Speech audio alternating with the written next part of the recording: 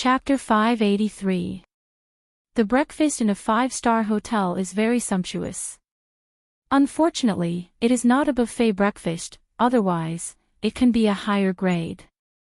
Chin-zae and Suyu came to have breakfast at 9 o'clock, and it was already past the time with the most guests. He took the amount of 3 people by himself, sat by the window, took off his mask, didn't take off his sunglasses, and gobbled up the food. Suyao was also there, eating alone. Seeing Chin-zae and Suyu go upstairs, he silently moved his breakfast plate over. "Do you mind if I sit here?" Chin-zae ignored him and buried himself in eating. He urgently needed to replenish his energy. Suyu smiled and said, "Mr. Su, sit down." Suyao sat down and sat next to Chin-zae. His eyes did not fall on the face of the beautiful and refined Suyu, but on the handsome face of Chin-zae. He said, "Mr. Chin, you can't eat too much breakfast, it's not good for your stomach and liver." Chin-zae vaguely replied with an "oh," and continued to eat as usual. Suyao smiled.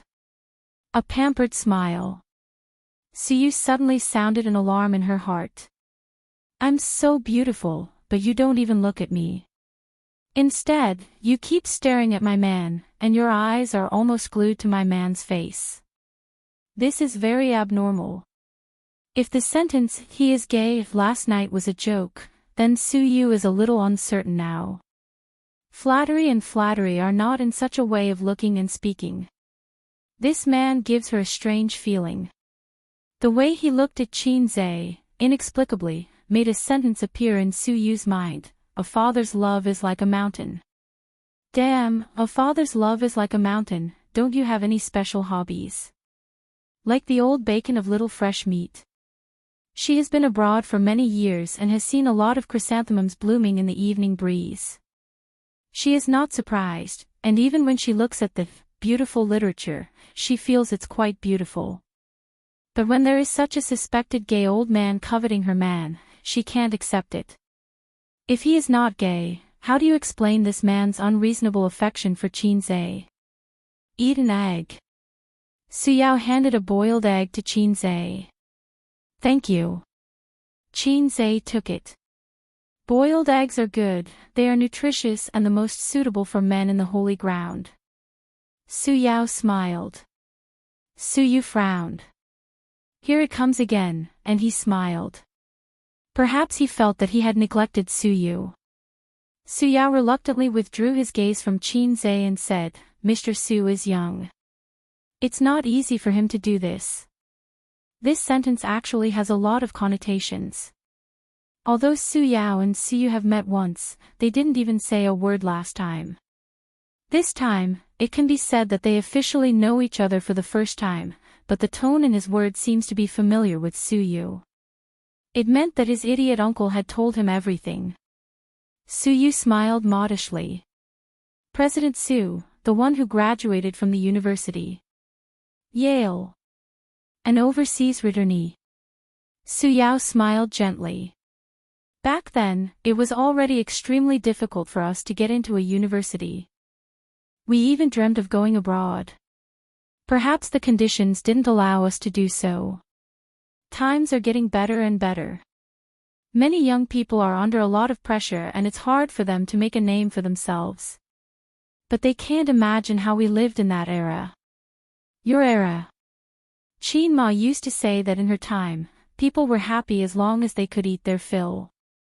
Those who went to junior high school were cultured people. At that time, life in the city began to get better, but life in the countryside was still poor and backward.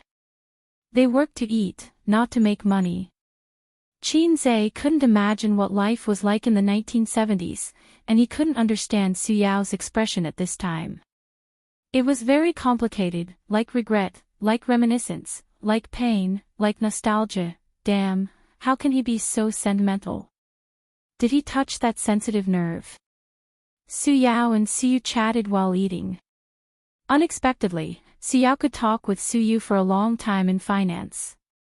In terms of business, Suyu was not afraid of Suyao, who started from scratch. This scene had a strong sense of déjà vu, like when Su Yu and the old man were chatting. Only she had this kind of background. Replaced by Wang Zijin, what do you think of the industry recently? Follow the policy closely, follow the pace of the party, the government will lead us to prosperity. What do you think of finance? Follow the policy closely, follow the pace of the party, the government will lead us to prosperity. Replaced by his sister, what do you think of the industry? Ha! What about finance? Ha! She killed the conversation in minutes. My uncle hasn't woken up yet, right? Qin Zhe smoothly finished all the food and let out a comfortable burp in satisfaction. He should still be sleeping. Last night, he drank a lot. Su Yao said. Qin Zhe took out his mobile phone and dialed his number. The phone rang for a long time before it was connected. Ace? Su Guang's voice was a bit hoarse. It's almost 9:30 now, we have to go to the factory. Get up quickly and come up for breakfast.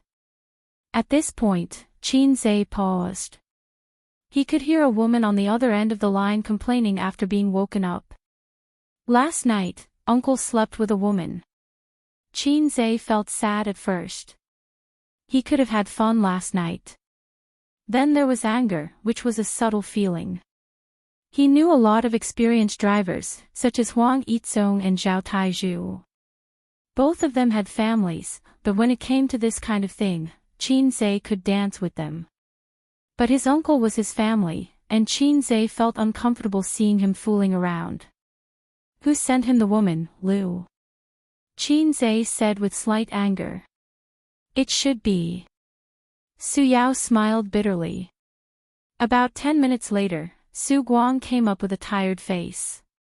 The dark circles under his eyes were obvious. Why don't you just die on the bed?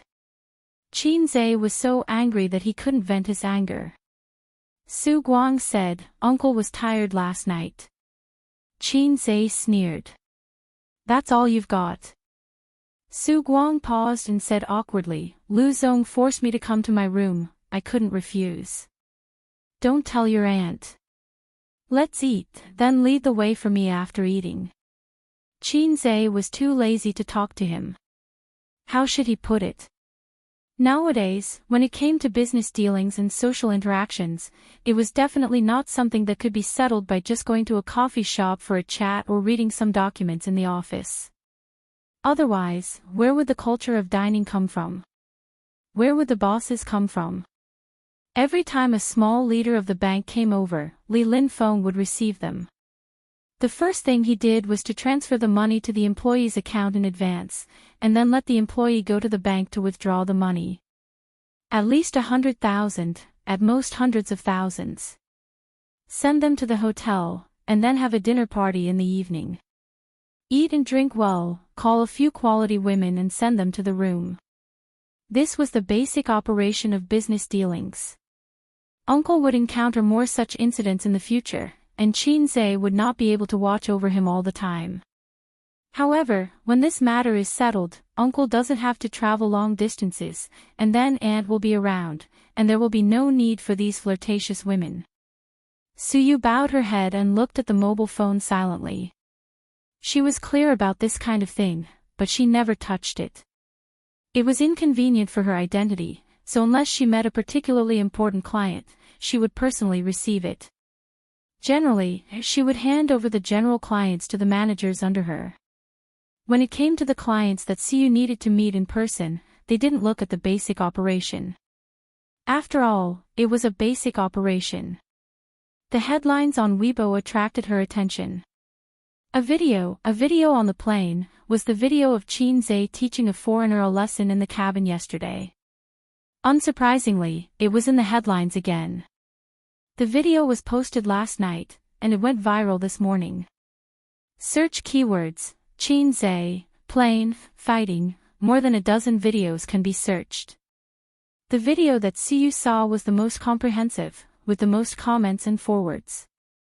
In addition, she found that Qin Bao Bao and Wang Zijin had at her in the chat software.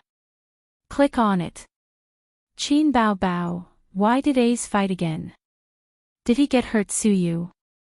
Wang Zijin, he said no, but did he really not fight again after that? Suyu. Suyu curled her lips.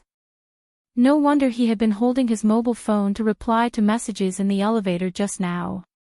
It turned out that he was sending messages to his sisters. Suyu, little treasure, little fairy. Little fairy, don't worry, everything is fine. After a while, Qin Bao Bao, you want to be beaten. Wang Zijin, little fairy. Little fairy. What the hell, anger. Suyu imagined the eyes of the two old enemies gnashing their teeth, smiled, happily closed the chat software, returned to Weibo, and clicked on the video. She was watching from a distance and didn't see the whole process. It was good to watch the replay. The hotel's Wi-Fi was not good, and it buffered for a few seconds before it was officially played. In the picture, there was a quarrel. It was the man who had a conflict with the foreigner. The air hostess and the air hostess were persuading him. I just went to the toilet, he kept knocking on the door, After I came out, I said a few words to him, he pushed me. Through the quarrel, the audience probably knew what had happened. Because of a trivial matter that may be insignificant in the eyes of countless viewers, but the development of the matter made countless people angry. Can't you just apologize? It's not a big deal. He's not a woman. Is it so hard to say sorry? It's annoying. Pretentious, what's wrong with apologizing? The attitude of the passengers around was angry. They didn't blame the foreigner, but asked the middle-aged man to apologize. And then, fuck. F***ck your mother. Chinese pig. Suyu witnessed this scene with her own eyes at the time. Looking at it now, she still felt uncomfortable. No one stood up, not even refuted, let alone quarrel. It was probably better to have less trouble. Everyone didn't want to make trouble, and they weren't the ones scolding. Finally, at this time, someone stood up. I think you should take back what you said just now and apologize to us. In the picture, a man wearing a mask and sunglasses appeared. It's none of your business. Chinese pig. The kick that came out of nowhere caused a commotion in the crowd. Then the sunglasses fell. Even if they knew that he was Qin Zhe, the netizens watching the video were still very excited. Just now, this foreigner scolded a Chinese pig. Chinese are pigs. I don't know how you feel, but I feel very uncomfortable, but what makes me feel the most uncomfortable is not his insults, but your silence. I'm a public figure. I know that hitting people will bring me a lot of negative impact, and even be classified as a banned artist and banned, but I still have to do it, because someone has to stand up. After watching the video, Suyu first cast a starry look at Qin Zhe opposite her. Then she looked at the comments. That kick made my blood boil. I want to say, let go of that foreigner and let me do it. This comment had the most likes. She scrolled down. Good fight, too excited. If I was there, I would definitely go up and fight with him. There are so many people, why didn't anyone stand up to refute?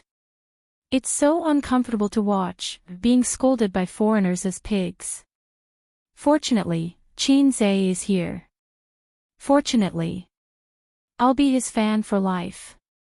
The foreigner was beaten until he doubted his life. One punch KO, now he knows what Chinese Kung Fu is. It's so satisfying, so satisfying. I've been gnashing my teeth until Qin Zhe kicked, and I was relieved. That's the way to fight, let him know who's the pig. I'm a woman and I've always hated violence, but today is an exception. Hubby, I really love you the most. Suyu snorted twice in her heart, your husband. No, it's my husband. There were also some who condemned Qin Zhe, saying that he should be kind to foreign friends. Suyu felt uncomfortable looking at these comments, but she didn't need to say more. There were too many people who scolded them. What are you looking at? Chin-se asked. Looking at my husband. Suyu threw a happy little look. Then, she found that two people surnamed Su were looking at her silently. Suyu was embarrassed. Chapter 584. After dinner, Chin-se and the others left the hotel and went to their destination. In the car, Suyu was still reading the comments with relish. Chin-se asked, "Is it that good?" Suyu whispered, "Most of them are positive and appreciative, but a small number of people are criticizing you. I feel very happy to see the people who criticize you being besieged by netizens." She wrinkled her nose, and her cold and beautiful face showed a naive look that only appeared in front of him. "There are even people who criticize you. What kind of mentality is that?" "I think of those weeboo people on the internet." Chin-se commented, "That kind of person is generally a loser in life. They don't work hard, they don't see hope, but they don't reflect on themselves, so they blame society and the government. In fact, they don't necessarily like Japan that much. They haven't even been to Japan. They just vent their anger and dissatisfaction with society and the government in this way. Except for those who have lived in Japan for a while." Chin-se has acquired a total of 3 companies since his meteoric rise last year, and merged them into Tianfang Entertainment and Amethyst Technology Company, Limited. The process is probably to send a test team to collect data, and then he or she will do field inspection and one-on-one transactions, which greatly reduces the process and the transaction cost is low. After several experiences, Chin-se is familiar with it. In this regard, Suyu taught him a lot. Shunqing Dongfeng Virtual Reality Technology Company, Limited. The address is in an industrial park far away from the city center. There are almost no residential areas here, factories are located, and occasionally there are bank buildings in the middle. Unlike the low-end processing plants in other cities, the manufacturers here are more high-end. Dongfeng Technology does not cover a large area. Finance, sales, research and development, and production line employees, all departments add up to a total of 328 people. Entering the gate, there is a large office building. Behind the office building, there are factories, staff dormitories, and a 2-story small building that integrates equipment experience and research and development. It's already a very good scale. Virtual reality technology has only begun to become popular and rise in recent years. In daily life, there are actually a lot of it, such as the 3D glasses we wear when watching 3D movies. And 3D movies and 3D projection can actually be regarded as branches of virtual reality technology. It doesn't simply refer to the gaming equipment in the VR experience hall. Virtual reality technology was the general direction of future technology. It would change people's lives. Because of the slow development of technology, it was difficult for it to become a hit. It has been changing society and life in a subtle way. On the 4th floor of the office building, in a large conference room, Chin-se and the Dongfeng leaders led by Lu Zong began to negotiate. Both sides argued for a long time, and both sides were very naughty. Splitting a company into many segments and bargaining one by one was probably the result of Dongfeng's leaders boasting and Chin-se's side finding fault and loopholes. In fact, it was quite boring. Chin-se talked for a while in the early stage, and the middle and later stage was handed over to Suyu. He watched as she battled the group of Confucian scholars with words and was not at a disadvantage. Suyao listened from the side and became a bystander. Su Guang wanted to speak, but before he entered, he was warned by Chin-se not to speak. He wasn't afraid of godly opponents, but he was afraid of lousy teammates. His uncle wasn't very reliable. Everyone with the surname Chin and the surname Su knew that he was unreliable. Chin-se whispered in Suyu's ear, got up, and left the conference room. After sitting in the conference room for nearly an hour, he felt like his bladder was about to explode. He drank a cup of soy milk and a cup of coffee for breakfast. Because of his strong kidney, he had never gone to the toilet. Now he couldn't hold it in. After Qin went to the toilet, he didn't go back to the conference room. He put on a mask and sunglasses and wandered around the office building. Unknowingly, he came to the sales department. In the big office of the sales department, half of the seats were empty. A dozen people sat listlessly. Some were lying on the table and dozing off, some were watching movies, and some were playing games. In the seat by the door, a young man leaned comfortably on the chair. The computer was on, showing the desktop, and he was playing a mobile game.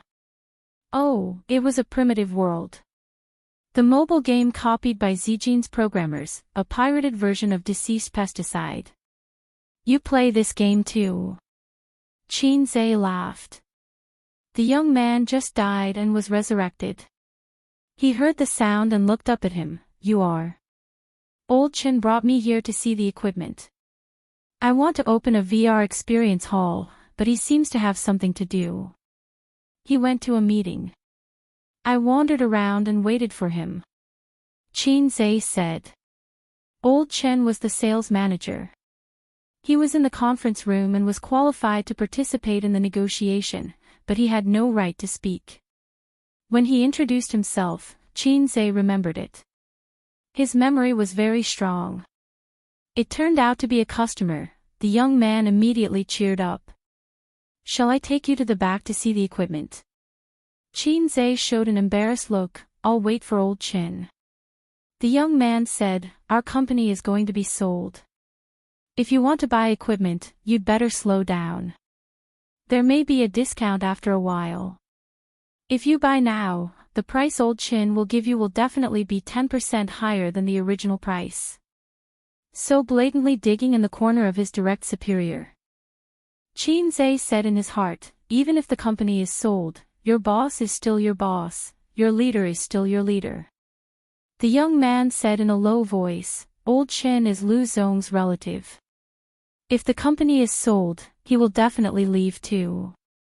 Qin heart jumped. Your company is all about connections.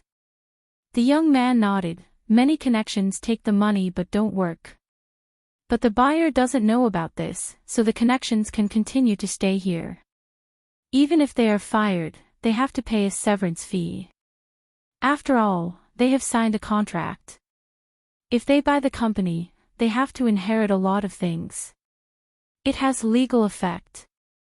I can't just deny it. You won't understand. But old Chen is the leader. He definitely can't continue to stay in this position. Qin said, oh, which area are you in? I play this game too. Let's play together. The young man reported his ID name. Qin logged into the game. Other than the young man, there were 3 salespeople in the office who were also playing this game. 5 people in total. I remember a few days ago when I played this game, the popularity of this game wasn't very high. It took a long time to find a match. Qin said. The advertisements are good. The web-based game is Blue Moon, and the mobile game is Chaos World. The young man said. What do you mean? Qin didn't understand. 10 mobile apps, 10 of them have advertisements for it. Video apps and movies also have advertisements for it. If you go online, you will see its advertisements in less than half a minute. It's as crazy as Blue Moon. The young man said, I was brainwashed by the advertisements. Then I downloaded it to try it out. I found it quite interesting. The graphics are good, and there are many experts. It's not like Pesticide, where there are elementary school students everywhere. The 5 of them played together. It was quite interesting. The office was filled with slogans like, the opposite side is red, gather at the river, and a mid-lane team fight. Qin placed the cigarettes on the table and gave one to each person. Almost half a pack was gone. Can I smoke? He could already smell the faint smell of smoke. It meant that someone had smoked before, but he still had to ask. Big chicken tyrant, good smoke. The young man's eyes lit up. He didn't expect Qin Zhe to be a rich person. He handed Qin Zhe a business card. If you want to buy gaming equipment in the future, give me a call. I'll give you a discount. It's definitely lower than the market price. Qin Zhe took the business card and said thanks. He looked at it. Ouyang Qi. He's so awesome. He's actually a boss with 2 surnames. After giving out the cigarettes, Qin Zhe remembered that it was inconvenient to smoke. He took off his mask. I'm not bragging, but the whole office will explode in an instant. After a round, Qin Zhe said, I'm not playing anymore. I'm going out to get some fresh air. Ouyang Qi shouted, I'm waiting for you. Qin Zhe waved his hand and left the sales department. After that, he moved to the finance department. The finance department's office was much smaller. There were about 7 or 8 people in the finance department. They were all dressed in office lady suits. They were chatting and laughing. What's the matter? A big sister at the door asked when she saw Qin Zhe. Qin Zhe hesitated and asked, Are you guys usually free? The woman looked at him strangely. Who are you? I'm just asking. Crazy. What does it have to do with you? Qin Zhe could only turn and leave. Behind him, he vaguely heard a conversation. Who is it? I don't know. He's wearing sunglasses and a mask. I can't see clearly. It's not the buyer, right? Impossible. He's in a meeting. Right, you're going to South Korea this month, right? Help me buy a set of cosmetics. No problem. It would take a few hours to negotiate. After dinner, they would probably have to continue chatting. Qin Zhe planned to take a look at the factory. Lu Zong claimed that the equipment was top-notch and the most advanced in the country. He had to see for himself what it was like. The factory was similar to many other industrial factories. It had a triangular steel roof. The only difference was that the environment inside was very clean. There were many pieces of equipment that Qin Zhe couldn't understand. There was a processing center, a welding machine, and even a CNC machine. With so many processing equipment, it meant that Dongfeng could indeed build a VR game equipment independently and did not need to find other factories to process it. However, he did not see the real core technology, the display, motion sensor, processor, wireless connection, etc. That piece was the real soul of VR technology. Of course, it was impossible for any tourist to see it. Qin Zhe saw a group of uniformed employees squatting at the entrance of the factory. They were smoking and chatting. Qin Zhe went up to them and gave each of them a stick of chicken. Why aren't you working? He asked curiously. What work? A middle-aged man asked. Qin Zhe was stunned.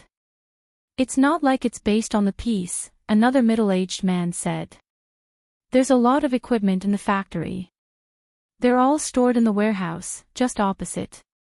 There are fewer people buying them now. We're usually quite free. Oh right, what are you doing? I'm here to buy equipment. I came to take a look first, Qin Zhe said. Oh. Qin Zhe chatted with them for a while and roughly knew their work situation. They were not too free usually. They still had work to do.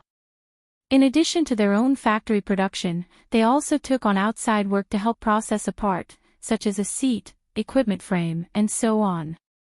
They were not based on the piece in time, so they could often get together to smoke and brag. They did not care about their lives and time was shameless. It really made sense. Qin Zhe returned to the conference room and heard Su Yu's faint voice. Lu Zong, Dongfeng is not our only choice. I believe that we are not your only choice. It's best if we can reach an agreement.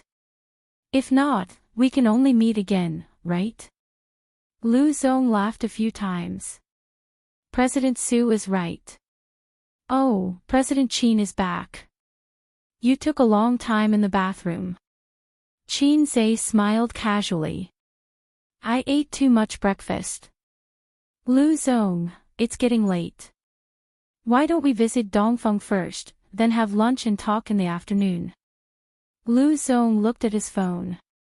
It was 11 o'clock, so he nodded. Okay.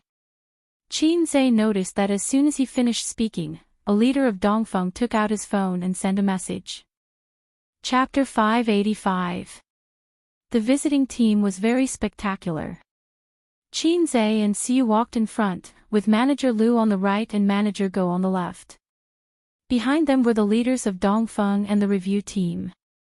Qin Zhe was wearing a mask and sunglasses. Su Yu, who was walking beside him, gave him a helpless look. Qin Zhe immediately understood. This was because they had not reached an agreement yet. There was still a dispute about the price. Lu Zong was shocked by him last night, but now he realized that Qin Zhe really wanted to buy his company. When we were young, our mother must have told you this: when you see something you like, don't show that you want it.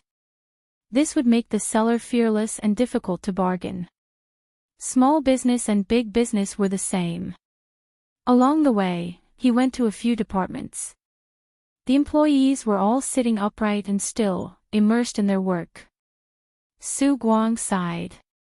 Not bad, the atmosphere is good. Lu Zong said happily, although the company is not big, they are all of one mind and are all good employees. Uncle was very satisfied and smiled. Not bad, not bad. Soon, they went to the sales department. They must have been notified in the company group. In the sales department's big office, the salespeople were talking on the phone. Their voices were sonorous and powerful.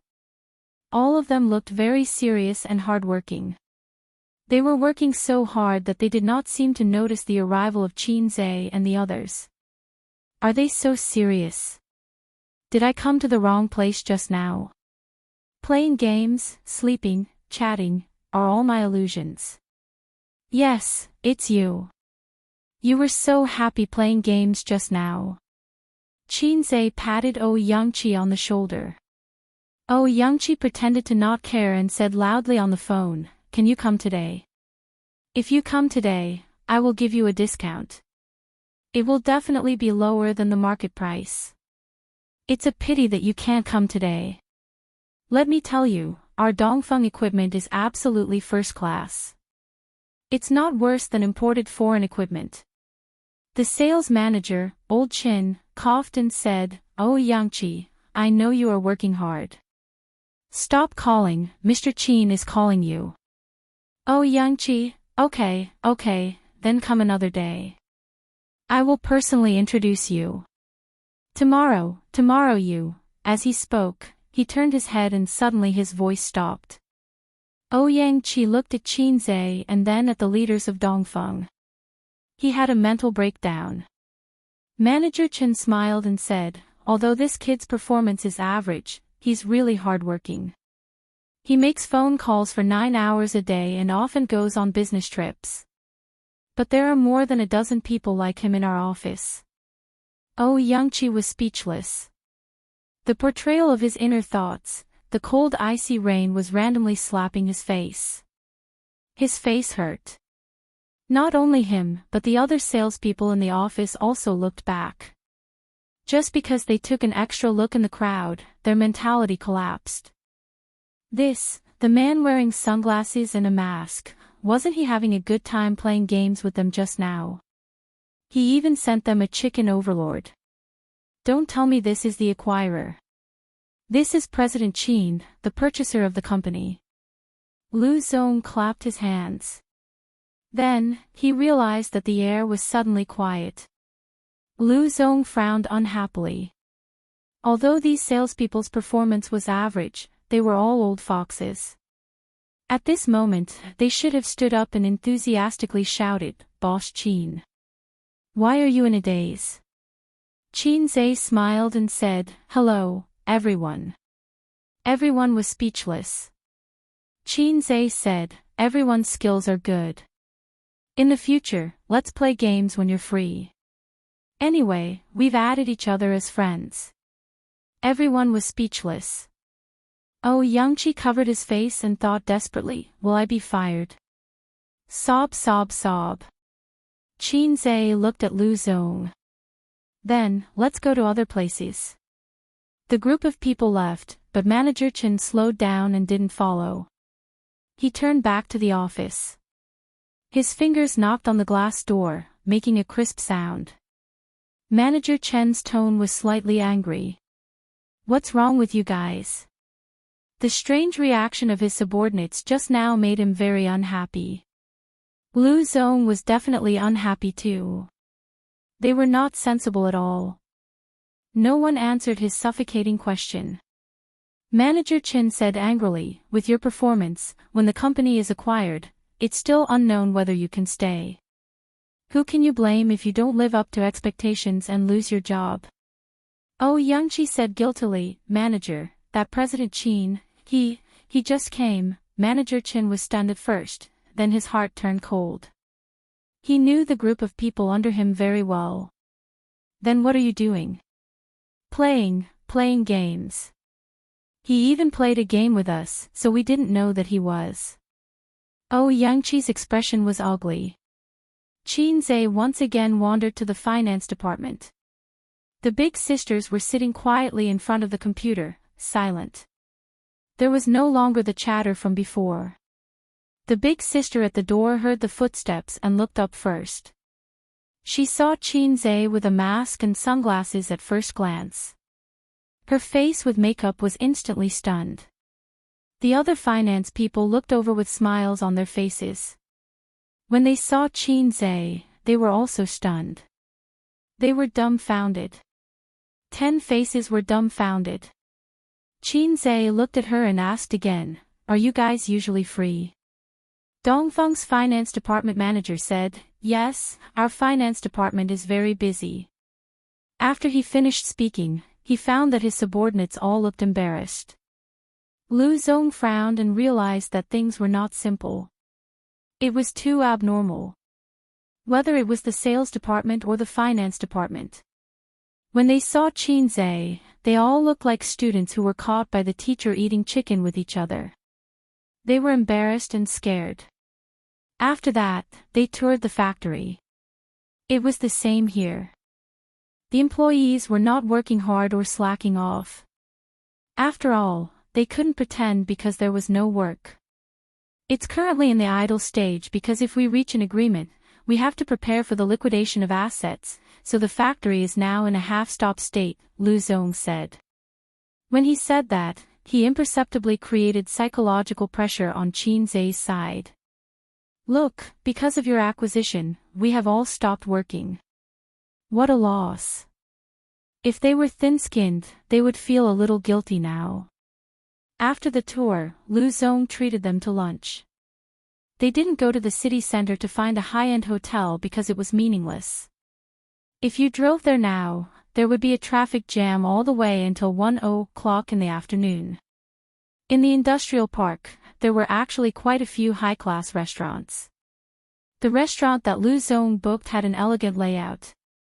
It had an antique style, with screens, blue and white porcelain vases, carved tables and chairs, and a burning sandalwood in the corner of the private room.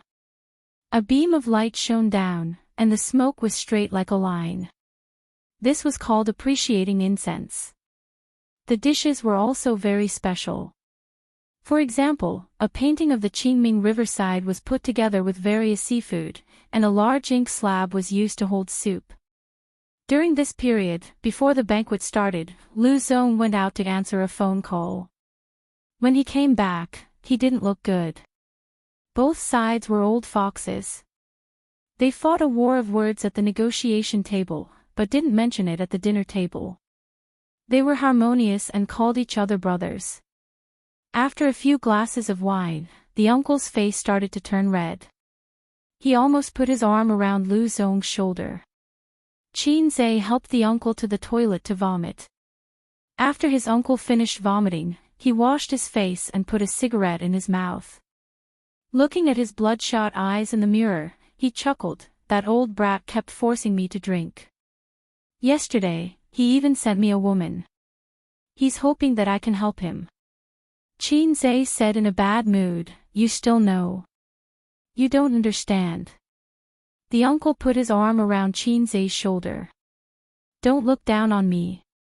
After all, I've eaten more salt than you've eaten rice. You guys can talk.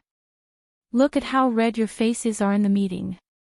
At this time, I'm the lubricant in the middle to mediate. It's just like how every main character needs a comedic supporting character.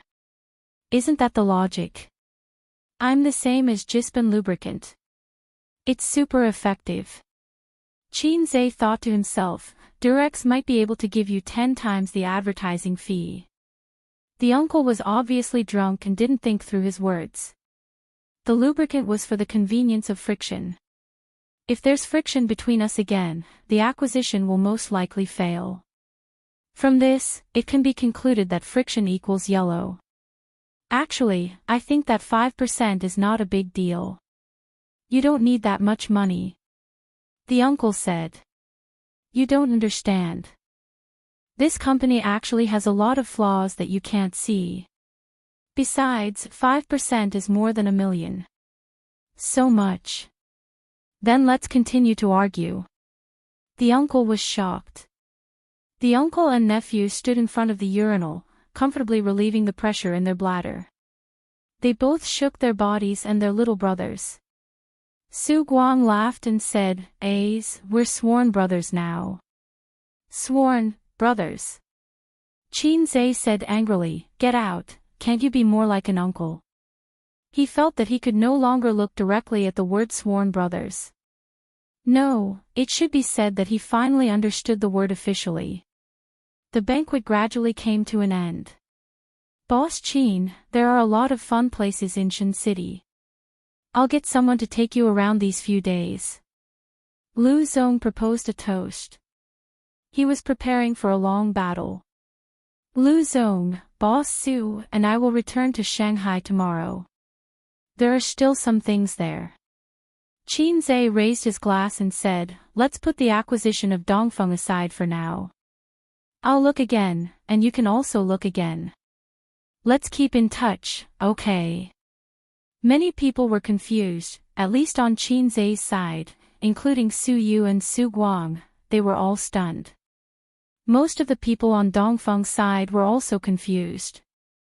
"Boss Qin, you're embarrassing your brother." Lu Zong hurriedly said, "If you have any opinions, we can talk about it again. You just left without saying anything. Aren't you making fun of us?" "That's too much." Qin Zhe said, "How is it making fun of us? A good or bad product can't be judged by its appearance, and its quality can't be ignored, right?" Many people were still confused, but Lu Zong understood. "My flight is tomorrow night. We still have a day to talk. Let's call it a day." With the end of Qin Zhe's words, the banquet also ended. Chapter 586. On the way back to the hotel, Su softly asked him what he planned to do. Su Guang and Su Yao looked over together. Qin Zhe's behavior just now was a bit similar to bargaining with a street vendor. "Boss, how much is this silicone doll?" 100 yuan. "Is it for 10 yuan? Not for sale. I'll leave if you don't sell it." Then he turned around to leave, waiting for the boss behind him to shout, "There is true love in the world, I'll sell the doll to you for 20 yuan. But this was not shopping. It didn't matter if it was a few yuan short. This was a company acquisition, which could easily cost tens of millions or hundreds of millions of yuan. Qin Zhe's approach was particularly petty and self-righteous, making people laugh at him. "Just now, when you were in the meeting, I didn't go to the toilet. I just walked around the factory," Qin Zhe said. "And then?" Su Yu and the others looked at him. "I had a good chat with several employees in the sales department." Qin Zhe paused and said, "I also played a game." Su Yu, "Then I listened to the sisters in the finance department discussing Chanel bags, Estée Lauder's face cream, and Dior perfume." Finally, I discussed with the employees in the production line why the equipment in the warehouse can't be sold for the time being, Qinzhe said. These things should have been known by Lu Zong just now. In other words, it was psychological warfare. Suyu nodded and frowned. The inspection team didn't talk about these in detail. Suyao said, the main responsibility of the inspection team is to evaluate. The details can be written or not written. You hired a professional inspection team. They should have received some benefits, so they didn't record it in the evaluation report. Qinzhe said, in this way, tomorrow we will do a detailed evaluation of Dongfeng, an asset inspection, and then consider whether to buy it or not. Whether we buy it or not, we will leave at night. Qinzhe's original plan was indeed to return to Shanghai on the third night. He and Suyu would only stay in Xinqing for 2 days, regardless of whether the acquisition was successful or not.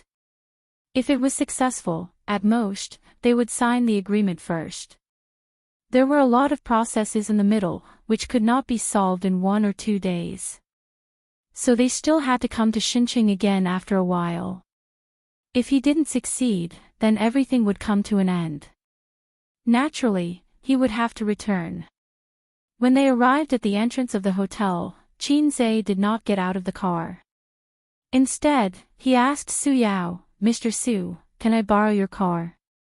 Suyao looked at him. Suyu said, we want to go and play. Suyao nodded. It was rare for them to come to Xinqing City, so it would be too boring to only talk about business. As one of the few first-tier cities in the country, it had too much to eat. Whether it was the prosperity of the modern city or its historical significance, it was worth visiting. Qinzhe remembered that a manager of Baozi Investment once told him an interesting story. When he was young, he found a girlfriend in Beijing. Because of the long-distance relationship, they only met once a month. Every time they met, they would eat, drink, and sleep together. 3 years later, they broke up. His impression of Beijing was only which hotel was comfortable to sleep in, which hotel had the best facilities, and which hotel had the best breakfast. He had never been to the Great Wall or Fragrant Hill. He had only seen Tiananmen Square from afar a few times. A city is like a woman. If you only go in and out of one place, how can you appreciate her beauty? He had to change places to explore. The first stop was the overseas Chinese town in the east of Yantian district. On Saturday, there were more people. After the two got off the car, they asked the driver to wait in place, or they could go and play by themselves. Qinzhe said that they could play by themselves, and all the expenses could be reimbursed by Mr. Su. In the hot summer, Su bought a woman's hat to shade her face, neck, and white slender arms with a layer of sunscreen. Then she held Qinzhe's hand and began to wander aimlessly. Suyu looked at the map at the entrance of the scenic spot and said, let's go to Tiaxi Valley first. The scenery there is good, and there are few people, so we don't have to line up. After that, we can go to the theme park. She said, there is a wet program. Who are you wet for? Qinzhe said angrily, I'm not going. Tiaxi Valley was an ecological park, a place to enjoy the natural scenery. For the two of them, Tiaxi Valley was the best choice. Looking at the colorful flower fields and watching the blue sky and white clouds was far more interesting than waiting in a long line in the theme park. If you want to play, it's better to go back to Shanghai and go to Disneyland. Suyu stood by the colorful flower field and took a deep breath. She held Qinzhe in one hand and opened the other hand, pretending to be facing a cool wind. In fact, both of them were hot and wet in their crotches. Suddenly, there is an impulse to live in seclusion in a beautiful place, plant a few acres of flower fields, and live a hermit's life. Suyu sighed, leisurely see Nanshan Mountain. Qinzhe nodded. You can't ignore the very important chrysanthemum picking under the eastern fence, and the maple forest evening. The ancients have told us that the leisurely life of a hermit is comfortable. Suyu sighed, it's a pity that it's not convenient for you to take photos, Otherwise, let's take a good photo together, and sister will not waste this trip. Qinze laughed. Then you post to your circle of friends. Ah, today I came here for a date with my husband, and it's so cool. Suyu pretended not to understand. Yeah, there's a KFC over there. Let's go and have a drink. She took Qinze and trotted all the way. They ordered 4 egg tarts, 2 mashed potatoes, 2 cups of iced cola, and a hamburger. The KFC was overcrowded, and the air conditioning in the hot summer brought tourists the motivation to live. Qinze glanced at the KFC, and then observed the tourists outside through the glass wall. For the time being, he did not find any suspected paparazzi. It's not that he is sensitive. As an artist, he should always be vigilant. In unknown corners, there are always cameras pointing at you. Wasn't there a female star who went to Thailand to taste the sausages of a foreign country, and then was caught by the paparazzi? The candid photography business has developed abroad. Are you afraid? Unlike that female artist, Qinze's only advantage is that he is unmarried. Therefore, the scale of his wave can be a little bigger. Suyu took out a paper towel from the bag, wiped the sweat on her hands, grabbed Qinze's hand, like a careful little wife, and helped him wipe the sweat on his hands. Qinze took back his gaze blankly, and his eyes fell on Suyu, and he suddenly understood. He can feel Suyu's care and gentleness. From childhood to now, he still plays the role of a house husband, and there is a little soft emotion in his heart. In this situation, replace Suyu with his sister. His sister will wipe her sweaty little hands on his clothes, and then with a little pride in the corner of her eyes and eyebrows, which is in line with their playful style. Wang Zijin will be more pretentious.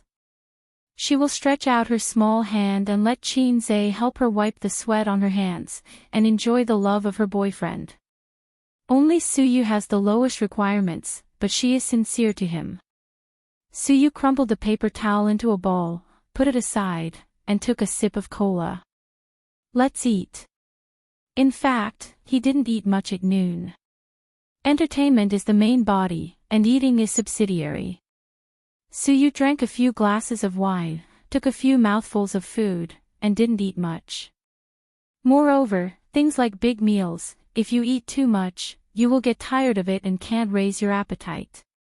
On the contrary, it is not as attractive as the junk fast food in front of you. If I take off my mask, it will cause a sensation. Qinze said tiredly. He turned to face the glass wall, stuffed an egg tart into it, then put on his mask again and chewed silently. Suyu, puff, so it's very tiring to be a celebrity. The more famous you are, the more tired you are. My sister now wears a mask when she goes out, and she rarely meets with her former classmates and friends. Before, she would eat with her best friends every 2 or 3 days, go shopping and walk the road. Now when she has a rest, she only dares to stay at home, but now she has no energy to play.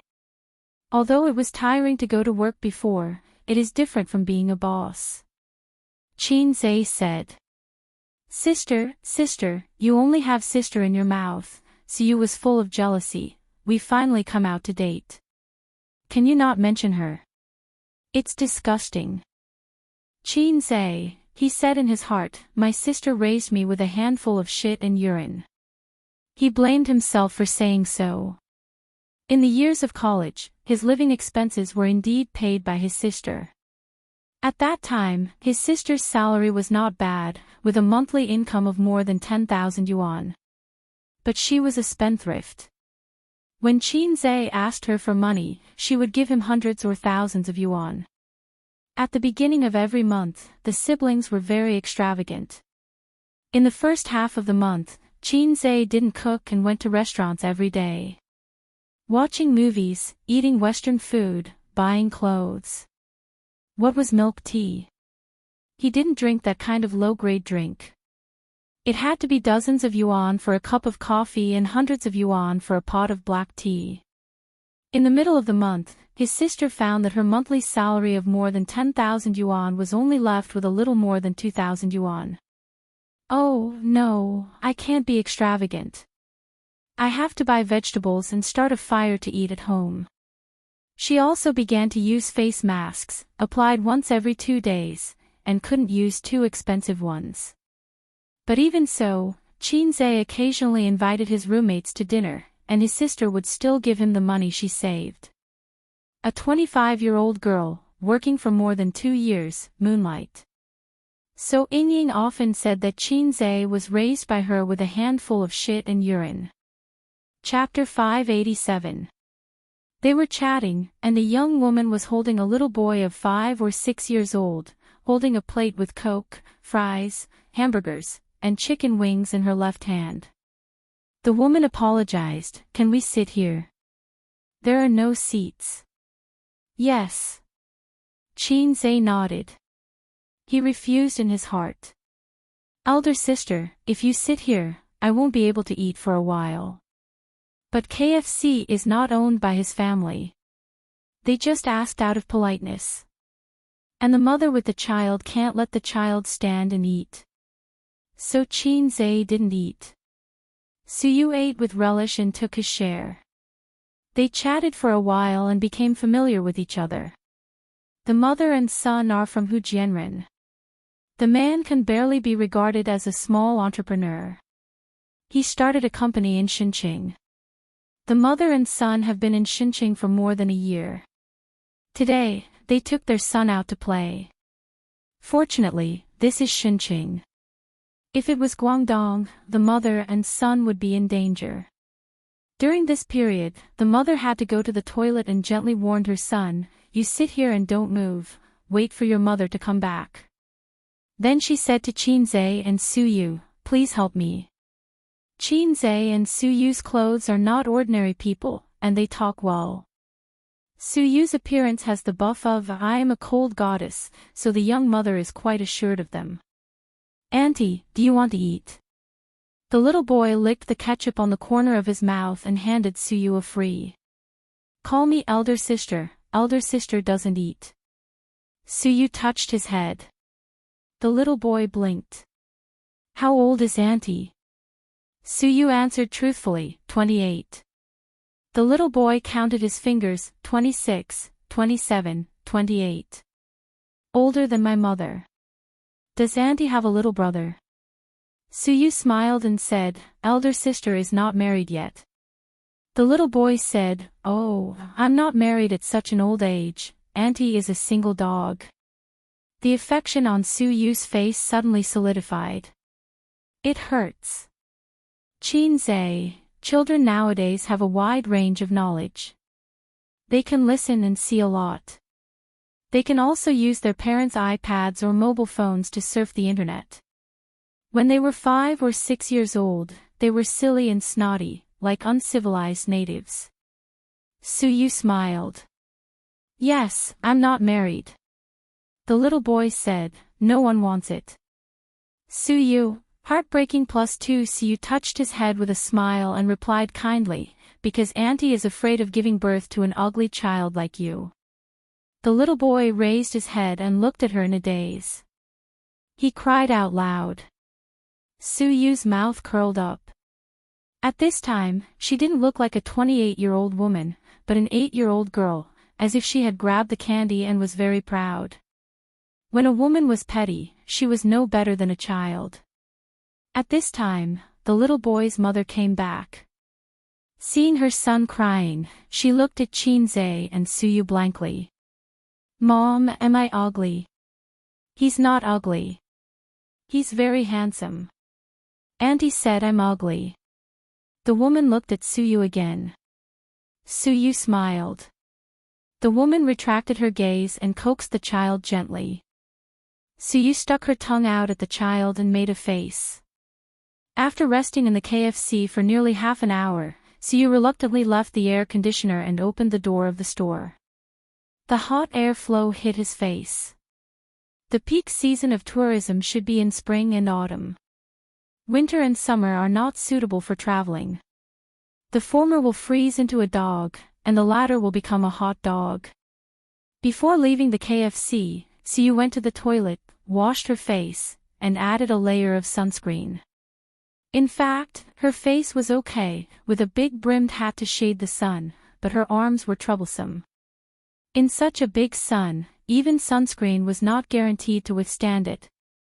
It was the hottest month of the year, which was a nightmare for girls who love makeup. Siyu had light makeup today. After all, she had to attend negotiations.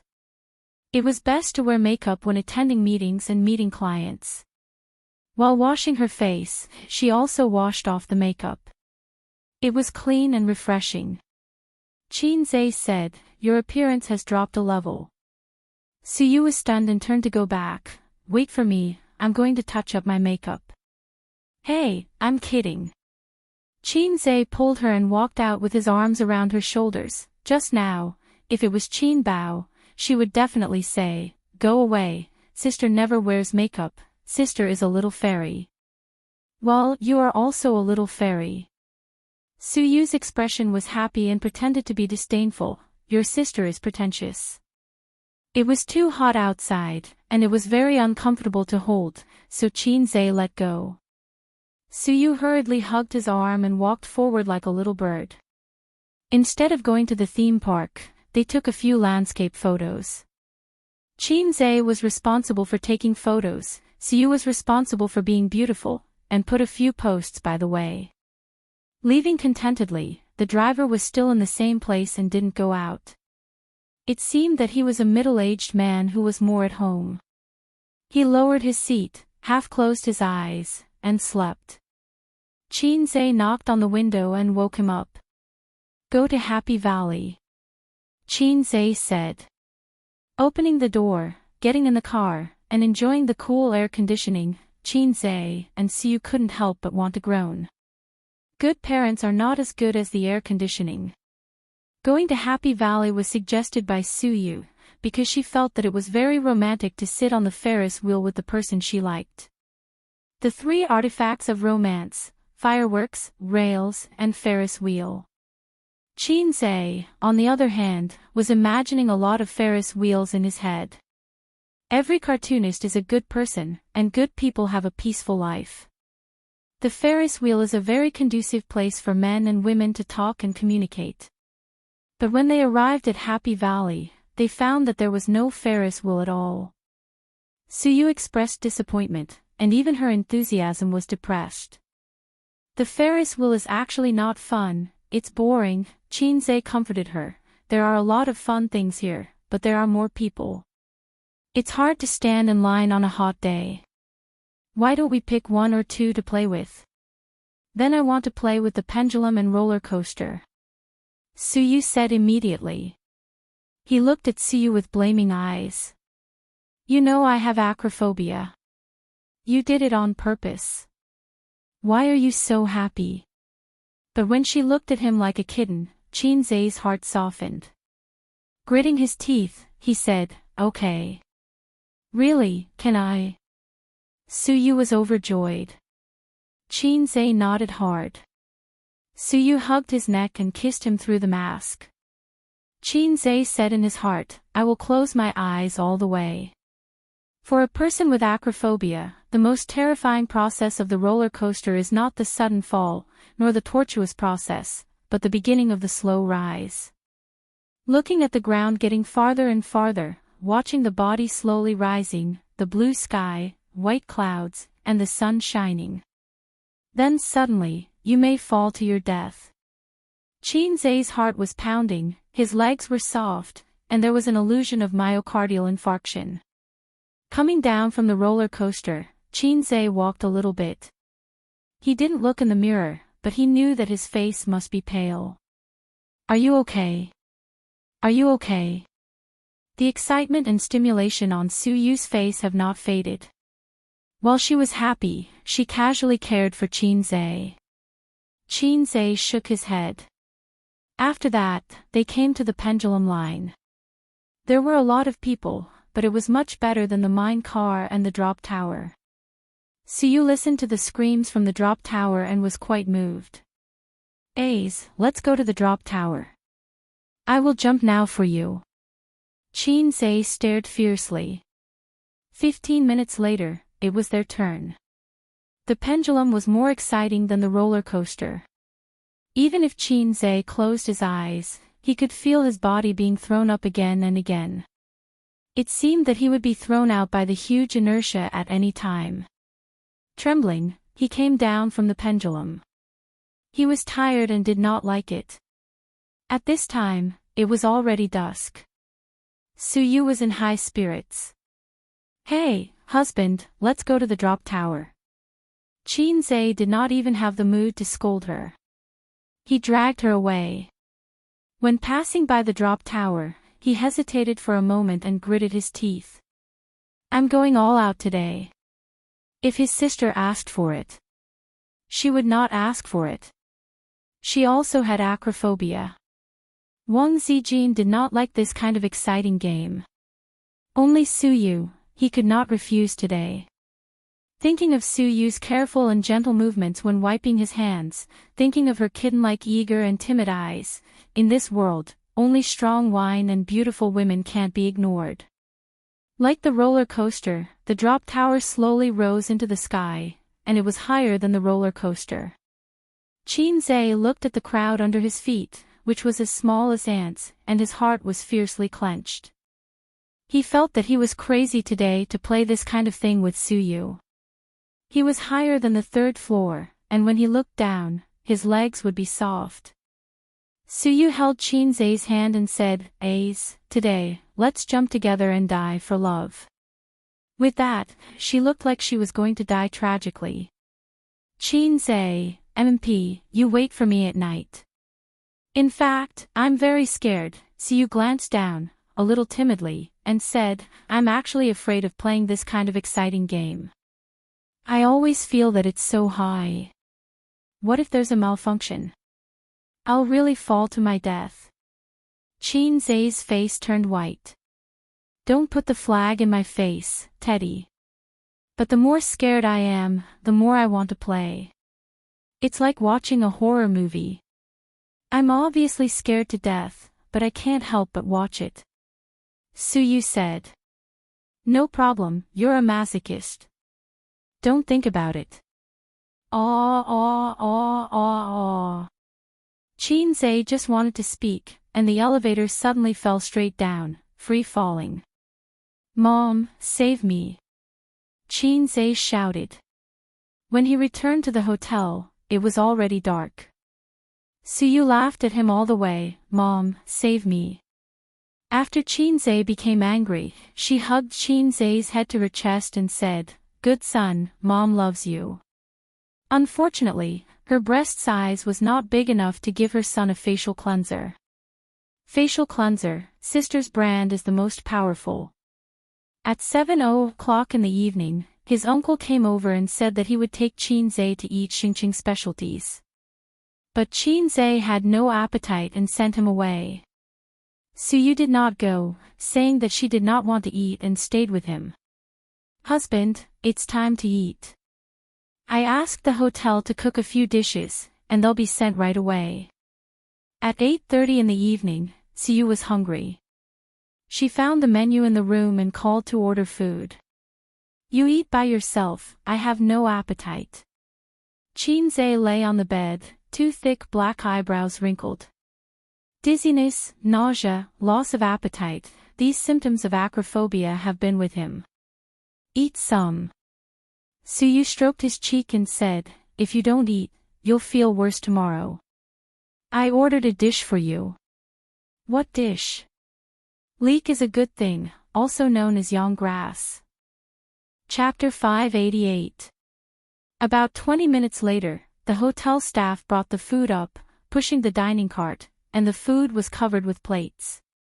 4 dishes, 1 soup, 2 bowls of rice, stewed pork ribs with winter melon, scrambled eggs with leeks, small yellow croaker, and sliced meat with bracken.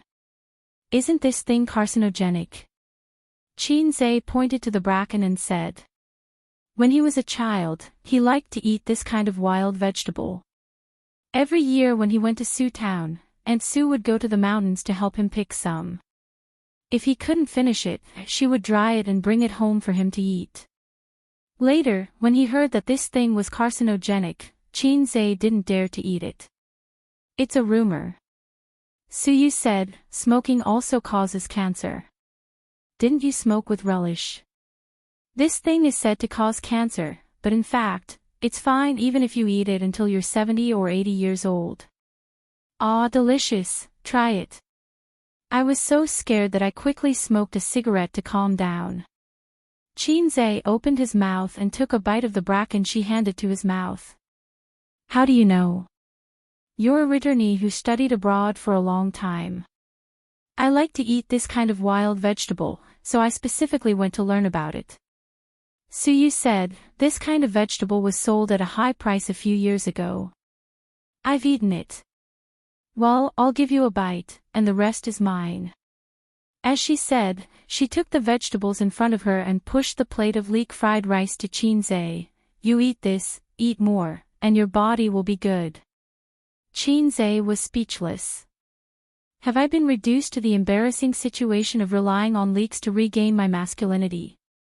Are you kidding me? Do I need to nourish my teddy kidney? I'm Qin Ritian. Do I need things like leeks? Even if I starve to death, I won't eat this kind of thing. Eat, it's delicious, although it's not as good as your cooking. Suyu ate in small bites. Her eating posture was very elegant, very ladylike, and very goddess-like. Qin picked up the chopsticks and ate a few mouthfuls. Hey, it's really delicious. There's some kind of seasoning in it, but he can't taste it for the time being. Suyu asked, how is it? Delicious. Qin ate the rice. It doesn't matter what the kidney is, he mainly likes to eat leeks. Well, he just likes to eat it. Suyu didn't eat much. He ate half a bowl of rice and didn't eat much.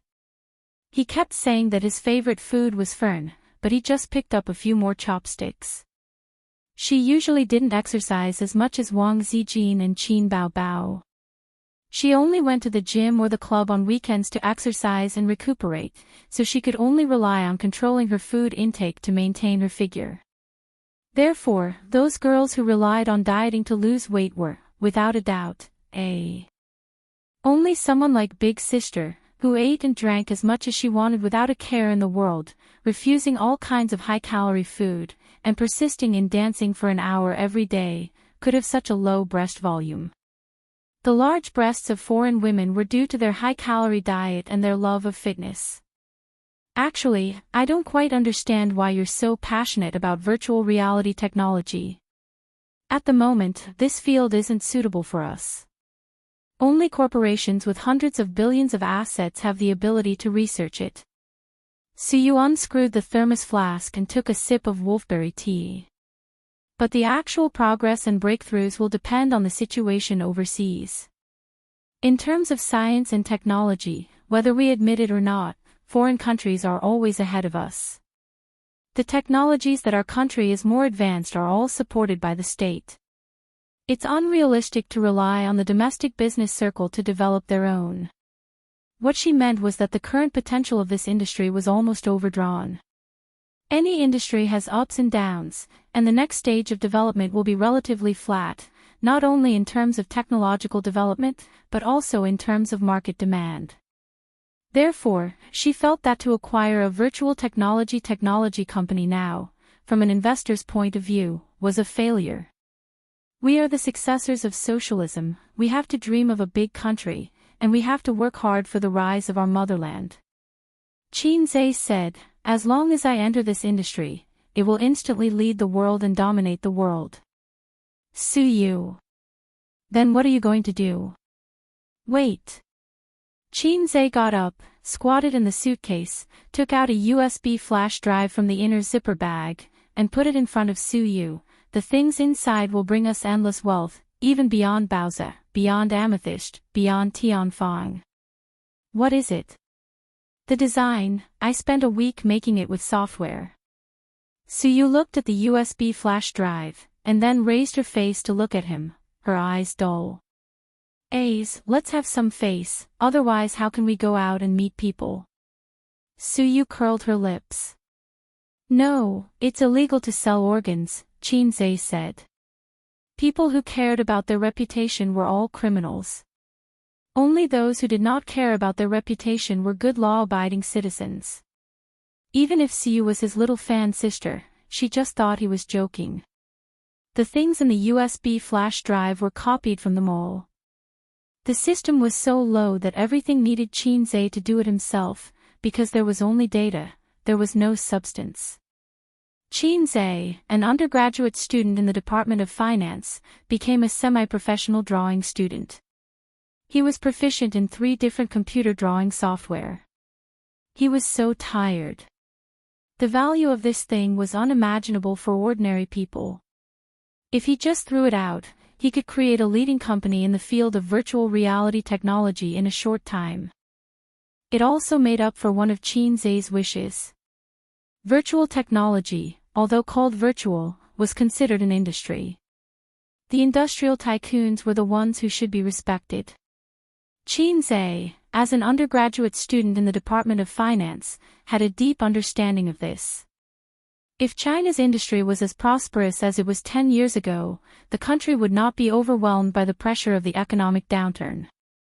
The simple truth was that wealth was always linked to material objects. Those internet tycoons, who made money by games and software, were not ashamed. Especially Brother Ma, who was condemned by thousands of people, were not ashamed. Hurry up and sell the company to me, let me bear thousands of curses. The current Chinze, compared with those top tycoons, was a lot worse. But in terms of net assets, he was very good, he had no debt, and did not have much cost, and those tycoons only relied on cash, the gap between the two sides was not that big. But in terms of capital, Chinze could only type GG now. Are you full? Call the waiter to come up and clean up. Chinze said. I want another bite. Suyu had an idea. Let's eat. Suyu came over, her red lips were printed on Chinze's face, and she took a bite. I'm full. She touched her belly. Chinze was stunned and reacted, thinking that Suyu was flirting with him.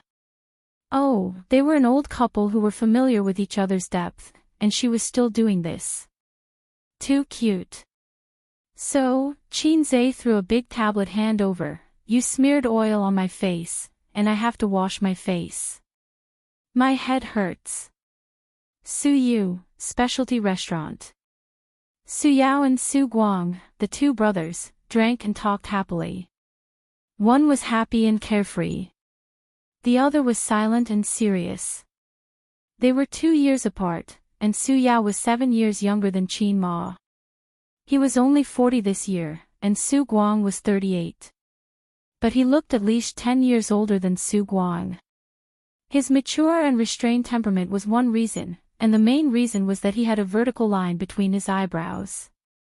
It was caused by long-term frowning, so Su Yao looked bitter and hateful. Come on, let's toast. Su Guang raised his glass and touched Su Yao's. A small glass of white wine, drained in one gulp. His uncle had been wandering outside in the past few years, and he didn't learn any great skills, but his alcohol tolerance was really good. Su Yao was even more so. He used to drink without caring about his life when socializing. He would vomit after drinking, and then drink after vomiting. He spat out tens of billions of assets. After he became successful, he rarely drank. Rong, do you think the acquisition will be successful this time? Su Guang picked up the food and was worried. If it doesn't work, I have to continue to run around. When I worked in Guangdong, I knew a lot of bosses. If it doesn't work, I'll go there and try. Su Guang had mixed in almost all the first-tier cities. He once went to Guangdong to look for business opportunities.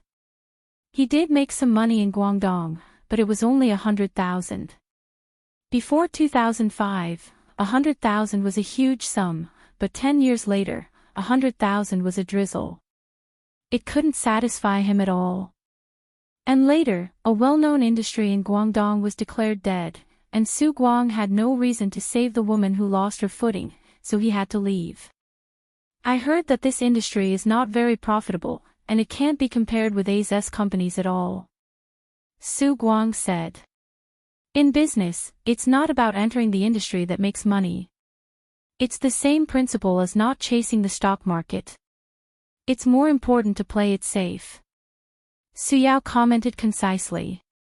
Don't scare me. Isn't business about entering the industry that makes money? Su Guang was not convinced. That's why you can only earn fast money at most. Su Yao concluded. Su Guang couldn't win against him and was a little depressed. Come on, let's drink. After 3 rounds of drinking, Su Yao said, Su Yu, is she really not your girlfriend? Su Guang, anyway, my sister told me that AZ's girlfriend is not her. It's also possible that my nephew is two-timing. Who is his girlfriend? Called Wang Zijin, I haven't seen her. Su Yao's face was slightly gloomy, and he was silent. After a while, it doesn't matter if you don't play with feelings, but it's troublesome to play with feelings. Hey, you rich people have wives at home and mistresses outside. It's a basic operation. What's there to worry about? Su Guang said. Tomorrow, when things are settled, you go back to your Wenqing. As for me, I'll go back to Shanghai with AZ. Remember, don't contact me in the future, and don't let my sister know. Su Guang said seriously. Su Yao was in a trance for a moment and nodded. Hotel room. Qin Zhe lit a cigarette after dinner and leaned comfortably on the chair. The sound of water came from the bathroom. Through the frosted glass, Su Yu's figure was vaguely seen, slender and tall. Qin Zhe didn't take a bath. At this time, a man should hold on. First, put on the work hat with bumps, take the blue pills, mix the wine, light the candles, and then lay on the ground with his back to the sky. All the above were crossed out. A real man should go to the battlefield bare-chested. A real man should hold on for 5 seconds. Chapter 589. The mobile phone dinged, and a message came in. Wang Zijin sent him a message, when will you come back? Qin Zhe typed in a message, tomorrow or the day after tomorrow. How are things going? There are some obstacles, but it can be stabilized for the time being. Wang Zijin also knew that the acquisition of the company was not a business trip, and it would not be so fast. She said very considerately, okay, you pay attention to rest and go to bed early at night. Qin Zhe replied, okay. Wang Zijin sent a message, love you, moi. A few minutes later, Wang Zijin sent another message, aren't you going to reply, angry?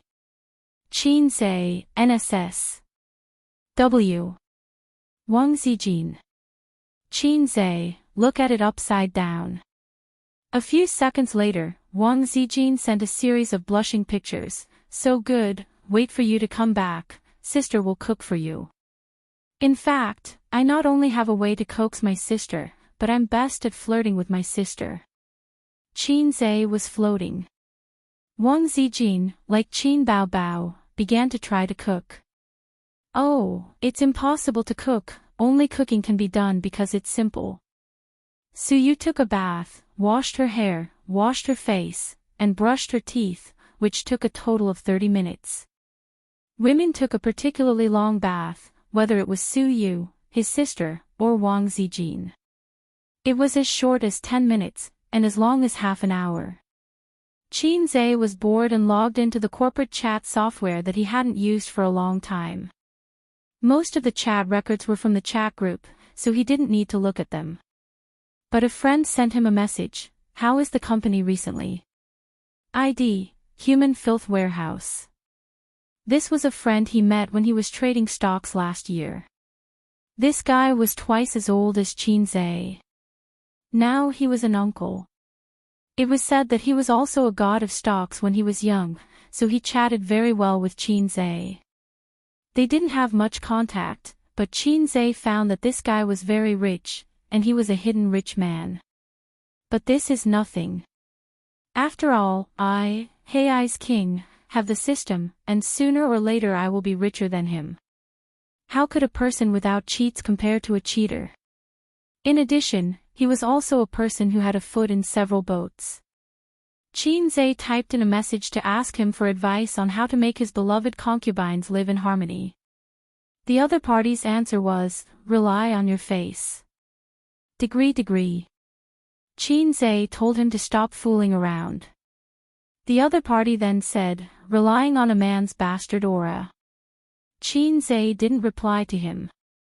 He didn't want to expose the fact that he was a salted fish that didn't have the aura of a king.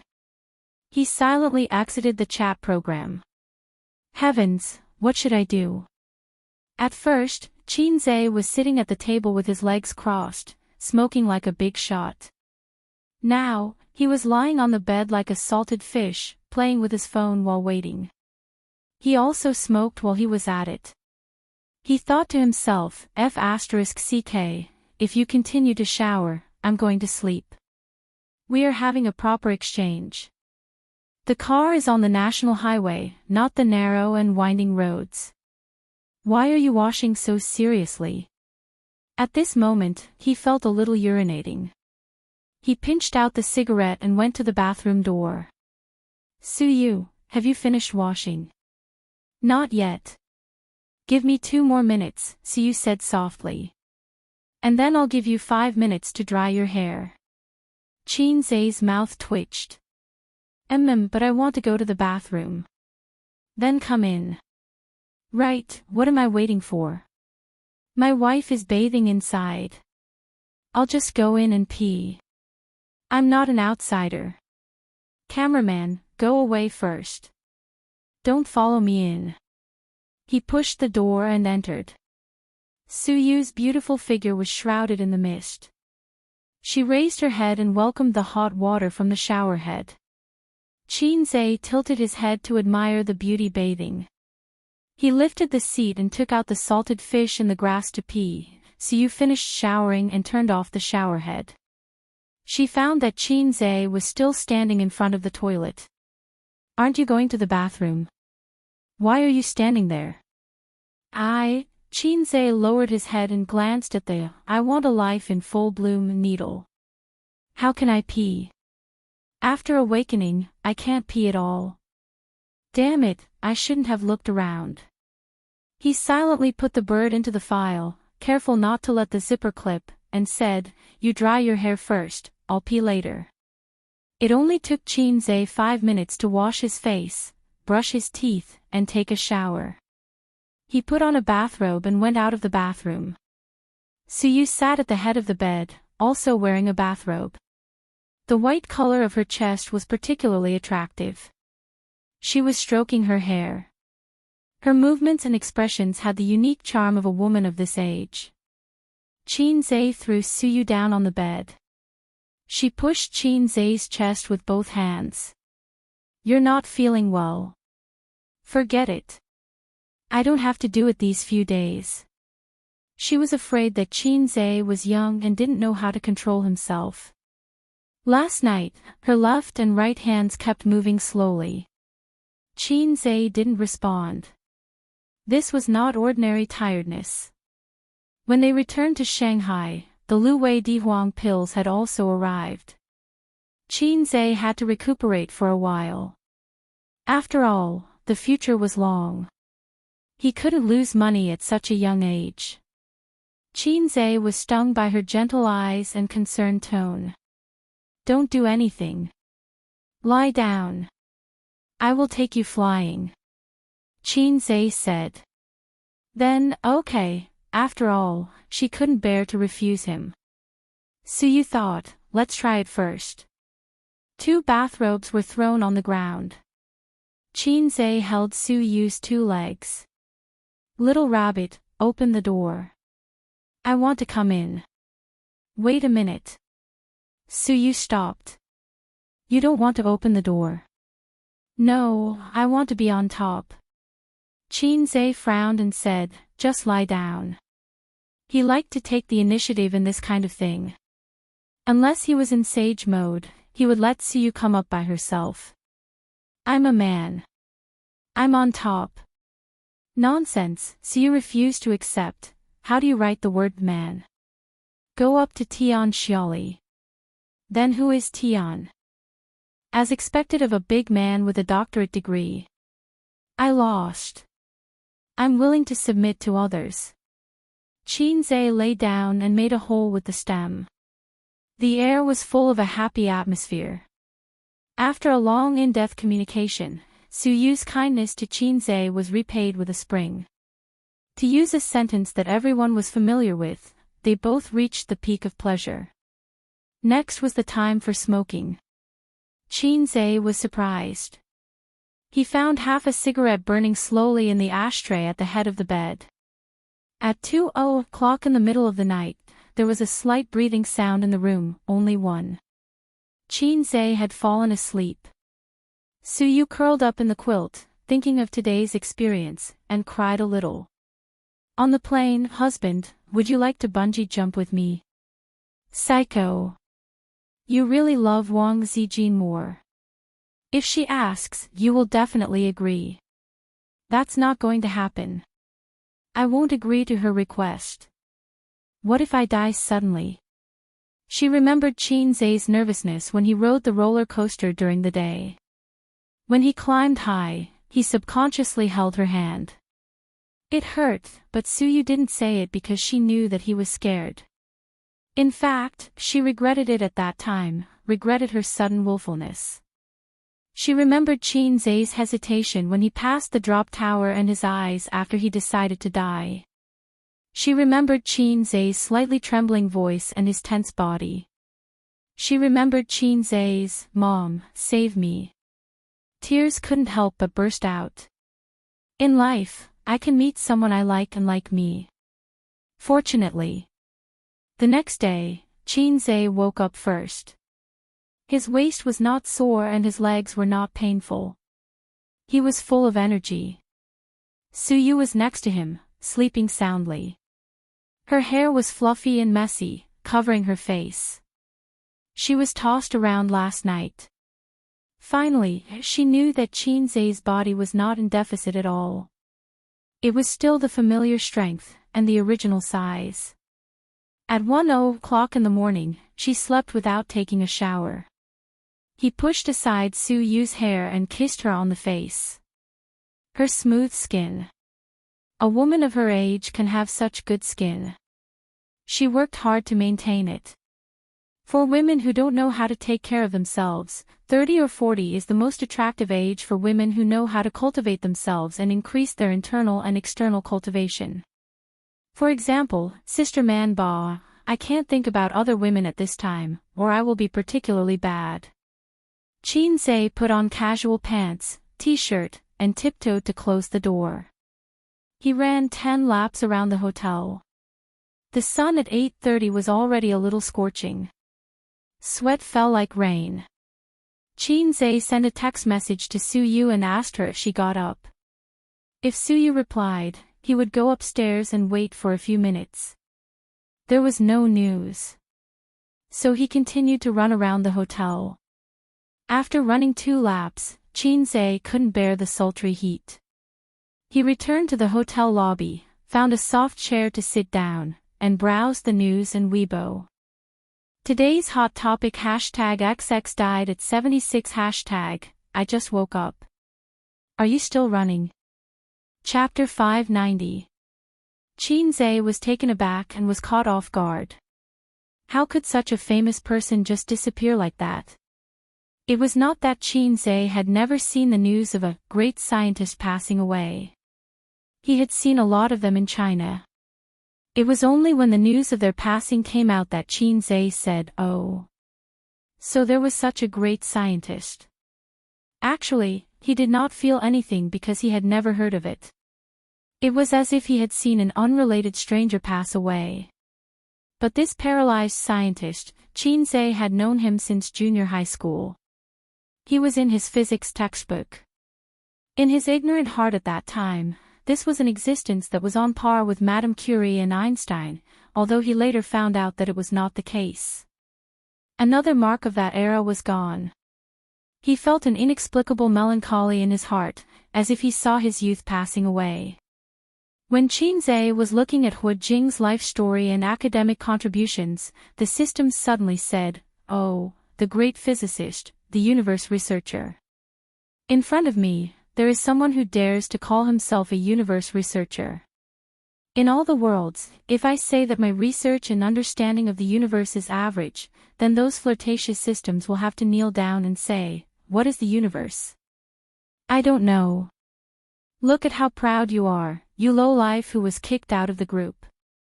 Qinzhe said, "Oh right, what is your real name again?" The system, Universe Calculation System, hit the blackboard and highlight the key points. The system's voice was slightly annoyed. "Low-life system, you are a professional. Tell me, are there really aliens?" Qinzhe said. "Stupid question, the universe is vast and boundless. Earth is as small as a speck of dust. Life is not exclusive to Earth." The system corrected, "From now on, please call me by my real name." Then, the great universe calculation system, "Please tell me, how big is the universe?" Qinzhe said. "Another stupid question, it is time for you to see the real world." As the system's voice fell, a 3D projection interface automatically popped up in front of Qinzhe. This was the first time the system actively turned on a 3D projection. In the entire lobby, the guests coming and going, the lobby manager, and the staff at the front desk did not see a magnificent picture floating in midair. In front of Qinzhe was a whirlpool-like sea of stars. "In this picture, Earth is here." The system's voice sounded at the same time. In the star map, a tiny star that was almost unrecognizable by the naked eye lit up. It was shrouded in a layer of light. It was too small. Compared to the sea of stars in front of him, Earth was as small as a speck of dust. "This is the universe," Qinzhe exclaimed. "Universe?" The system sneered, "Do you see that faint light? That's the range of the Earth's magnetic field." This meant that any aliens that might exist in the universe would not be able to discover Earth if they lived outside this range. Beyond the reach of human beings, everything is silent. The diameter of the Milky Way is about 100,000 light-years. In the Milky Way, there were more than 100 billion celestial bodies and planets. What was Earth in the Milky Way? But even such a big galaxy can't be compared to other galaxies. After saying that, the 3D projection image changed. The lens zoomed out, and the Milky Way disappeared, replaced by another galaxy that was even wider. This galaxy, I named it the Salted Fish Galaxy. Its diameter is about 10 million light-years, 100 times that of the Milky Way. Compared to the Salted Fish Galaxy group, what was the Milky Way? Let's zoom out again. The 3D projection image changed again. The lens zoomed out, and the Salted Fish Galaxy disappeared, replaced by another galaxy that was even wider. This galaxy, I named it the Bao Bao Galaxy. In the Bao Bao Galaxy group, there are 100 salted fish galaxies. Its diameter is a terrifying 110 million light-years. Don't be shocked, keep watching. The lens zoomed out again, and the Bao Bao Galaxy disappeared. Another galaxy appeared. This galaxy, I named it the Your Grandfather Galaxy. The Bao Bao Galaxy is just the tip of the iceberg of the Your Grandfather Galaxy. Its diameter is a terrifying 560 million light-years. Qinzhe said, I don't know what to say about the way you name things. The name is just a title, to give you a deeper impression. So in your eyes, salted fish is inferior to Bao Bao. The system ignored him. The system said, even if it's your grandfather, galaxy, it's only an insignificant part of the entire universe. There are countless galaxies as big as his, and according to my calculations, there are at least 2 trillion, your grandfather, galaxies. There are more galaxies than there are grains of sand on Earth. The diameter between Earth and any observable edge of the universe is a shocking 65.4 billion light-years. Earth is not even a molecule in the universe. However, do you know what else is in the observable universe? Qin Zai's eyes were blank. What? The system said, unknown. Unknown. Even with my ability, I can't explore deeper unless I level up. What's interesting is that the observable universe is not the entire world. Don't overlook the existence of parallel space. I don't belong to this universe. Space and time are not singular. Theoretically speaking, space can be stacked infinitely, but time has countless parallel lines. You Earthlings once said, a grain of sand, a world. The person who said this was right by accident. From a scientific point of view, it is indeed so. Maybe every cell in your body is a universe, and every universe has an Earth. Nonsense. It's not nonsense, it's just that the dimensions of existence are different. I feel like you're talking nonsense with a straight face. It's normal for you to think so. With the wisdom of mortals, of course, they can't understand. Just like the creatures in the three-dimensional world, they can't imagine the scenery in the four-dimensional world. Because they are not in the same dimension, it's impossible for you to tell ants how wonderful the human world is. Even if you did, with the intelligence of ants, they can't imagine it. Alright, stop showing off. You're awesome, okay. I don't want to talk about this topic. Qin Zai was very uncomfortable, or rather, he felt that the world was empty. The system revealed the tip of the iceberg of the universe for him to understand the vastness of the world. What was Earth? What was the Milky Way? When humans understood their insignificance, everything became dull. Earning money, boring. Paw, boring. Games, boring. Life, boring. People who stood at the top of the mountain and looked at the distant mountains could hardly squat at the foot of the mountain and look at a wildflower. You're so awesome, why can't you beat those flirtatious systems? This question is not easy to answer. The astronomical telescope can't beat the bumper cars. It makes sense. At this time, the phone dinged, a message notification. Suyu, I just woke up, where are you? The time was 9:30 in the morning. Qin Zai replied, I just finished my morning run, I'll be right there. The acquisition project of Dongfeng Virtual Reality Technology Company, Limited, after another tug of war, was relatively smooth. In the negotiation meeting, Qin Zai seemed to be a different person. He attacked frequently and fiercely, and Dongfeng's side was defeated. Finally, the deal was closed at the originally agreed price. The two sides signed a preliminary contract and entered the long acquisition process. The leaders of Dongfeng, including Lu Zong, sent Qin Zai and the others out of the factory gate.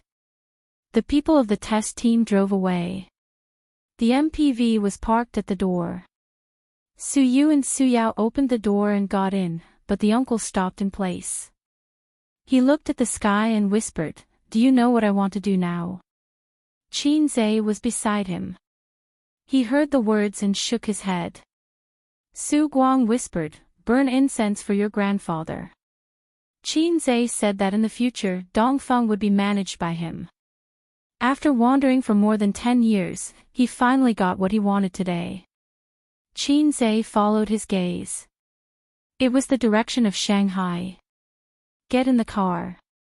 After returning to Shanghai, we'll pay our respects to grandfather together. Qin Zai patted his uncle's shoulder. The two got in the car together. It's my first time doing business, Mr. Su, do you have any suggestions? In the MPV, Qin Zai was drinking whiskey. He withdrew his gaze from the window and fell on Su Yao. Your uncle is actually experienced in the management of the factory, and the original staff of Dongfeng will not change, so as long as it's the same, it's fine. Su Yao said. There are too many connections in Dongfeng. What should be cleaned up should be cleaned up. In addition, the manager position needs to be re-recruited. The original staff of Dongfeng will all be dismissed. Su Yu said. What about the core technology? Qin Zhe asked. Su Yao was stunned. Although Dongfeng took the high-tech route, it was not a research institute. How could the core technology be kept secret? However, he still answered seriously, you can learn from lazy mobile phone and register patents crazily. From the core technology to the software icon, register patents for everything. And the production and R&D personnel of the core technology will sign a long-term labor contract. Those who leak will bear the legal consequences, starting from 3 years. Qin Zhe answered subconsciously, the death penalty is not a loss. Su Yao. Su Yu and Su Guang also looked at him. Qin Zhe smiled awkwardly. Sorry, it was a slip of the tongue. Is Mr. Su interested in investing?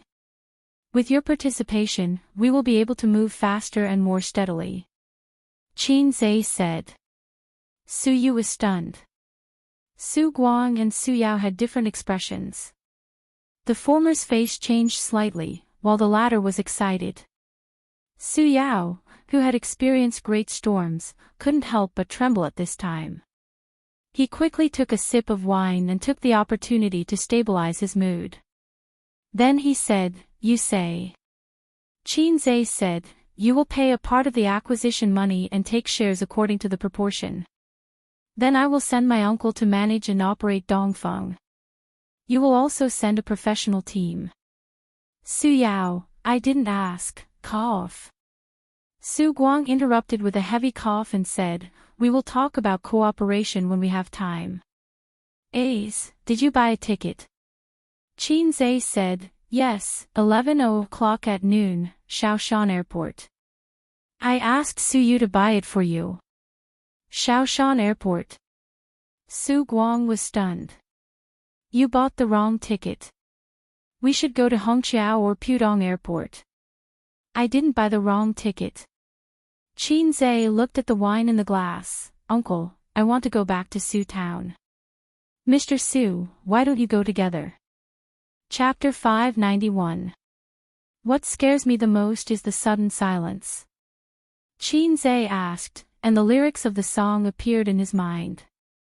The two men sat there like clay statues, their expressions frozen. Their eyes were fixed on Qin Zhe. Some of them were in a daze, while others were in shock. Su Yao's hands were trembling slightly, while his uncle's mouth was slightly agape. The same lyrics could be used to describe their feelings at the moment. What scares me the most is the sudden tumbling of memories. Why do you suddenly want to go back to Shujia town? Su Guang suppressed his emotions and laughed to cover up his loss of composure. It's not Qingming Festival or the New Year. It's too early to visit the grave, isn't it, Su Yao? Su Yao nodded slightly. His emotions were far more turbulent than Su Guang's, but he was more composed. Even if he wanted to say, Go, let's go together. Every year, when he visited the grave, he stood alone in front of it. No one knew how cold his heart was. I haven't visited Auntie Su in years. I don't have time for the New Year or Qingming Festival. I'll be busier in the future, so I want to visit her today. Qin Zhe's tone was gentle and calm. Mr. Su, you're also from Shujia town. Do you know Auntie Su? After hesitating for a while, Su Yao finally nodded with difficulty and said, All right. What's so good about that? Su Guang touched Su Yao's ankle with the back of his foot and coughed. Ace, how about this? Go back to Shanghai first and ask your mom to come with you another day. Qin Zhe shook his head. Su Guang gritted his teeth. Then you go. I won't go. I'll go back to Shanghai first. He couldn't go back to Shujia town. No matter what Qin Zhe was up to, he couldn't go back, and he couldn't let Su Yao go with him. When they separated, he would text Su Yao and ask him to find an excuse. I can't be the general manager, Qin Zhe said lightly. Su Guang was speechless. You win. At the airport, Qin Zhe and the other three sat in the seats of Starbucks with a cup of coffee in front of each of them. This thing could only be considered a high-class drink. There was less coffee and more milk, and there was also a mess of flavors and other flavorings. There was a coffee machine at home. Qin Bao Bao asked a friend to bring some high-quality coffee beans from abroad for Qin Zhe to drink when he stayed up late. His sister would usually drink it too. When she first bought it, she would brew coffee every day. Once the novelty wore off, she would not do it herself anymore. If she wanted to drink it, she would ask Qin Zhe to brew a cup for her. At this time, Wang Zijin would say, "Ace, help me take out the tea tray. I'll make Jin Jun Mei for you." Qin Zhe didn't like this kind of tea. He felt that it had been hyped up by the Wui Mountain black tea, just like those shameless articles on the internet that followed the trend and even more shamelessly plagiarized articles. After drinking a few mouthfuls of coffee, Su Guang said that he needed to go to the toilet, and Su Yao went with him. At the airport, he could always see a few graceful women. In the summer, they wore denim shorts, and their white and tender legs were pleasing to the eye. Especially a long-haired girl with an oval face who had walked past before. With those two legs, Qin Zhe's harsh vision, which had been influenced by his sister for years, could not find fault with them. Su Yu pinched his earlobe and said, "Do you want me to dig out your eyes and send them to that girl?" If Su Yu got up and walked around, she could also harvest a cluster of amazing eyes, which would only be more amazing than the girl just now. Sitting here at this time, there were several young people and uncles on the side who peeped at her intentionally or unintentionally. "Do you know why this society is dirty and ugly everywhere?" Qin Zhe said helplessly. "I don't know. It's because there are too many narrow-minded women like you, blocking men's eyes to find beauty." Su Yu hit him and asked, "Who is Aunt Su?" It sounded like a relative of Qin Zhe, and the relationship was very good. As his wife, Su Yu thought so. She should also go to worship. And where did Aunt Su's family live? In the future, it would be easy to find the door to send gifts for the new year. At least, she should meet them first and brush her face. Su Yu knew that Shujia town was Qin Ma's hometown, and the Su family came from there. A very important person. Qin Zhe paused when he spoke, probably not knowing how to say it. Su Yu did not ask, and obediently said, "Oh," then leaned sideways and hugged Qin Zhe's arm, playing with her mobile phone, and leaned her head on his shoulder. Qin Zhe keenly found that several young people who were peeping at Su Yu's eyes were dim. Their inner activities did not need to be deliberately guessed, and they could be categorized into 4 words, MMP. Qin Zhe had seen this kind of eyes before. When his sister took him out to play, the eyes of the men around him were like this. At that time, the passers-by's inner activities were, "Oh, beautiful women love salted fish." In the toilet, Su Guang and Su Yao stood in front of the urinal, stepping on both sides of the Yellow River. The two of them were true sworn brothers who had grown up together since they were young. When the 2 spillers beside him shook their bodies comfortably and left, Su Guang whispered, "I'm very weak now. You said that Ace suddenly wanted to worship Sister Ru. What happened? Did he know something?" Su Yao said, "Little. Sister Lan confessed." "Confess my ass." Su Guang looked at the direction of the door and lowered his voice again, "She will never confess." Su Yao nodded and calmly said, "That's all right. Let's not talk about what happened more than 20 years ago. Under the premise of no files and records, the government can't find out, let alone him." "That's the truth, but why did he propose to go to the tomb now and drag you in?" Su Guang was worried. 2 reasons. Su Yao left the urinal, went to the sink, washed his hands slowly, and then took out a tissue to wipe. First, it was a coincidence. He himself had the idea of going to the tomb, and I happened to be there. I'm also from Shujia town, and he intended to take this opportunity to improve our relationship. Second, he found something and wanted to verify his conjecture. Su Yao threw the tissue into the trash can. Su Guang trembled. What did he find? Su Yao patted him on the shoulder. It's just my guess. Don't think too much. If you really have any guesses, the panic you show will only make people sure of their thoughts. He took the opportunity to wipe the remaining water stains. Su Guang murmured, if that's the case, I will be killed by my sister. Su Yao nodded seriously. I will plant you in the land of Shujia town. It seems that a new Su Guang will not grow up in this year. Get out. The two returned to the Starbucks seat.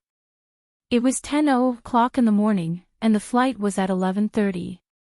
It was a very awkward time. They definitely couldn't eat lunch here, but there would be free lunch on the plane, but it was a bit unpalatable. Uncle, what's the matter? Qin Zhe asked. After Su Guang came back, the worry between his eyebrows was even stronger. He didn't drink coffee and just sat there in a daze. No one knew what he was thinking. Hearing this, Su Guang pretended to be relaxed. I didn't sleep well last night. I'm a bit tired today. Oh, Su Yu, who was leaning on Qin Zhe's shoulder, suddenly retched. What's wrong? Qin Zhe hugged her. Su Yu held her chest with her small hand and lowered her voice happily. I must be pregnant. Qin Zhe took her pulse and nodded. Well, your child is in your stomach again. Su Yu didn't believe it. Nonsense, I haven't had gastric problems for a long time. Are you feeling a little nauseous now? So I'm pregnant. It's really not. It's probably because of the coffee. You were tired last night and didn't have a good rest. Qin Zhe explained, gastric problems are difficult to pull out. It takes a long time to recuperate. It won't recover so quickly. Su Yu gently bit her lip with her pearly white teeth and was disappointed. I can't get pregnant. Don't worry, take your time. Qin Zhe held her hand. Where were we just now? They were just discussing the acquisition of Dongfeng. How should we calculate Sister Man's shares? How much should we give? Su Yu said. Nan Man Pei generously gave 100 million, but only 50 million was credited to Bao's investment account. The rest of the money was deducted from the dividends. For 100 million, 50% of the shares would be no problem. So Qin Zhe and Su Yu were discussing how much shares should be given. 50% was definitely not enough. Qin Zhe's bottom line was 10%. Su Yao's side also had 10% at most. Qin Zhe took 15% of the remaining shares and then divided it equally among the three companies. Then 8%. I'll talk to Sister Man about this. We have a good relationship. Su Yu said. Qin Zhe said in his heart, maybe it's better for me to talk. If we fight, Sister Man may not help us. Wang Zijin's side is fine. After all, we also need her company to do software support. Why should Qin Bao also invest? Su Yu pouted. Think about it. Even if we put Baoza aside, Tianfang and Purple Crystal can also complete this acquisition. Qin Zhe said, a bowl of water is equal. Equal your sister. Su Yu said angrily, I'm your wife, she's your sister. Which is more important? Qin Zhe, sister. Su Yu was so angry that she looked up and bit his ear. Su Guang saw his nephew and the secretary flirting and secretly exchanged a look with Su Yao.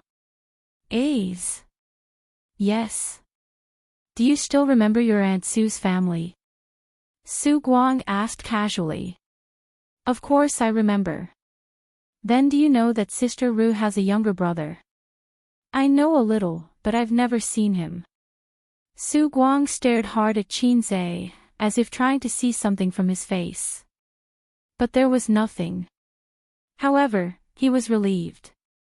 Yes, how could he know what happened in the past? In that backward and poor era, in that ordinary town, many things could be buried easily. Chapter 592. The tallest and most exquisite villa in Shuja town was located on the side of the road. Even in the town where skyscrapers had been built in recent years, it was still the undisputed leader. According to the owner of the house, it was designed by a famous designer. If it was in a first-tier city like Shanghai or Shenzhen City, it would cost more than 10 million each. The villa was built 6 years ago, but the person who paid for it was not the owner of the villa, but his brother-in-law. To be more precise, it was his younger brother. The owner of the villa was called Song Zhongji, a rotten man who was always idle and addicted to gambling. In that era where people relied on farming to make a living, a man who did not like to work in the field was a rotten man. Such a man was single until he married Su Ru, who was from the same village, when he was 25. Speaking of these two families, there was no difference between the two. Both of them were poor to the point of having nothing but four walls. After getting married, Song Zhongji was still addicted to gambling, but at least he knew how to work in the field and support his family. Su Ru was a woman who was used to working hard, so the couple had a good life. 20 years ago, this house was still a yellow mud house. Every year, Song Zhongji would be seen throwing mud at the outer wall of the yellow mud house. After all, it could not be compared to a brick house. As time passed, the outer wall of the yellow mud house would gradually peel off. At that time, there were already many brick houses in town. In 20 years, the yellow mud house became a brick house, and from a brick house, it became a villa. It really lived up to the old saying, every dog has its day. This Song Zhongji had unknowingly become the most heroic country bumpkin in town. Everything was thanks to his brother-in-law. It was said that he made money from doing business in other places and became a big boss. Good fellow, he built a villa just like that. Song Zhongji's family's BMW, which was worth 300,000, was also given by his brother-in-law. Song Zhongji had 2 sons. The eldest son was left behind by Su Ru, and the younger son was born with his second wife. The eldest son was studying abroad, and his living expenses and tuition were all paid by his uncle. Su Yao, the people in town, was said to be the golden phoenix that flew out of Shujia town. Unfortunately, Su Ru was unlucky. She died early after a few years of happiness. Such a big villa was taken advantage of by another woman. Su Yao rarely returned to Su town. After Su Ru passed away, he would never come back. He would only drive to visit his sister's grave during Qingming Festival and Chinese New Year. However, he was very generous. A few years ago, when the town was getting richer, more and more people were buying cars. However, the roads were not good, so he went to Song Zhongji and asked Su Yao about it. The next year, the road was repaired. Because of this, Song Zhongji's status in the town rose layer by layer and was unshakable. How could an idle gambler have such a good life? How could he be so lucky? In the end, it was probably because he couldn't find a wife. Because he couldn't find a wife, he married Su Ru. Relay, relay. Are you home? An old man stood in front of the villa's wrought iron gate and shouted with all his might. Soon, a pot-bellied middle-aged man came out of the villa. Song Zhongji turned 50 this year. His face was rosy, and he dyed his hair every year. His hair was thick and black. Years of living like a prince made him look more like a successful businessman than a bumpkin. Your brother-in-law is back, sir said. Why is he here? It's not like it's a holiday.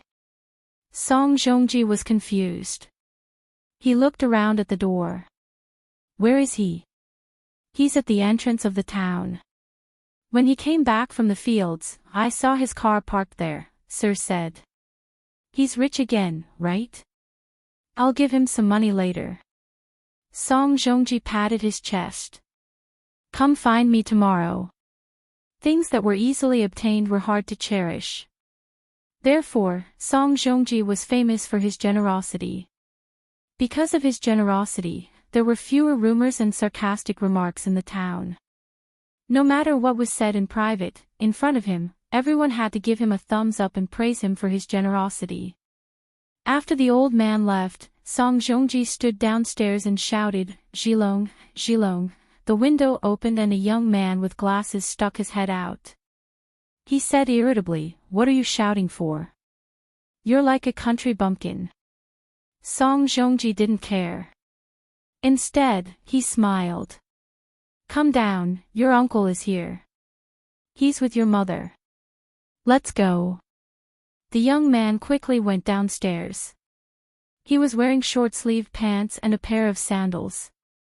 It was summer vacation. He came back from abroad. He was glamorous outside but slovenly at home.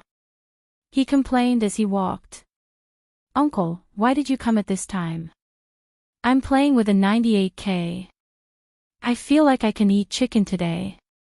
But he respected and was afraid of his serious uncle. He could only endure not eating chicken. After the father and son left, a woman came out of the house.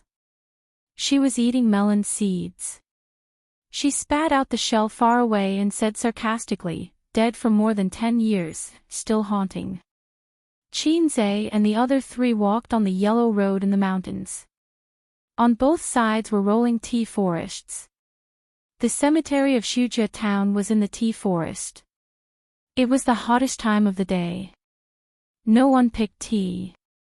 The green tea leaves reflected the sun. The mountains were silent and far away from the hustle and bustle. Coupled with a cemetery, it was a bit like a horror movie. Suyu was wearing a big brimmed hat. He was sweating from the heat and his hair was stuck to his cheeks. Why don't you sweat? Suyu wiped his sweat with a tissue. If I don't exercise, I generally don't sweat. Qinze said. The weaker the body, the easier it is to sweat. For example, a man with kidney deficiency will sweat a few pounds after eating soup noodles. Boss Su, you haven't been back for a long time. Under the sun, Qinze squinted and looked at the cemetery. It's been a long time. Even if I come back, I'll stop here. Su Yao also squinted. Qinze laughed. Not returning to your hometown is like walking at night. Su Yao said in a deep voice, I don't have the face to come back. Interesting, Qinze retracted his gaze and stared at him. Boss Su, who built an industrial empire in Wenqing and whose industry almost covered half of the south. If you don't have the face, who has the face? Su Yao did not answer. In front of the grave, Qinze silently cleaned up the weeds around Su Ru's grave and burned some tin foil and yellow paper brought from Hangzhou. Su Yu and Su Guang watched from the side. Su Yao wanted to do something several times, but he restrained himself. I bought a little too much. Help burn it together. Qinze took the initiative to hand the underworld goods to him. Su Yao nodded. After burning the things, they lit the incense. The four held the incense and worshipped. The position was very interesting. Qinze stood at the front, Su Guang and Su Yao stood on his left and right, and Su Yu stood a little further away. Song Zhongji and Song Zhilong came under the hot sun with bright red plastic bags in their hands. Inside were the underworld goods bought in the town. Rong, why didn't you call me today? Song Zhongji's voice was full of energy, with a warm smile on his face, as if he did not come to visit the grave, but to welcome the distinguished guests. While speaking, he looked at Qinze and the others in confusion. He seemed to wonder why they were here to visit the grave of his deceased wife. Except for Su Yao, he did not know the people present. It was inevitable that he looked at Su Yu a few more times. Such a beautiful woman could not be found in Shujia town. Only the big stars on TV could compare to her. Song Jilong's eyes were glued to Su Yu's face, like a magnet attached to iron, unable to move away. Su Yao just glanced at the father and son, and his attention returned to Qin Zhe. Sister, Ace is here to see you. With me. I've been dreaming of this day, even if he doesn't know anything. You are of Guang. Song Zhongji recognized Su Guang. Although they had not seen each other for more than 10 years, strictly speaking, he and Su Guang could be considered childhood playmates. When he was a teenager, he wandered around the town, fishing in the water, climbing trees to dig eggs, followed by a group of children. Su Guang and Su Yao were one of them. Shujia town was so big that there were no strangers. After so many years, Su Guang's appearance had not changed. It was hard not to recognize him. Song Zhongji hurriedly took out a big chicken and handed him a cigarette. Like himself, Su Lan's family was not what it used to be. He heard that Su Lan's son and daughter were now big stars. Stars, in the eyes of a small town like Shujia town, symbolized high-end class. Song Zhongji's age and living in a small town, had no interest in the entertainment industry. If it were not for the people around him, he would not know that Su Lan's son and daughter had become big stars. Back then, Su Lan would bring her son to stay at his house for a while every summer vacation. Song Zhongji did not care. How much could a simple meal in the countryside be worth? Accommodation was not a problem. There was no shortage of rooms in the countryside. Su Lan would give him 1,000 yuan for food and accommodation every month. In the 2000s, this money was a lot. It was enough for him to smoke, drink, and play dice. But her son was a little naughty. He did not like it very much. He often used his age to bully Zhilong. For this reason, he often complained to Su Ru. Unexpectedly, the woman, who had always been gentle, was like an angry cat when it came to this kind of topic.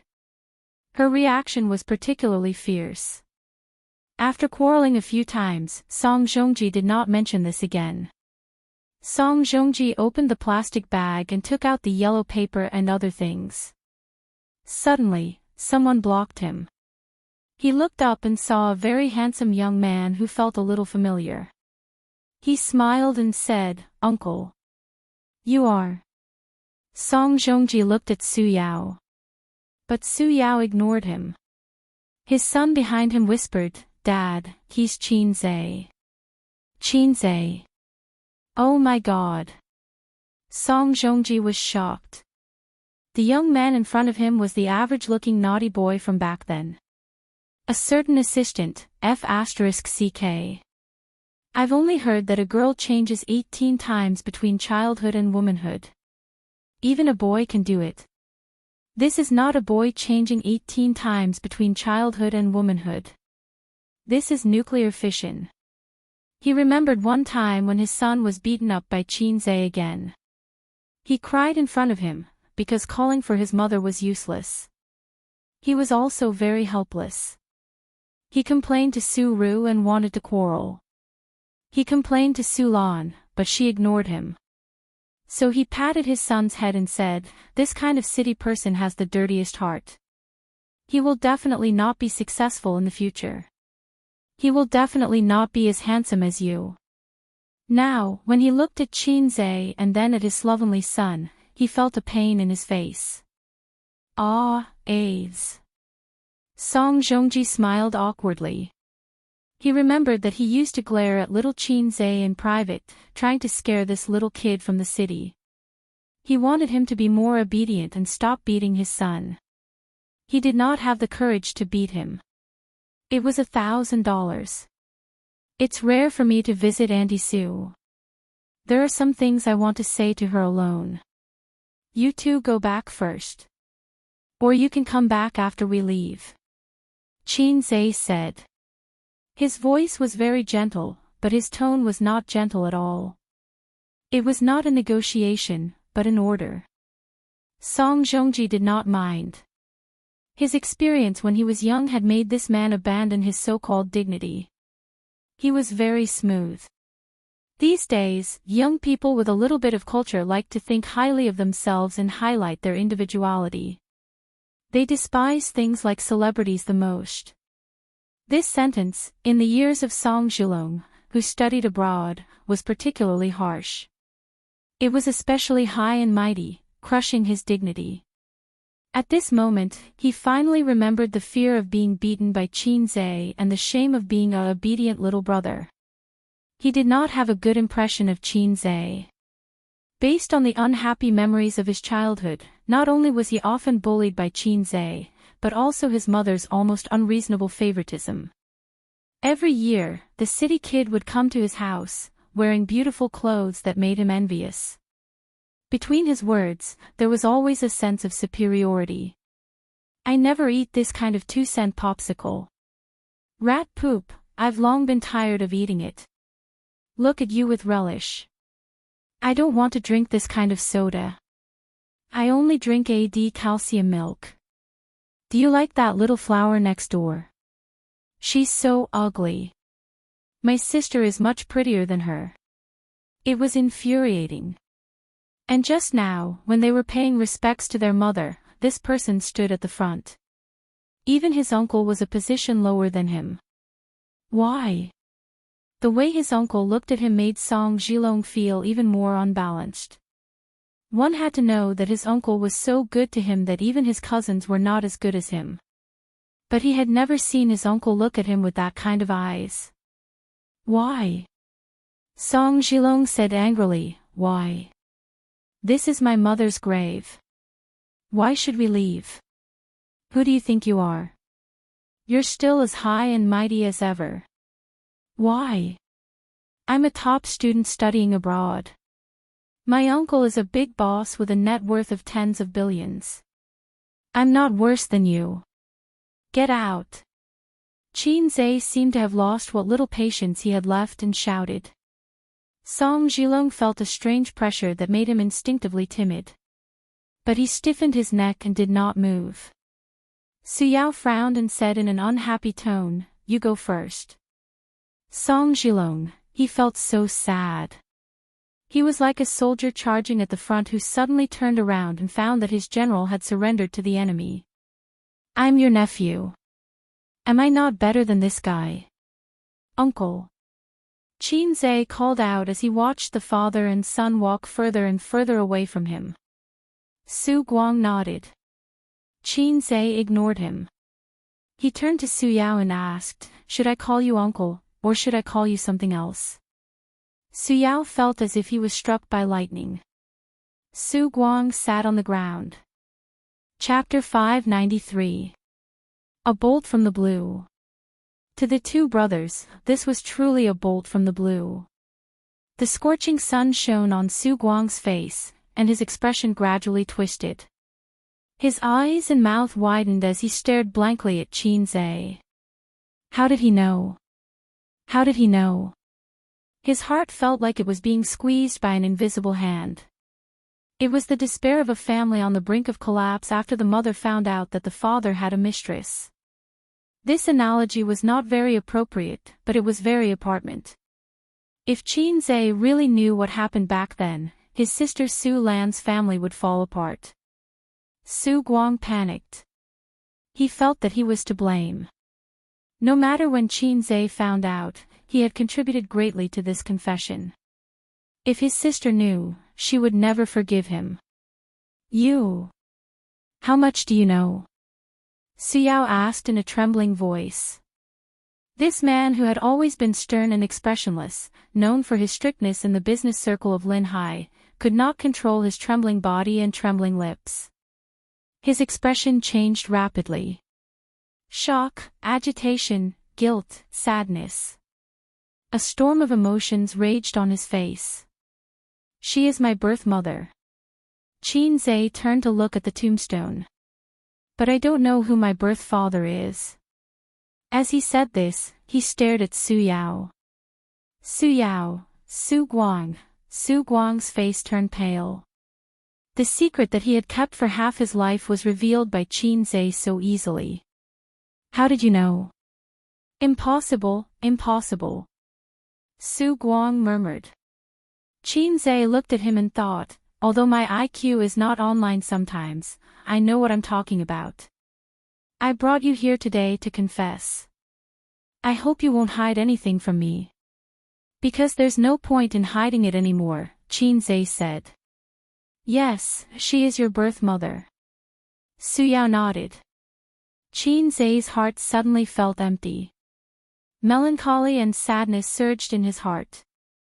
I really am a freebie. Son, your mother, father, picked you up from the trash can. 100% of people were played by their parents when they were children, but 99% of them were their biological children. I am that 1%. Life isn't just about what's in front of you. There's also heart-wrenching old friends like you. Qin's reaction was relatively calm.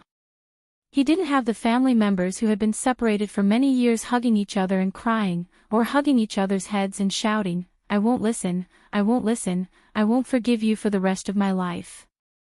After all, this was something he had known for a long time. When he was young, he felt that he was the only male descendant of the Qin family. How could he not be his biological son? His sister must have been adopted. She was so pretty, she deserved to be picked up. I'm his biological son, so the old man beats me with all his might. The more Papa hits me, the deeper he loves me.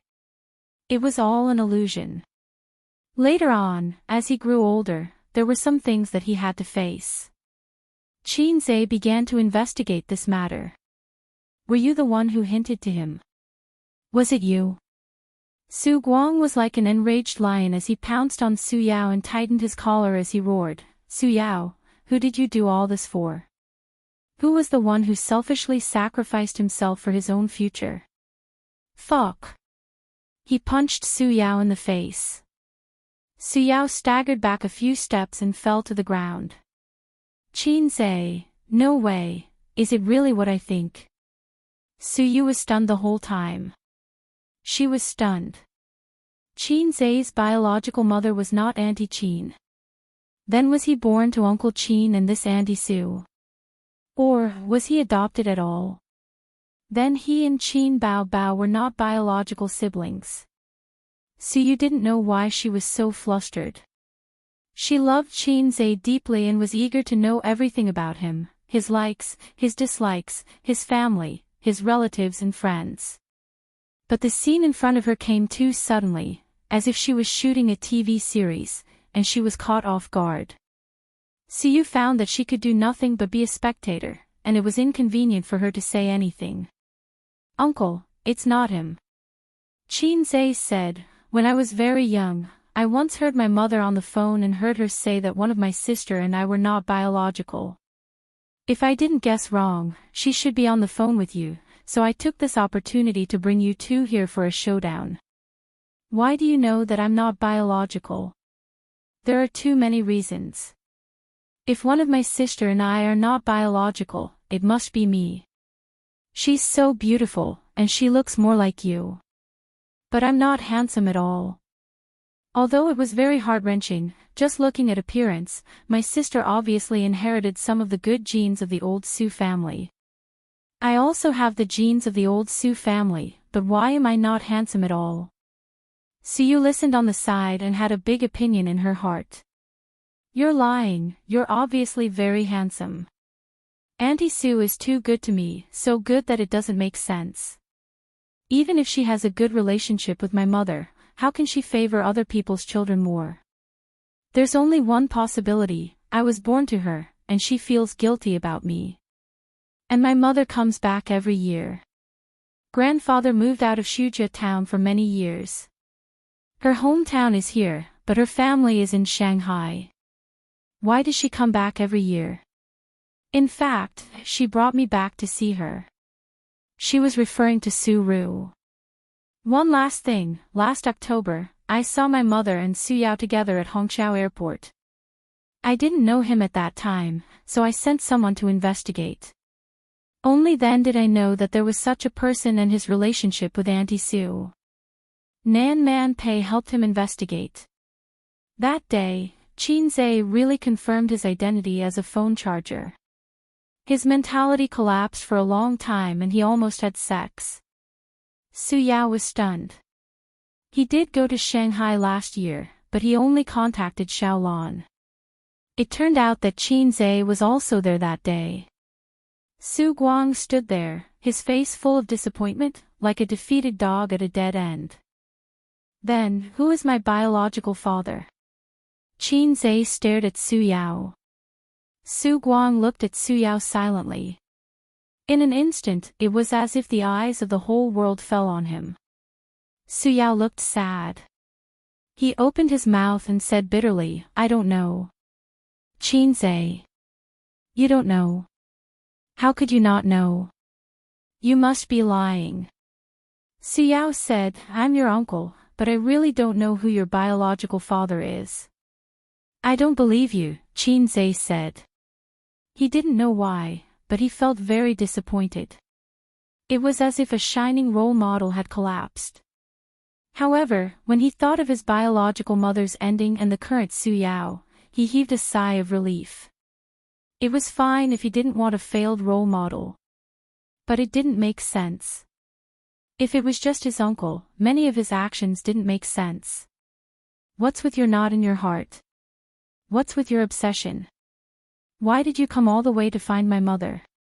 You're just my uncle. You're not my father. Why are you in such a hurry to let me acknowledge my ancestors? Qin Zhe saw the small actions of his uncle and Su Yao these few days, but he pretended not to know. Su Yao wanted to lay his cards on the table and let him know who his biological mother was. His uncle tried to stop him and threaten him with all kinds of eyes. When Qin Zhe exposed this layer of window paper, this man's expression was especially agitated.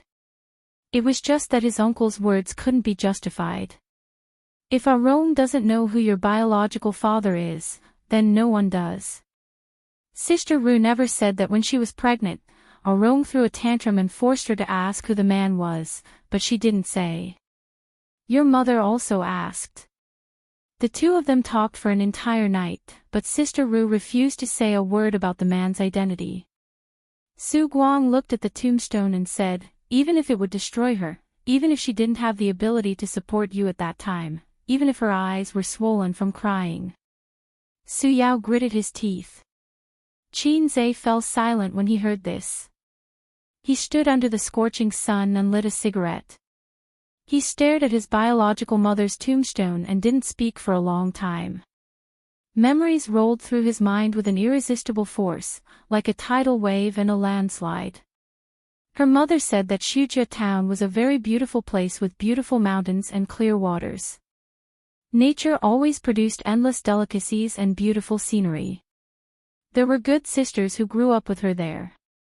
Every summer vacation, her mother would bring Qin Zhe back to Shujia town for a vacation. The old bus drove on the bumpy asphalt road, raising a cloud of dust. Qin Zhe sat on his mother's lap and looked out of the window. The sun was shining brightly, and the trees on both sides of the road were dense. The continuous fields were divided into squares, and the crops in the fields were lush. There was no air conditioning, no street lights, no supermarket, and no high-rise buildings. But there were mountains, fields, birds, flowers, clear mountain springs, and a reservoir with rippling blue waves. He and his friends in the town ran wildly on the black ridges of the fields, catching frogs and digging out bird eggs. At night, they sneaked into the fields to steal watermelons and eels. During the day, they climbed over the hills to swim in the reservoir. In Qin Zhe's memory, Auntie Sue would wear a long floral dress that day and stand by the bus stop with only a sign, eagerly looking forward to it. She wasn't beautiful because hard work had worn away her beauty, and the sun had darkened her skin. She was only 2 years older than his mother, but she looked much older and rougher. When they first met, Qin Zhe came to Shujia town for the first time. He wasn't used to the sultry heat and flying dust in the countryside, and his small brows were tightly furrowed. The car stopped at the bus stop, and Qin Ma held Qin Zhe's hand and got off the car. Su Ru's eyes were fixed on Qin Zhe's face, and she couldn't move them away. You must be A's. Can Auntie hug you? This was the first sentence Su-ru said to him when they first met. Chin-zae looked up at the unfamiliar auntie who was smiling like a flower.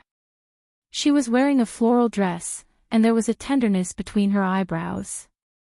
The sun was too bright, and Auntie Sue's head was covered in sweat. She stood under the hot sun for half an hour, and her wet hair stuck to her forehead and temples. She was so dirty. So little Chin-zae shook his head reservedly. A's, call Auntie. Auntie. Hey, A's, be a good boy. Auntie, we'll buy you some popsicles. Su-ru's face bloomed with a dazzling smile, but deep in her eyes, there was deep sorrow. But Chin-zae didn't understand at that time. The summer vacation ended quickly, and the night before he went back, Auntie Sue came to his room secretly to see him. She sat by the bed, touched his head, and cried. The low sobs woke Chin-zae up, and he was startled. You're awake. Su-ru quickly wiped the tears from her face. Little Chin-zae instinctively called for his mother, but his mother wasn't sleeping beside him. He curled up in the blanket and peeked his head out, looking at her timidly. Auntie just thought that you're going back, and I can't bear to. Su-ru explained. Chin-zae didn't say anything. Ace, can you come back next year? Chin-zae still didn't answer her. Then you sleep. Auntie is leaving. Watching her leave and the door close, Chin-zae breathed a sigh of relief. The next day, on the bus to the county. Auntie Sue is crazy. Chin-zae, who was sitting on his mother's lap, complained. Why? She came to our room secretly at night to cry. Chin-ma stared out of the window with a complicated expression. Suddenly, Chin-zae's fingertip hurt. His hand trembled, and the cigarette butt fell to the ground. What happened back then? Chin-zae looked at Su-yao. Can you tell me? Su-yao nodded. Okay. As his voice fell, time reversed at this moment, and the chaotic past flashed past like a merry-go-round. Chapter 594. Ever since Su-yao could remember, he had lived with his sister. In the second year of his birth, his father fell to his death from the dam when he was digging a reservoir in town. Due to the background of the era, the matter was settled after paying a few food stamps as a token payment. His mother died when he was 4 years old. At the end of the 1970s, the 13-year-old girl and her 5-year-old brother struggled to make a living.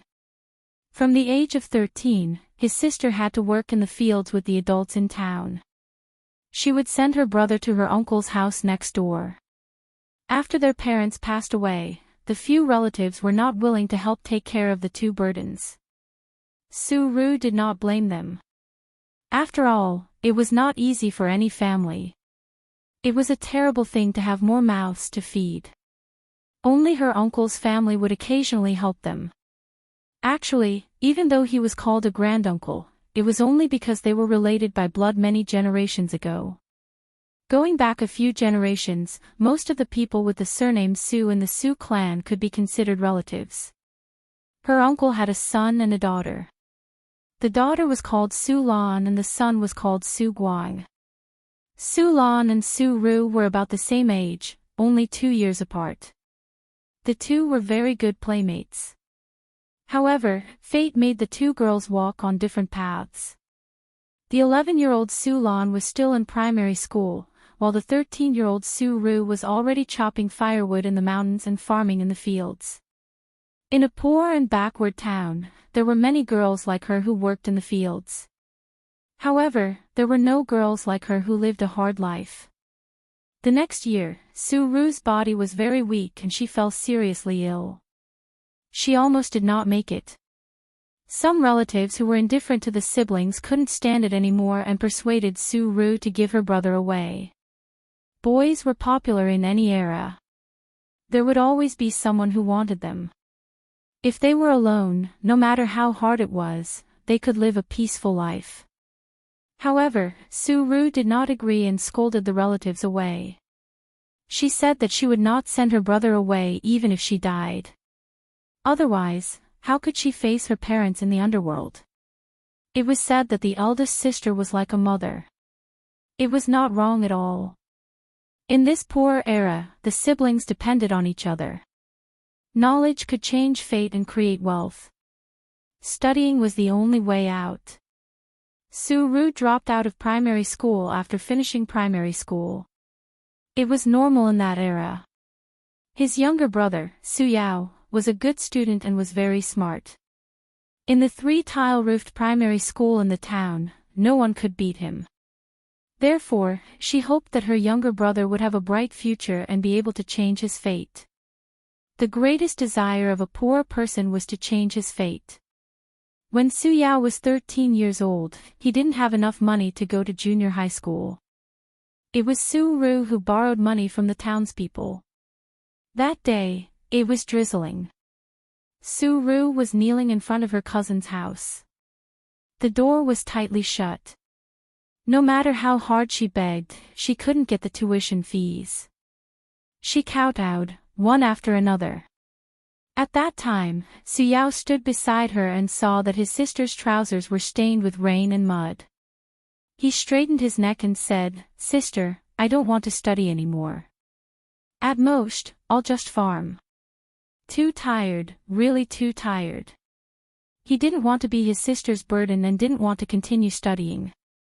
At that time, the college entrance examination system had just been restored, and the theory that studying was useless was popular everywhere. The dreadful theory of the uselessness of studying had been circulating for half a century. Su-yao didn't want to waste time in class. He wanted to be like Su Guang, slacking off. However, Su Guang skipped class to go out and play, while he wanted to help his sister farm. However, Su-ru slapped her brother and said sternly, "What future do you have if you don't study? How can you change your fate if you don't study? If you don't study, you'll be a peasant for the rest of your life." People with a bit of knowledge and culture had seen many peasants rise up and spread the word that studying was useless. It was ironic that an uneducated person would always remember that studying could change one's fate. "How much do you still owe our Rong school fees?" A gentle voice came from the rain. Su Lan was holding an umbrella and standing not far away. "I only have $1.50 here. The 50 cents is from my savings and the $1 is from All Guang." Su Lan said, "Any more and I really don't have it." Su-yao went to the best junior high school in the county. The tuition and miscellaneous fees added up to $8. Su-yao could imagine Su Guang's aggrieved and resentful face when his sister took away his savings. Su-yao did not take the money. Instead, he stared at Su Lan and said, "Little Lan, when are you leaving?" Su Lan walked closer. She held the umbrella with her right hand and knocked Su-yao's head with her left hand. She said angrily, "Call me Sister Lan, you little brat. I'm leaving tomorrow. My dad has been transferred to Shanghai. There's a house there. We'll go together," she said. Su Lan, who had just grown up, was delicate and beautiful. Her figure was slender and graceful, and her pair of black eyes were especially eye-catching. Su-yao said sadly, "He's not back yet." "I don't know." Su Lan smiled. "Shanghai is too far away from Su Town. I don't know how many years it will take for him to come back." He was shorter than Su Lan by a head. When he looked away from her delicate face, he only felt empty in his heart. The young Su-yao had always liked Su Lan, who was much older than him. He liked to pretend to be deep in front of her and recite a few poems. His face was full of melancholy and vicissitudes of life like a poet. In fact, he was peeking at her reaction from the corner of his eyes, hoping to see admiration on her face. He pretended to be an adult and learned from his sister to call her Little Lan. He wanted to ignore the age gap between them. He wanted to tell himself that it was nothing. "I long to meet a girl who is as beautiful as a lilac, full of sorrow and resentment. She holds an oil paper umbrella alone, wandering in the lonely alley in the rain. Dai Wangshu's poem appeared in Su Yao's mind. Su Lan was the girl he longed for, the girl who was as beautiful as a lilac. But just like the lilac in the poem, she walked further and further away until all that was left was her back. On the day Su Lan left, Su Yao stood outside Su Town and watched her family take a tricycle to the county. He suddenly felt like smoking. After many years, they didn't meet or contact each other. When they met again, the lilac was already married. Su Yao squatted in front of his sister's grave and smoked one cigarette after another. He talked about his past without any expression on his face. There was no emotion on his face. There was only regret, deep regret. Qin Zhe thought to himself, "Damn, I didn't know you loved my mother so much. If my mother is lilac, then what are my sister and I? If my sister is a rose and I'm a green foxtail?" Uncle heard that someone coveted his sister, but he was still calm. Obviously, he already knew about it. Uncle sure has a big heart. If anyone dares to covet my sister, I'll teach them a lesson. What happened after that? Qin Zhe asked.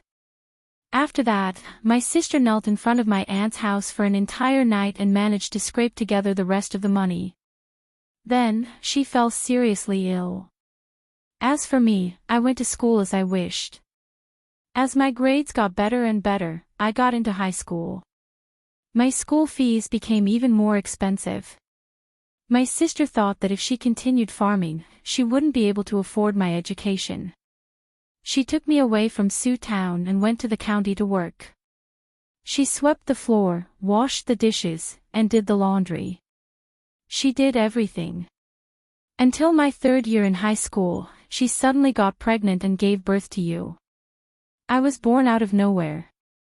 Qin Zhe asked, who did she come into contact with? What did she encounter? Su Yao smiled bitterly. How would I know? I only knew how to study. She only wanted me to study.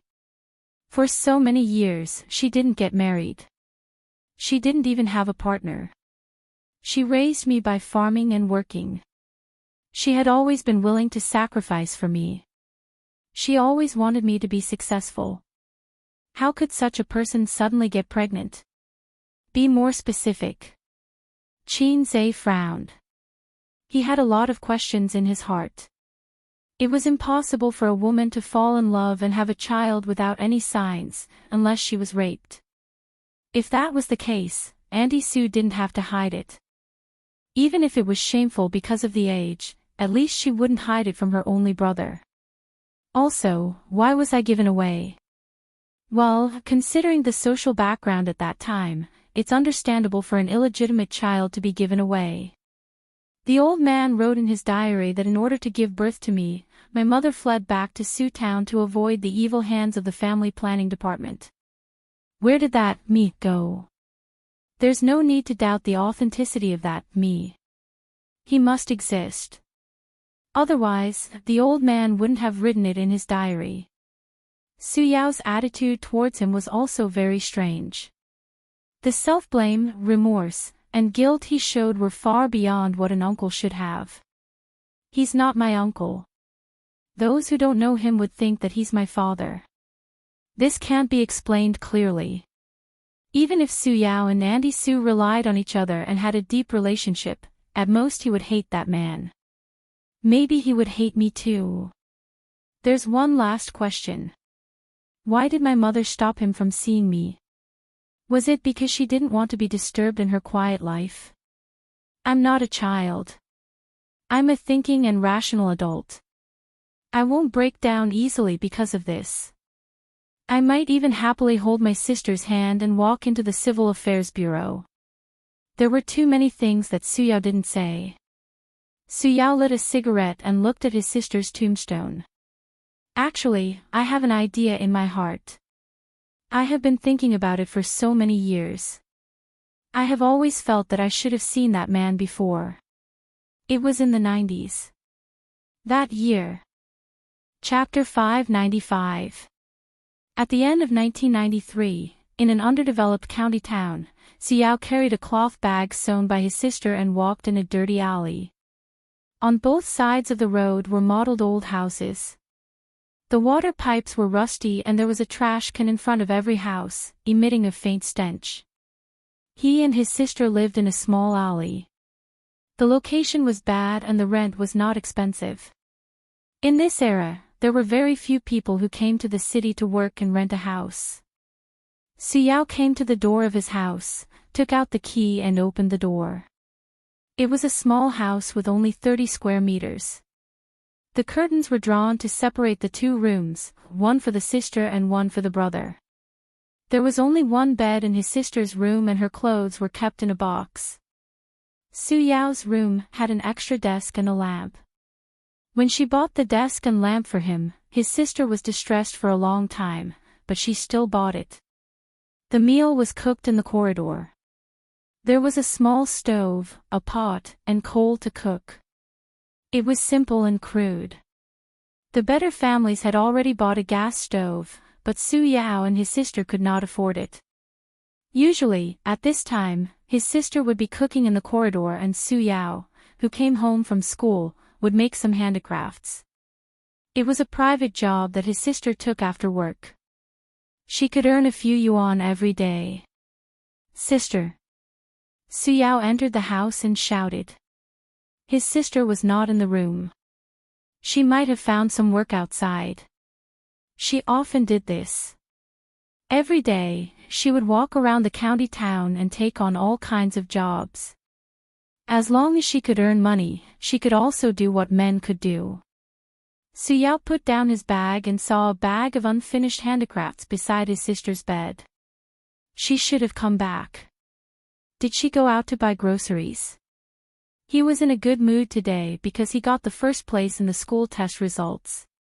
The teachers liked this plainly dressed student very much. He was hardworking, and serious. They said that he was a good seedling who could enter university. At that time, the teachers were so simple and honest. They could not wait to pour out their hearts and lungs to their students. When they met a motivated student, they liked him more than their own son. At that time, the female students were also very pure. They liked straight-A students and boys who were motivated. Even if Su Yao looked very ordinary, there were many girls who sent him love letters in private. It was different from the later love letters. The current love letter was very reserved. First, he wrote a modern poem about a famous person. At the end, he added, "What do you think of this poem?" Then she would pass it to the boy she liked. If the boy was also interested in the girl, he would write back and secretly put it in her drawer the next day. After a while, the story came out. At the age of 18, love was inexperienced and immature, but it was also beautiful. After this age, even if she fell in love again, she would not be able to find that kind of feeling. However, Xiao did not care about the girl's hints and love letters.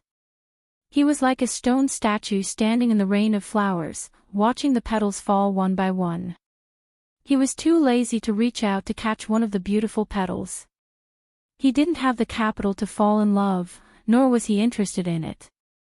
A village boy only knew how to bury his head in books and live up to his sister's expectations. Moreover, Ding Xianghua had drifted to Shanghai with the wind. She had originally wanted to enter Fudan University, but she had gotten married in her first year of high school. She married a bandit from Shanghai. Su Yao had not recovered for a long time. At one point, he wanted to hit someone when he heard Shanghai. He was too silent, low-key, and reserved.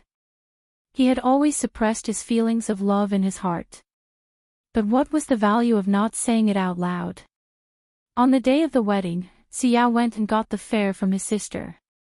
It was very expensive, so expensive that he almost cried.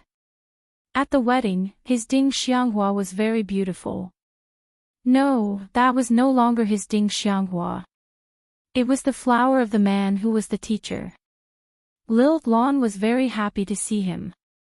She was happy from the bottom of her heart and gave Su Yao some comfort. The girl I like is more important to me than 1,000 gold coins.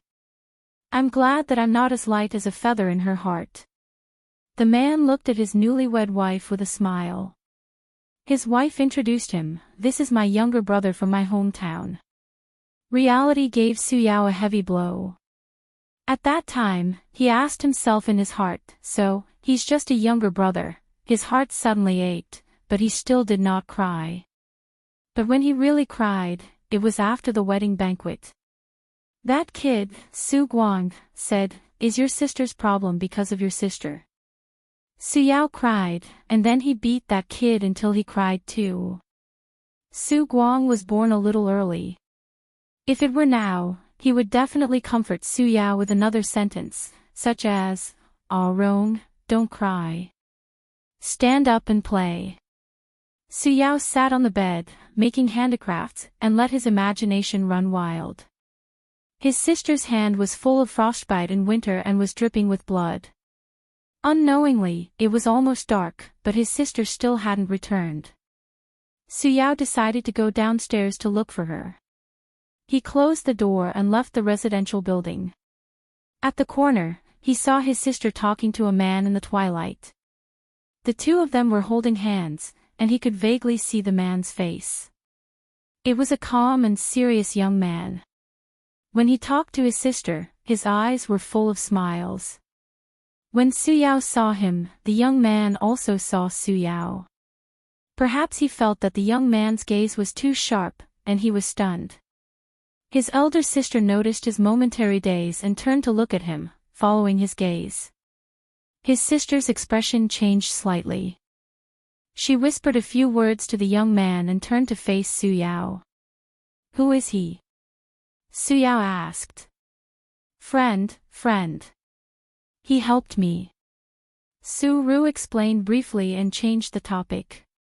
"Sister came back late because of something." "Ah Rong, are you hungry?" Su Yao looked at the young man's back as he walked further and further away, disappearing into the night. Since then, Su Yao never saw the young man again. His sister didn't seem any different. She worked as usual every day and endured hardships. In 1994, two things happened in this year, and each of them brought disaster to the small family. The first thing was that due to the bursting of the real estate bubble, it caused an extremely terrifying economic crisis. Those who hadn't experienced that era couldn't imagine how terrifying that economic crisis was. It was a direct economic collapse, far worse than any other economic crisis that came after. In fact, there was a collapse as early as 1990. In 1994, the two crises overlapped and strengthened each other. Bang! The collapse of the bubble forced many people to their deaths. Although this crisis was stabilized in a relatively short period of time, it caused a huge impact during this period. The small county didn't suffer much from the aftermath, but the lives of the citizens did become tight. As a result, Su Ru couldn't earn money and her life became difficult. The second thing was that Su Ru was pregnant. That day, Su Yao was still in school, immersed in a sea of questions, preparing for the college entrance examination. His sister asked someone to call the head teacher's office and said that she was sick and hospitalized. Su Yao rushed to the hospital and learned from the doctor that his sister was pregnant. It was a bolt from the blue. Don't work too hard. Your body is important. Go home and rest well. The doctor complained to Su Yao. You're her husband, right?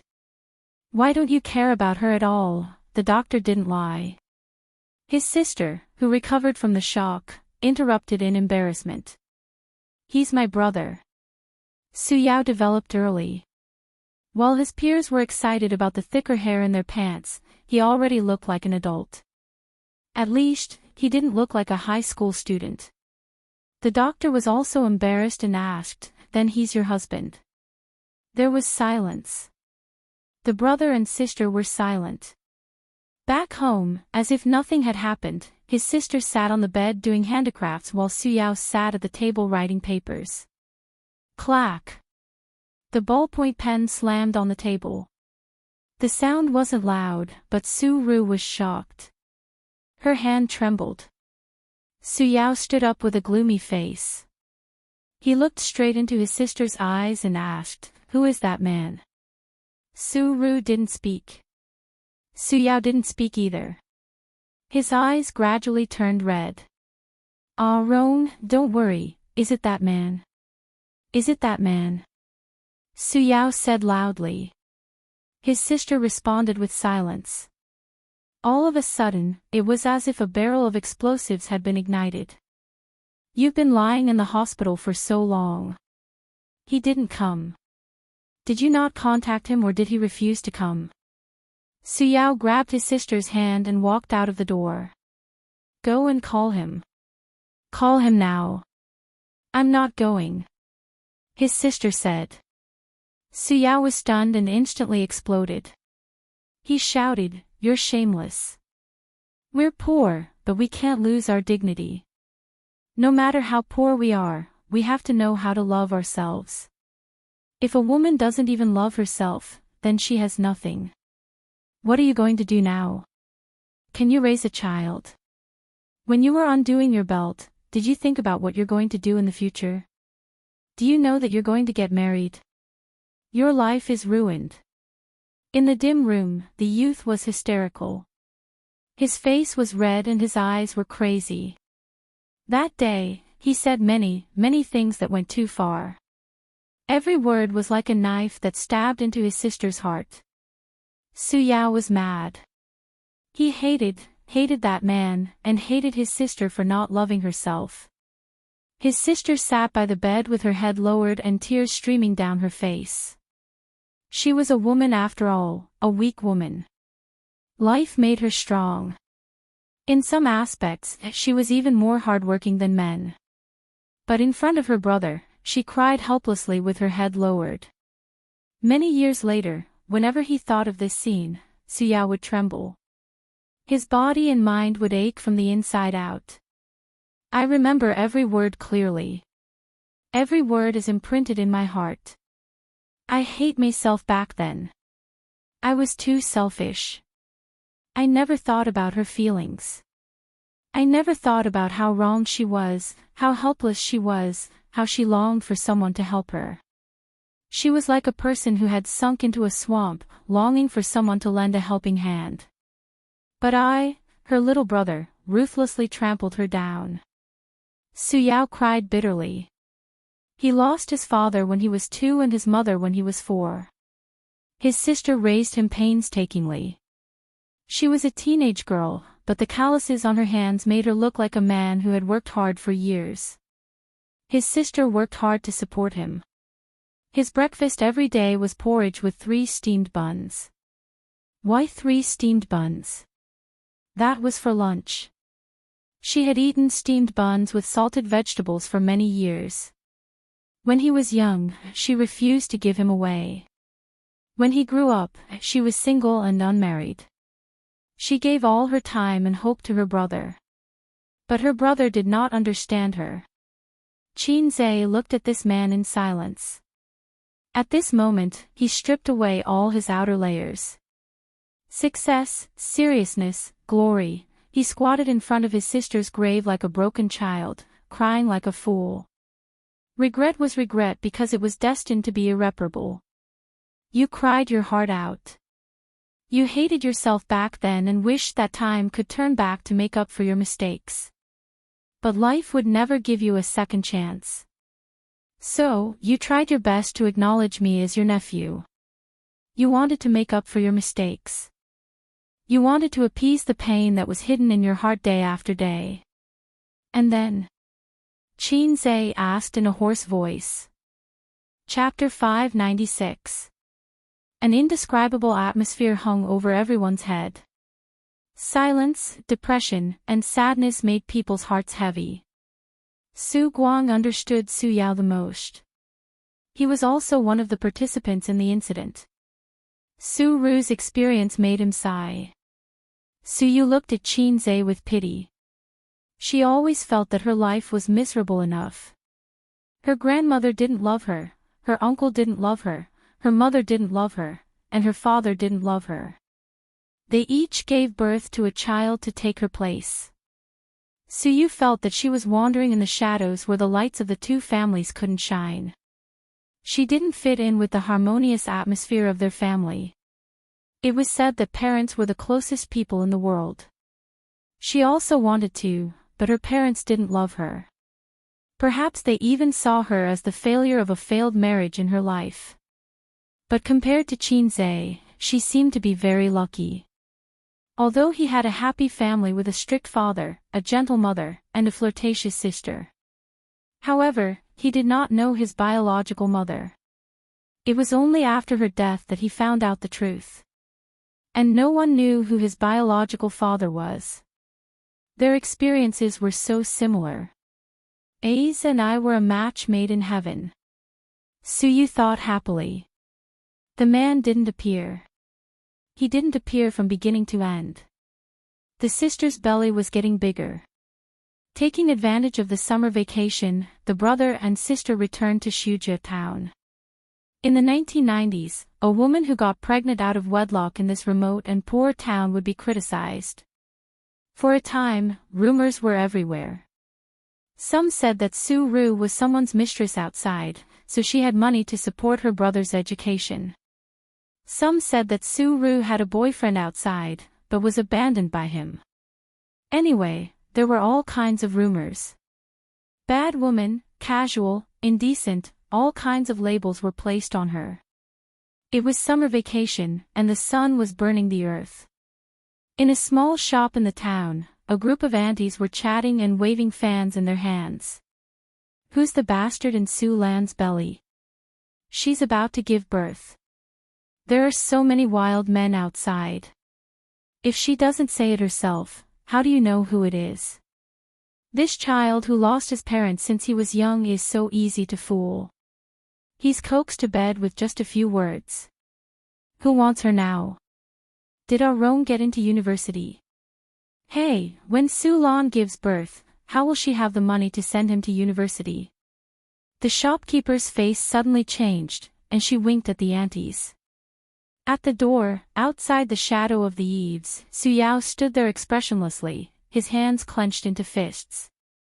Ah, Rong, you're here to get your acceptance letter, right? You just arrived this morning. The lady boss squeezed out an awkward but polite smile. Su Yao took the acceptance letter and left. It was sealed in a yellow envelope. Ever since he returned from the summer vacation, he had heard too many rumors. Some were said behind his back, and some were said to his face. He, who had never fought before, frequently fought with others during the summer vacation. Su Yao hated his sister.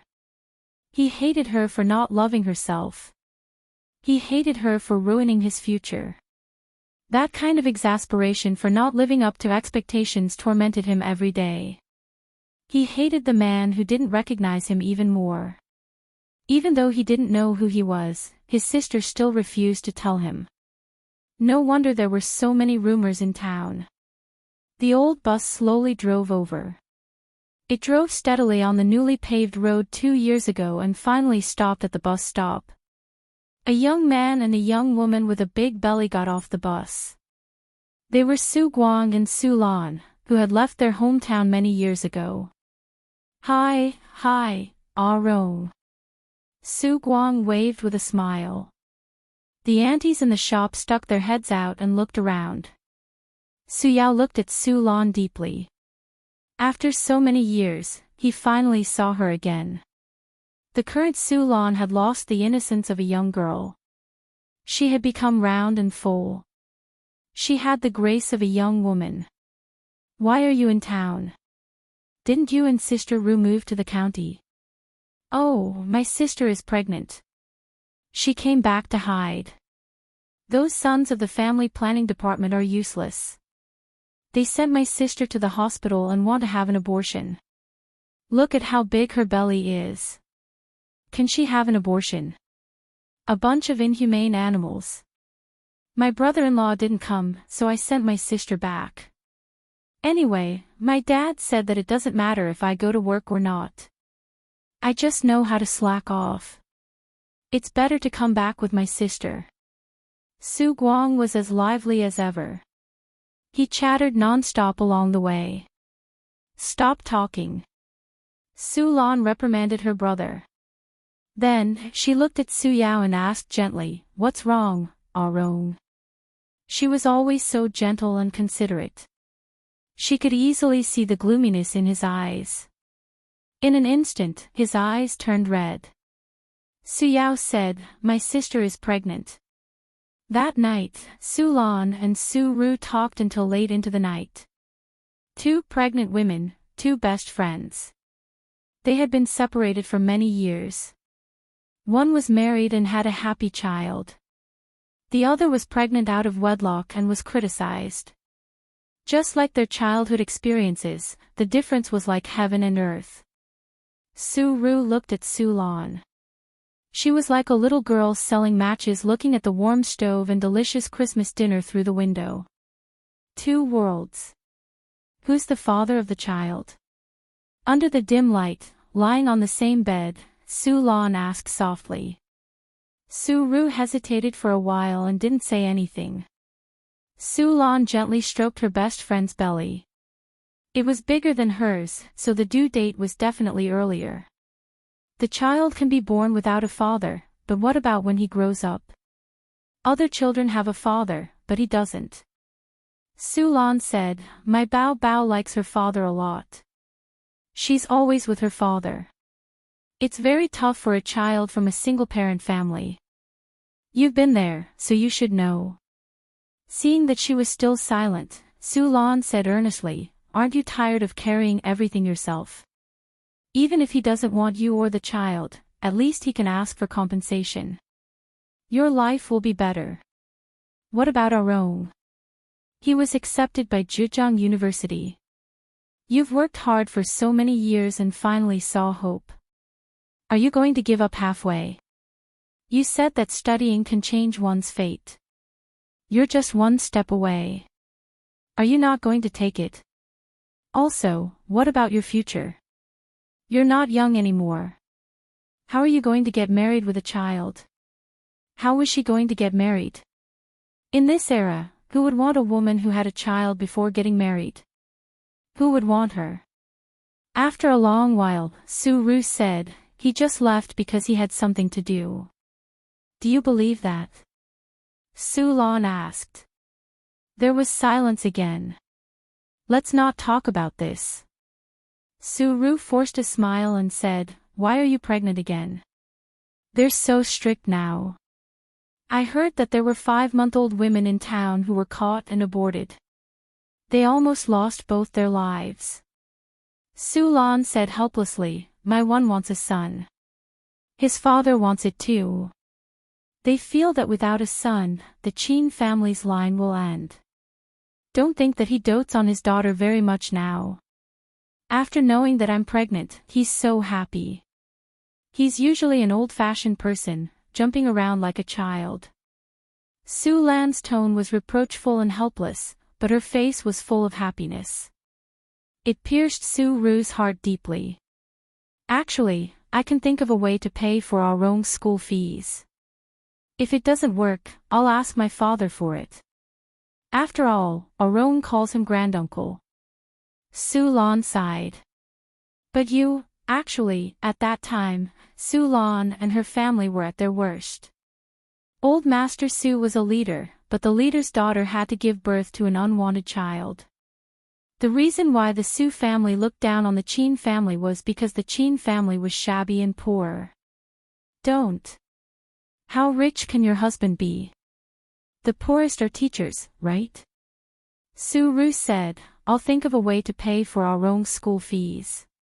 As his elder sister, it's my duty to take care of my younger brother. Xiaolan, this is my last dignity." Yes, this was her last dignity. Yes, an elder sister was like a mother. It was her duty. Hearing this, Qin Zai's heart was filled with melancholy and sadness. Regardless of whether Auntie Su still had hope for that man, the outcome was still destined. That man did not come, and she had no choice but to separate from her biological son and marry someone else. Actually, her tragic life was destined from the beginning. In his mind, he could not help but think of the song he wrote for his sister. I once loved such a man, he said that I was the most beautiful woman in the world. I kept that innocence for him, closed the door to love others.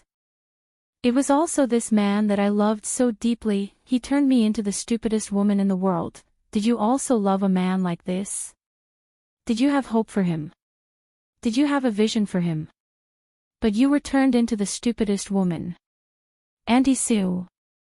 Then who is the child my mother gave birth to? Qin asked. From the bottom of his heart, this matter had come to an end. He knew his background, and it was a burden that had been lifted. He had gotten what he wanted. He could not bear to look back on the past, so he let it go with the wind.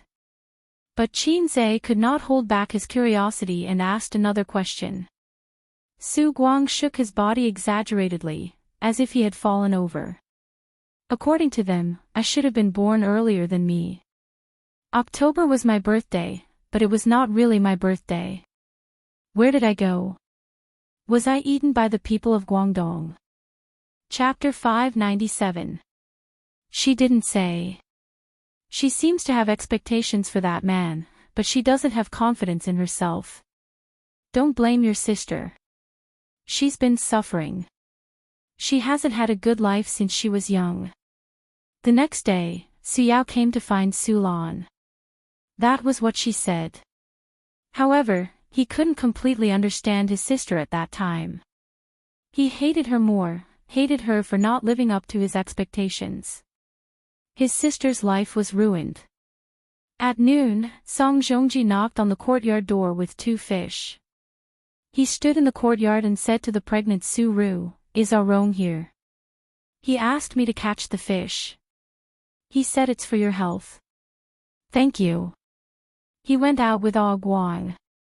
Su Ru said. What are you thanking me for? 5 cents. Song Zhongji grinned. Su Ru was stunned and nodded. I'll get you the money. No, it's not convenient for you.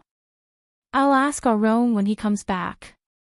As he spoke, Song Zhongji scooped a basin of water and placed the half-dead fish inside. This man was idle and didn't like to work in the field. He was good at catching fish and birds. He was the only one who didn't criticize Su Ru. He was probably a bad person and didn't have the right to criticize her. Maybe he wasn't interested in gossiping, or maybe he was a coward and was afraid that Su Yao would beat him.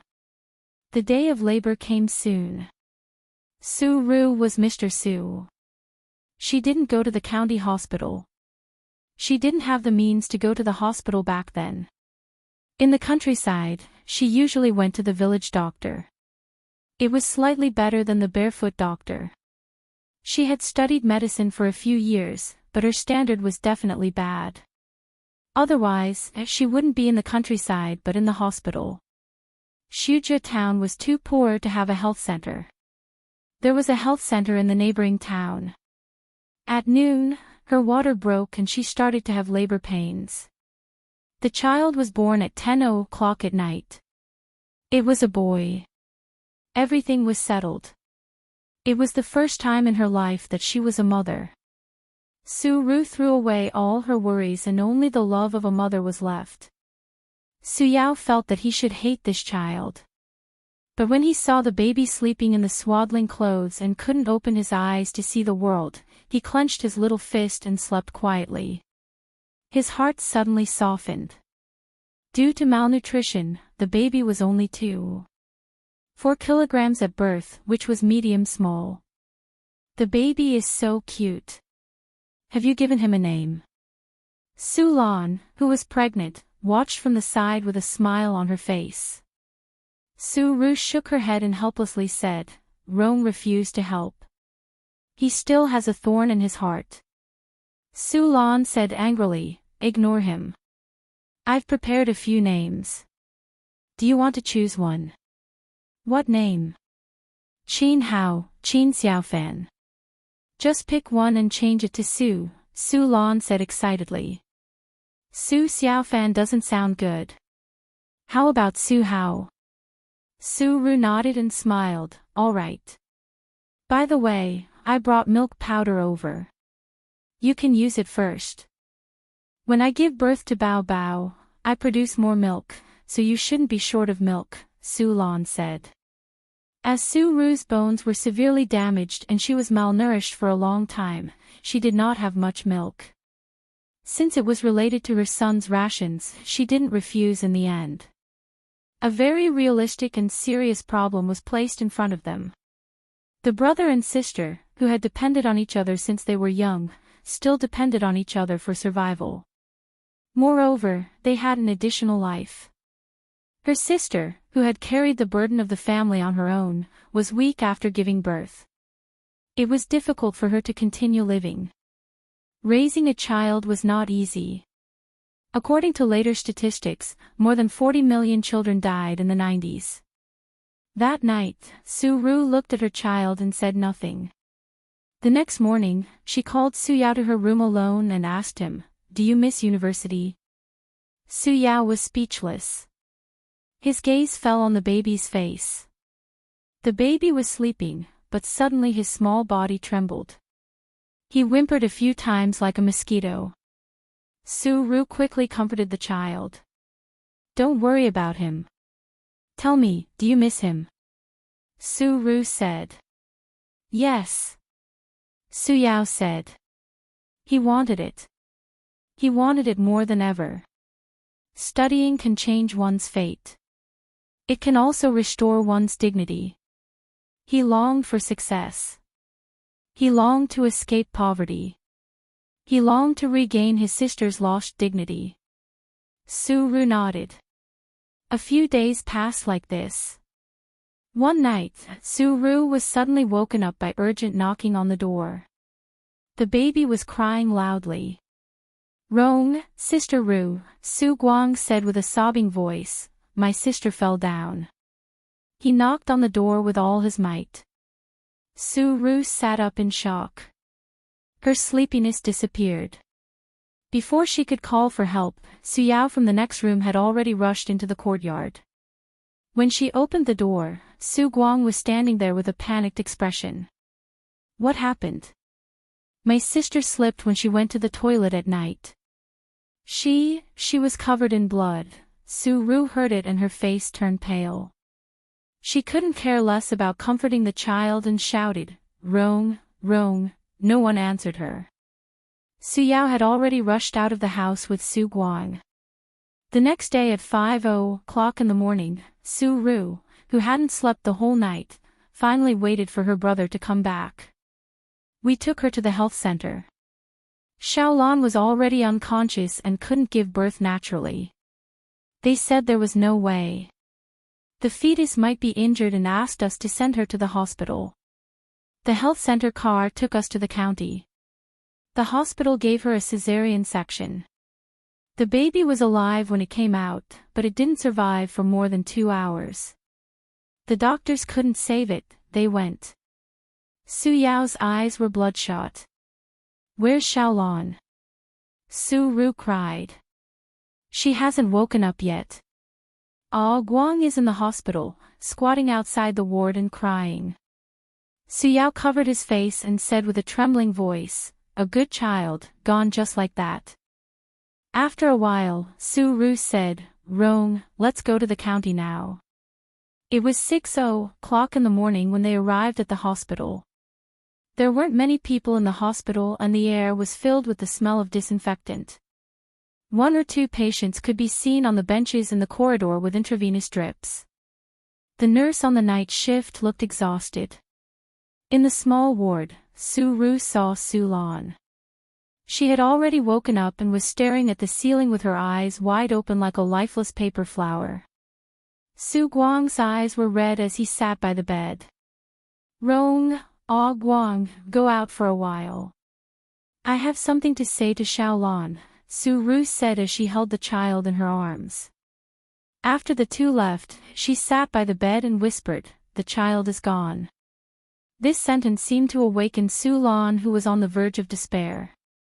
Her face was expressionless as her eyelashes trembled. Then, she started crying. She cried heartbroken like a mother who had lost her child. "There's nothing that can't be overcome," Su-ru said. "After so many years, it's all because of this sentence that I can survive until now. Every time I feel despair, I will think of Rong and there will be hope in my heart. You still have Bao Bao. You can't break down." "Ah," Guang said. "It's a son," Su Lan said softly. There was a strange silence in her expression. "My first child was a girl." Although he didn't say anything, I knew he wanted a son.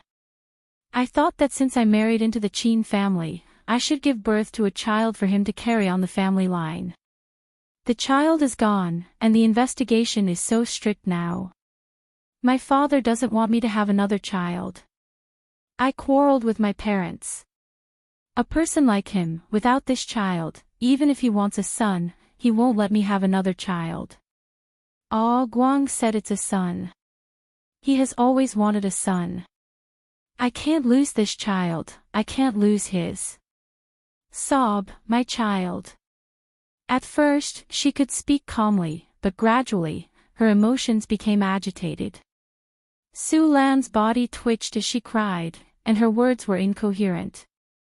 Su-ru placed the baby in her arms beside her and said in a low voice, "From now on, he will be your son." Her voice was very soft, and the expression on her face was very complicated. Reluctance and pain intertwined.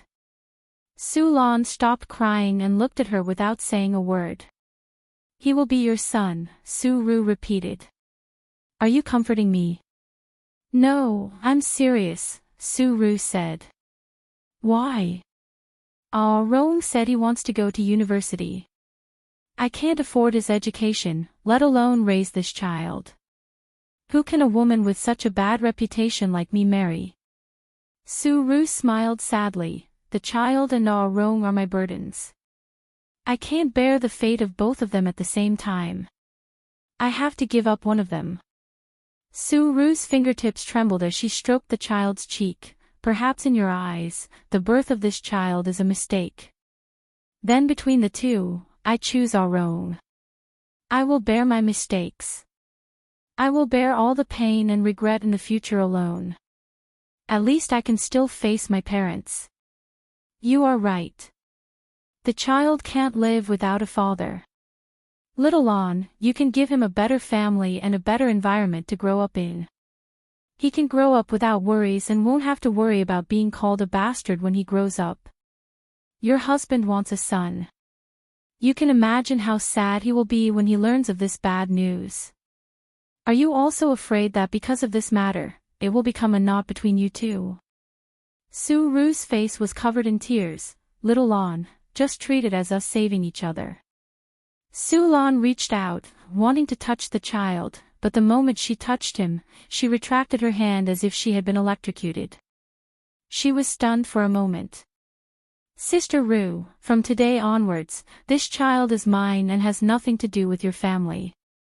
I will raise him, give him the best environment, and raise him as my own son. You and Ah Rong can't go back on your word in the future." "Okay," Su-ru said. As soon as she said this word, her entire body collapsed. "What do you need me to do for you?" "When he grows up, bring him to Su Town to visit me every summer." "Okay." Outside the door, two youths stood there. "Why are you two standing at the door?" The doctor in a white coat walked to the door of the ward. The two youths were in tears, and the doctor wasn't surprised at all. He pushed the door open and glanced at the ward, holding a stack of reports in his hand. "You came last night, right?" "The doctor last night got off work, and I'm in charge of your ward." "My condolences, I'll register you again. What's your name?" Su Lan opened her mouth. Su-ru said, "Su-ru." "Su-ru, right?" The doctor wrote a few notes. "In a while, I'll get the nurse to take you for a checkup.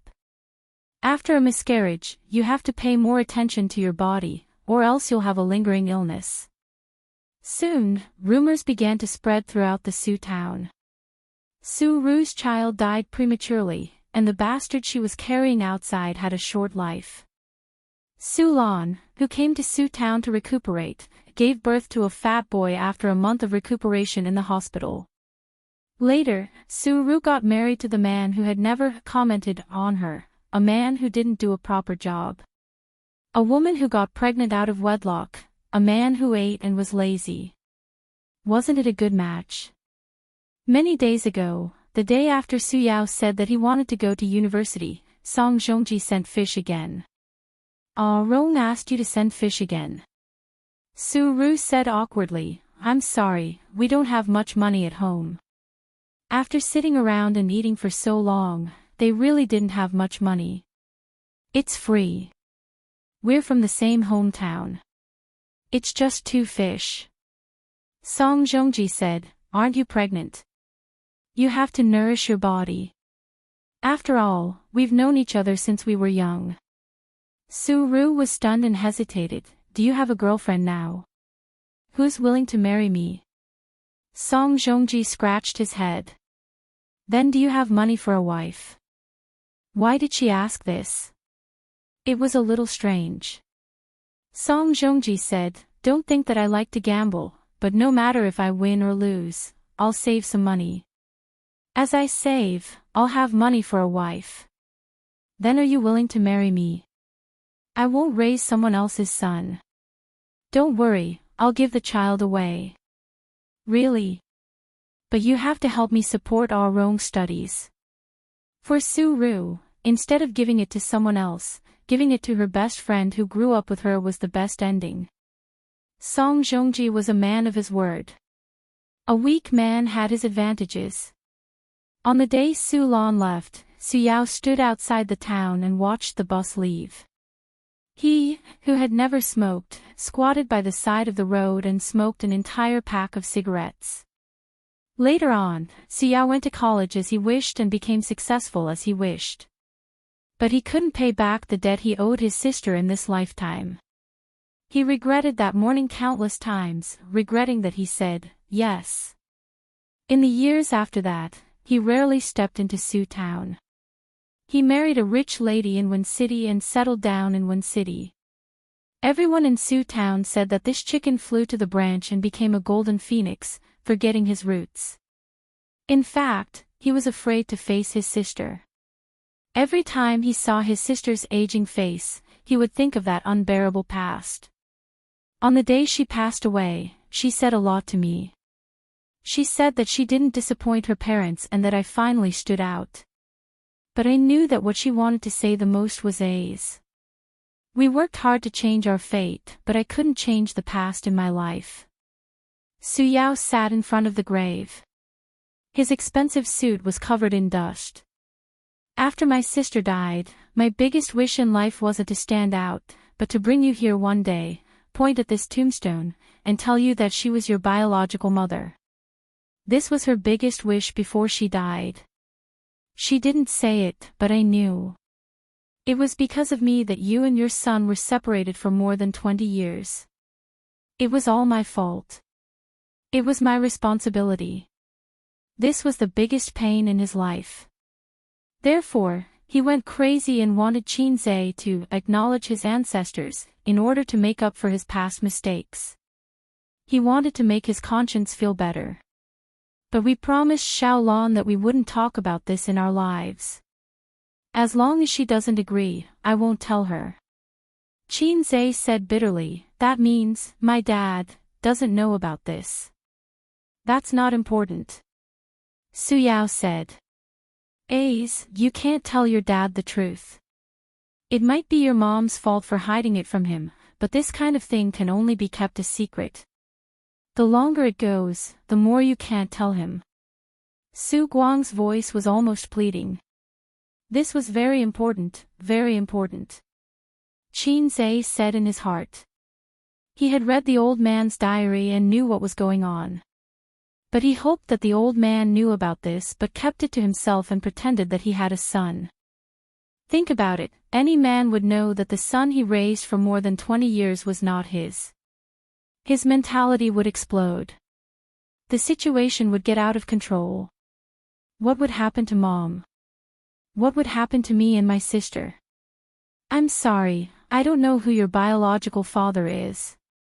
Suyao said dejectedly. It's okay. Just pretend that he's dead. Qinzai's tone was calm. I only have one father. His name is Qin Zhenjiang. And Zhilong. What does it have to do with me? Qinzai interrupted him. I don't have any brothers, only my sister. I can accept what happened back then and face my biological mother calmly. I can also face you, my uncle, calmly, but that's all. I have my life, I have my family. There's no need to cut off contact, but I hope you won't take the initiative to disturb my life in the future, especially in front of my mom. Suyao nodded. After crying and untying the knot in his heart for many years, he felt much more relaxed. Can you call her mom? Suyao looked forward to it. Qinzai was stunned. He stared at the tombstone. He opened his mouth and spat out a very simple word, but he couldn't spit it out. The high-speed train to Shanghai. Suyu snuggled in Qinzai's arms. Women were always emotional. After shedding a few pounds of tears for the biological mother of her beloved, Suyu became listless and didn't feel better for a while. Qinzai was much calmer. Do you think it's too cold? Qinzai's fingertips flowed through her hair. Suyu wanted to shake her head, but finally nodded. Sadness doesn't have to be shown. The past is all in the past, and the people who leave will never come back. You can't change anything. Qinzai sighed. If she was still alive, I would treat her better, but, as they agreed, I will always have only one mother. Raising kindness is better than giving birth to kindness. Don't you want to know who your biological father is? Do you think I should go find him?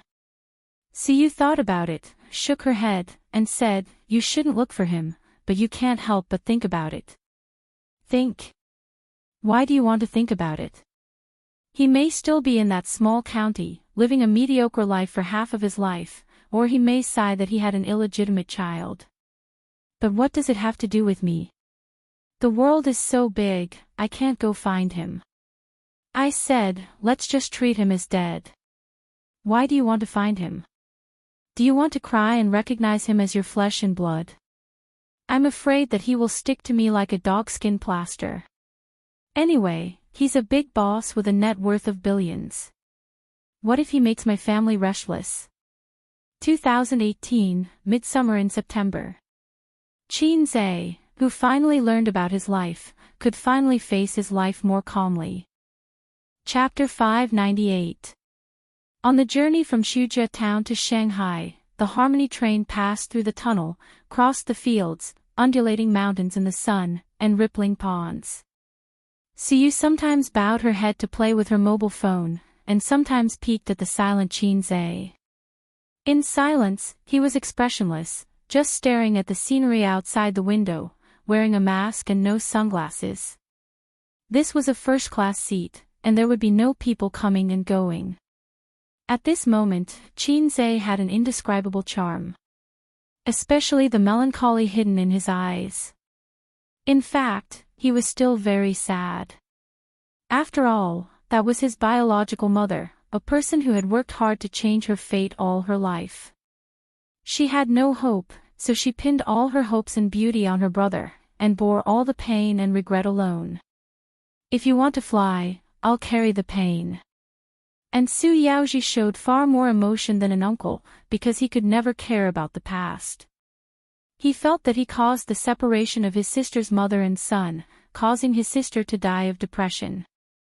The sister who raised him since he was a child, the sister who gave up half of her youth for him, he had been asking for it all his life, until he wanted to compensate, but it was too late. Life was like a play, it was not wrong at all. She leaned her head on Qinzai's shoulder and closed her eyes. Tenderness and sadness surged in her heart, filling her chest. She hoped that this was a journey without an end. She hoped that in the future, she could always lean on this shoulder. Husband, do you love me? Suyu murmured. Oh, don't say such sad things. Chinze unscrewed the mineral water. Come on, good brother, deep feelings, drink it. Suyu, she hit him angrily. Old husband and wife, still so pretentious. Chinze said in a bad mood. When Suyu heard it, she happily hugged his waist, with shallow dimples. When Chinze noticed her, Suyu had already fallen asleep. Her face was serene, with a round nose, a ruddy mouth, and long eyelashes that were like the wings of a flying bird. He didn't know if it was an illusion, but she seemed to have become much prettier. Chinze always feels that no matter how beautiful things are, after looking at them for a long time, there will be aesthetic fatigue. He tries to recall the scene when he first met Suyu. The deepest impression in his mind was not her beautiful face, but her tall figure. She was wearing a sexy OL suit, very cold and very goddess-like. Before he met her, she was like a cold daisy in the cold wind. She was beautiful, cold, and unapproachable. After getting to know her, she shed her disguise. She was a beautiful lily, blooming delicately in the rain and sunshine, nourished by the sun. Chinze carefully took out his mobile phone and tried not to wake her up. He opened the chat software and sent a message in the Salted Fish Harem group. Suyu and I are going back to Shanghai today. The things in Xingqing have been settled. Are the funds ready? At cross-dressing boss Qingqing Zijin Shangxi Hongdo Wang Zijin, I'm ready to invest. Qin Bao Bao copied and pasted, I'm ready to invest. Nan Man Pei was a little late. He probably felt that it was not good to ignore Chinze, so he copied and pasted, I'm ready to invest. Chinze was overjoyed. Oh, there are suddenly 3 new shares. I'm caught off guard. Qin Bao Bao. Wang Zijin, what are you talking about? I don't understand. Nan Man Pei, generally, it's best not to delve into things that you don't understand, especially when it comes from Chinze's mouth. Wang Zijin. It seems to make sense. Qin Bao Bao, this black-hearted maggot is always saying some nonsense in front of me. I don't understand most of it. Wang Zijin, Nan Man Pei, don't say it out loud. How am I supposed to respond to that? Nan Man Pei imagined the nonsense Chinze said to his sister and shuddered. Also, it was extremely scary. Chinze was thick-skinned. What are you talking about? I don't understand at all. You're thinking too much. Qin Bao Bao, then explain what you meant by that last sentence. Chinze, new shares. Haven't you played with stocks before? I'm not afraid even if the crab comes, I'm not afraid. Qin Bao Bao was speechless and sent a series of flips table emojis. Chinze, Sister Ziwei, wait for me to come back. You said you would cook noodles for me. I like noodles and soup, not hot noodles. Wang Zijin, she had the urge to go crazy. As an editor who had been on the internet for a while, she could actually understand instantly. That day, she had a private chat with her boyfriend and was a little naughty. In the group, her style of chatting had always been dignified and serious. Chinze actually hinted in the group. Nan Man Pei definitely didn't understand. Speak human language. Do you need my help with the follow-up matters in Shin City? Chinze, no, Suyu and I will take care of it. Sister Man Pei, let's play the game of eagle and chicken another day. Nan Man Pei, ? Wang Zijin, what's wrong with you today? She felt that he was a little unrestrained and wasn't in the right state. Was he provoked? Qin Bao Bao didn't say anything. She was confused and thought that her brother was just talking nonsense. Chinze didn't answer her and put his phone in his pocket. He was very happy to be mischievous and had found the right state of life. Don't think about it. Let bygones be bygones. The affairs of the older generation have nothing to do with us. Don't be conflicted. Don't be depressed. Don't be sad. At this moment, his phone rang. The caller ID showed that it was Huang Yuding. Qin was helpless. He gently woke Su Yu up and indicated that he needed to answer the call. He held his phone and put on his sunglasses. He got up and left his seat to open the toilet at the end of the car. Click. The lock popped back and Qin picked up the call. Old Huang, what's the matter? Huang Yuding laughed. Mr. Qin, there's something I want to tell you directly. After all, we're old friends. I've discussed it with my agent. I think we can release one song from the album in the second half of the year. I want to sing it now. I haven't had any works in the past few months, and the company's composer isn't very satisfied with the song. Huang Yuding chattered for a while. Among the artists that Qin had poached, Qian Shishir and Yi Lu had gone out to film. As for the singers, Huang Yuding and Su Jiao were busy with work and didn't have any new works for the time being. There were some rumors circulating on the internet that the two of them might have gone silent and jumped ship to Tianfang. In the end, they didn't have any works for half a year. If it weren't for the fact that they were directly advertised in variety shows, the audience would have forgotten about them. Huang Yuding had taught a newcomer in his previous company. That newcomer's catchphrase song became popular on the internet recently and his fame increased greatly. On the other hand, his master hadn't made any progress and was a bit agitated. No problem. What kind of song do you want? Qin asked. I'm still worried about your work. Huang Yuding said modestly, just a hit song will do. Get lost. I'm just kidding. Huang Yuding said, I just want to sing a song with feelings. A song with feelings. Qin thought for a moment. Then I have a lot of songs here. I just thought of one. It's said to be quite popular. Ha! It's said to be quite popular. What do you mean? Oh, I think it should be popular. Qin changed his words. It's said to be quite popular because the system told him so. It's the most popular online song of the year. Qin had a lot of songs here. This kind of song was most suitable for the artists under him to sing. For his sister, he wanted to write some good songs with a little bit of meaning that could be passed down for many years. Do you have a demo? Huang Yuding suddenly became excited. Qin last song, Love Even If You Die, made him famous. Although it was a catchphrase song, it was more beneficial to increase his fame. In the past, his fans were all young people. Now, even those burly men could shout out his fame. Huang Yuding.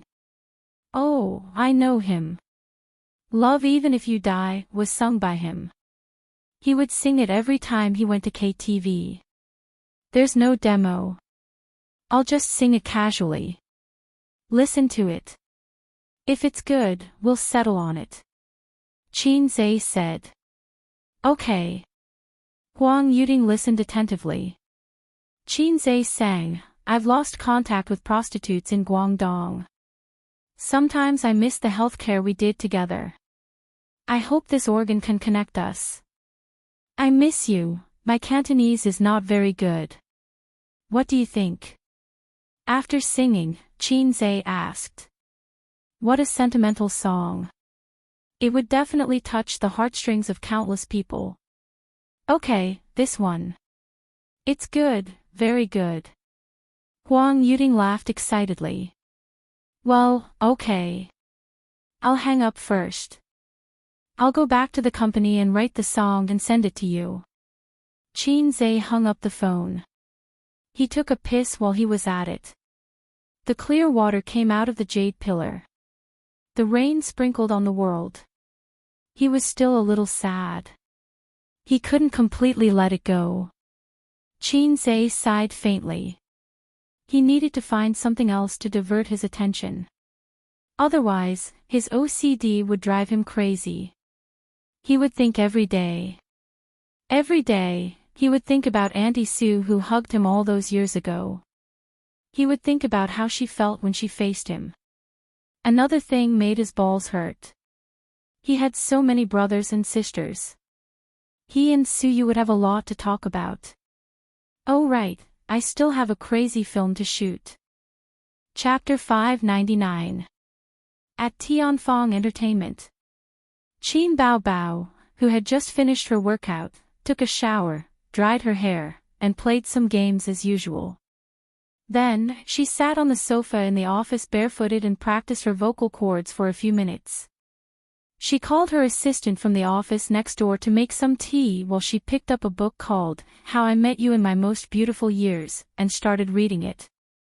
Women and men were different after all. Judging from the title of the book, romance novels were long and complicated, while hot-blooded novels were concise and clear. Qin Baobao's way of doing things could not be considered straightforward. She lacked Wang Zijin's opinions and was not as decisive as Nan Man Pei's, nor was she as wise and resilient as Su Yu. Be it because of her family background or her outlook, she could not compare to them since she was a child. However, she was the only woman Qin Zhe could not forget about for more than 10 years. Everyone wanted to fight the sobbing monster, but Qin Zhe was the only one who loved it. Xiang Yi's assistant sat opposite Qin Bao Bao and drank tea. She still had something to do, but nothing was more important than drinking tea with her boss. She could even get some snacks from her boss. The necklace is beautiful. Did your boyfriend give it to you? Qin Bao Bao asked with a smile.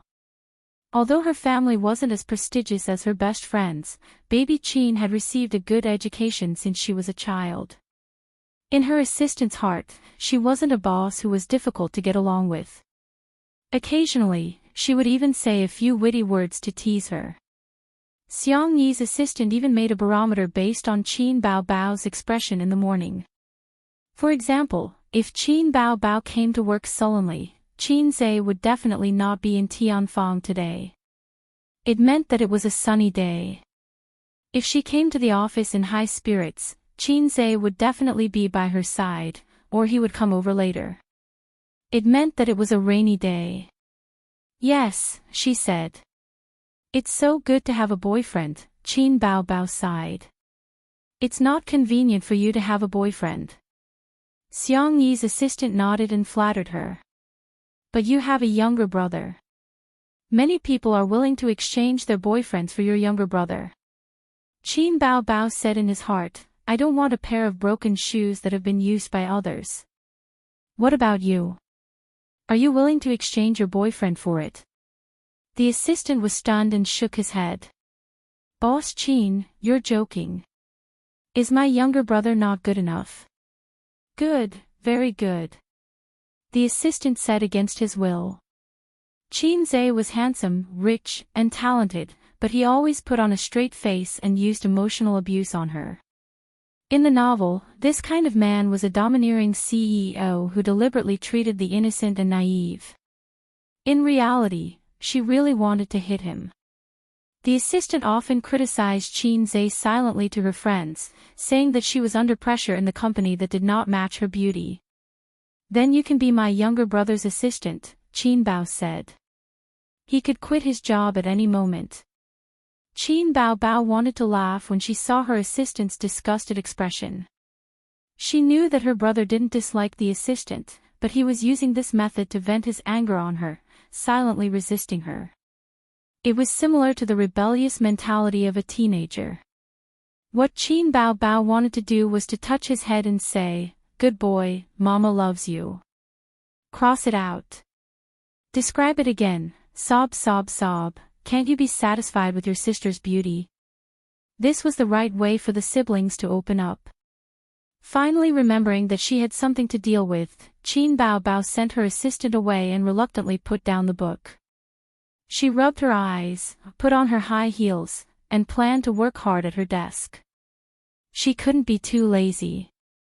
After all, she was the CEO of a big company. In recent years, her brother had been climbing up the ranks like a rocket, and she couldn't keep up.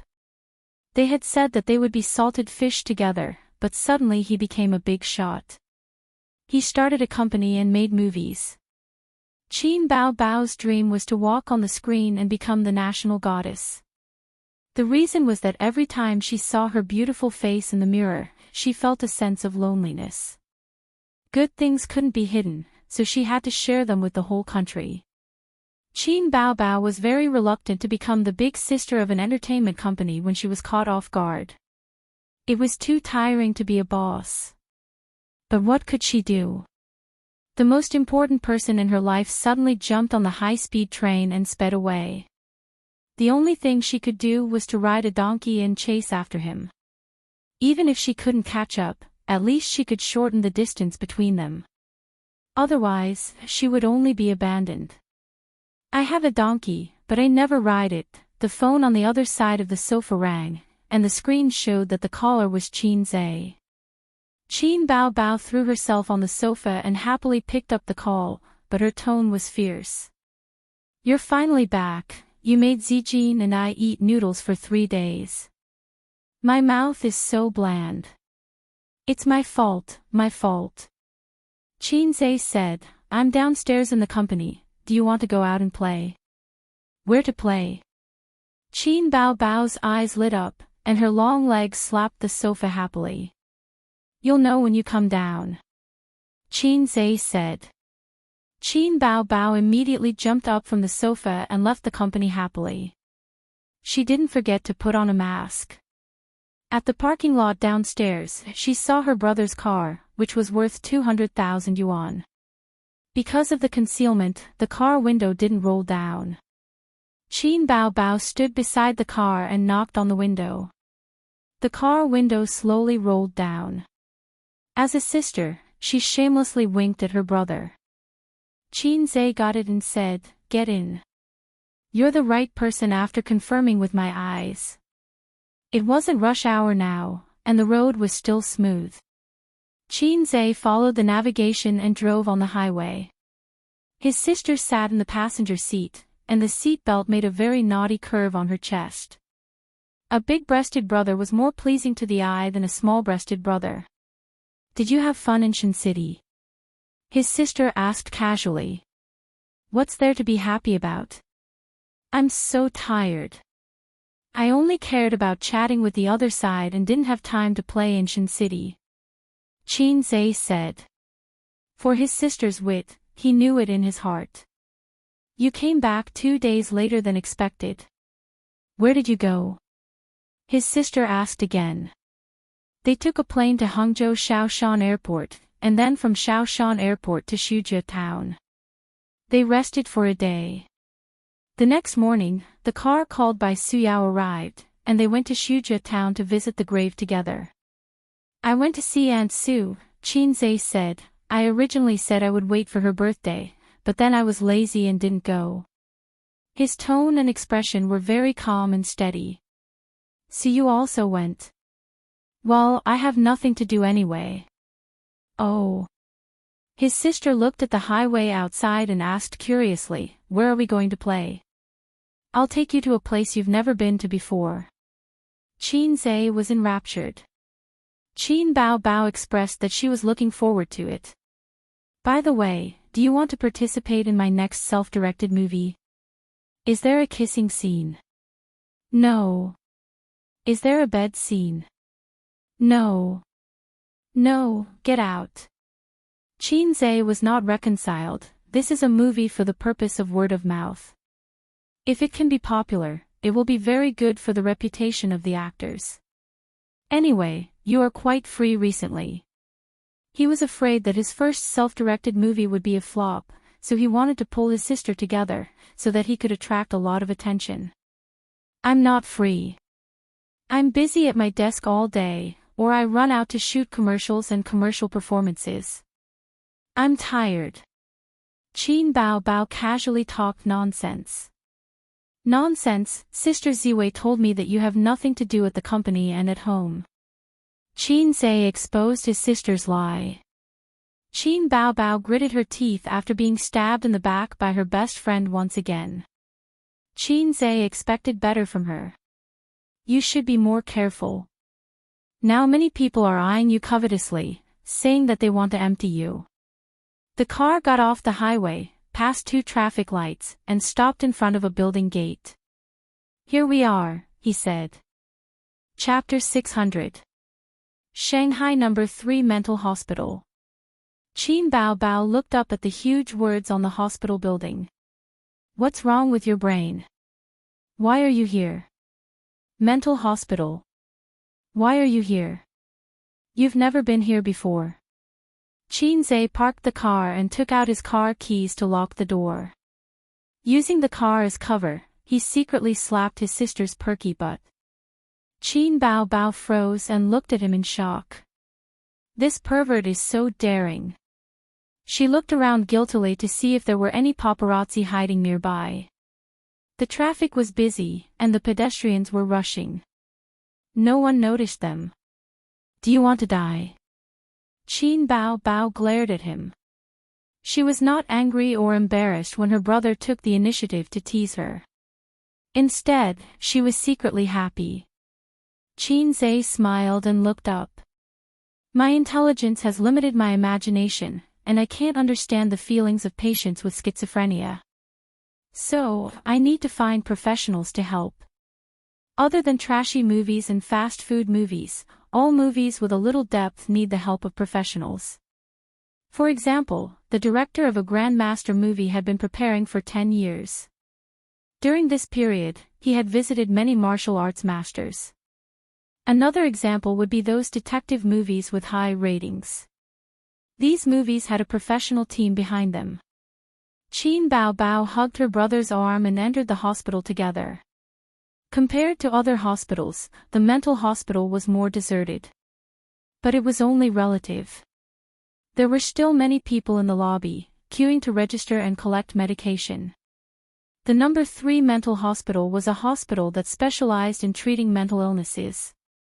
It was different from other hospitals. If the psychiatrists in other hospitals encountered patients with serious illnesses, they would send them to a specialized mental hospital for a checkup.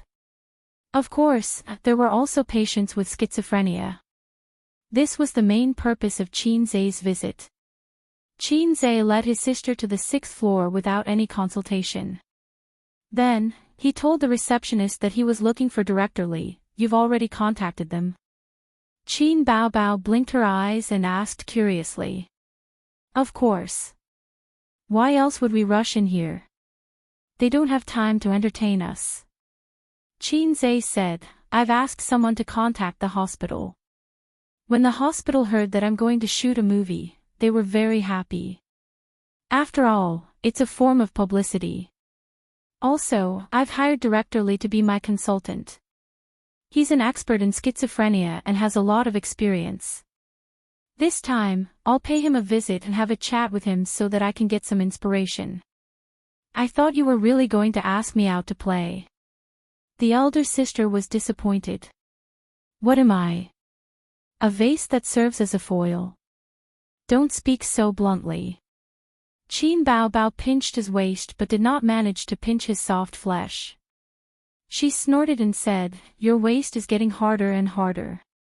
It's not fun anymore. You haven't played it before. How do you know it's not fun?" They bickered all the way to Director Li's office. The nurse leading the way said apologetically, "Director Li is tutoring a patient and will be done soon. Please wait outside for a while." Qin Zhe and his elder sister sat down on a bench outside the office. There was a woman beside them. She was dressed very brightly, but her complexion was not very good. She had heavy dark circles under her eyes. "Do you have some kind of hobby?" the woman asked Qin Bao. Qin Bao, wearing sunglasses and a mask in a mental hospital was not normal. Everyone has some kind of mental illness. If we talk about it properly, it will improve. The doctor said that I have mild depression. I have to communicate more and travel more often. Otherwise, it will worsen. The woman was the first to confess. She tried to break down Qin Bao's psychological barrier. Qin Bao thought to herself. Crazy. I'm just an onlooker. I'm not sick. She wanted to ignore her, but her younger brother poked her waist. After many years of tacit understanding, Qin Bao Bao immediately understood her younger brother's intention. He wanted to collect material.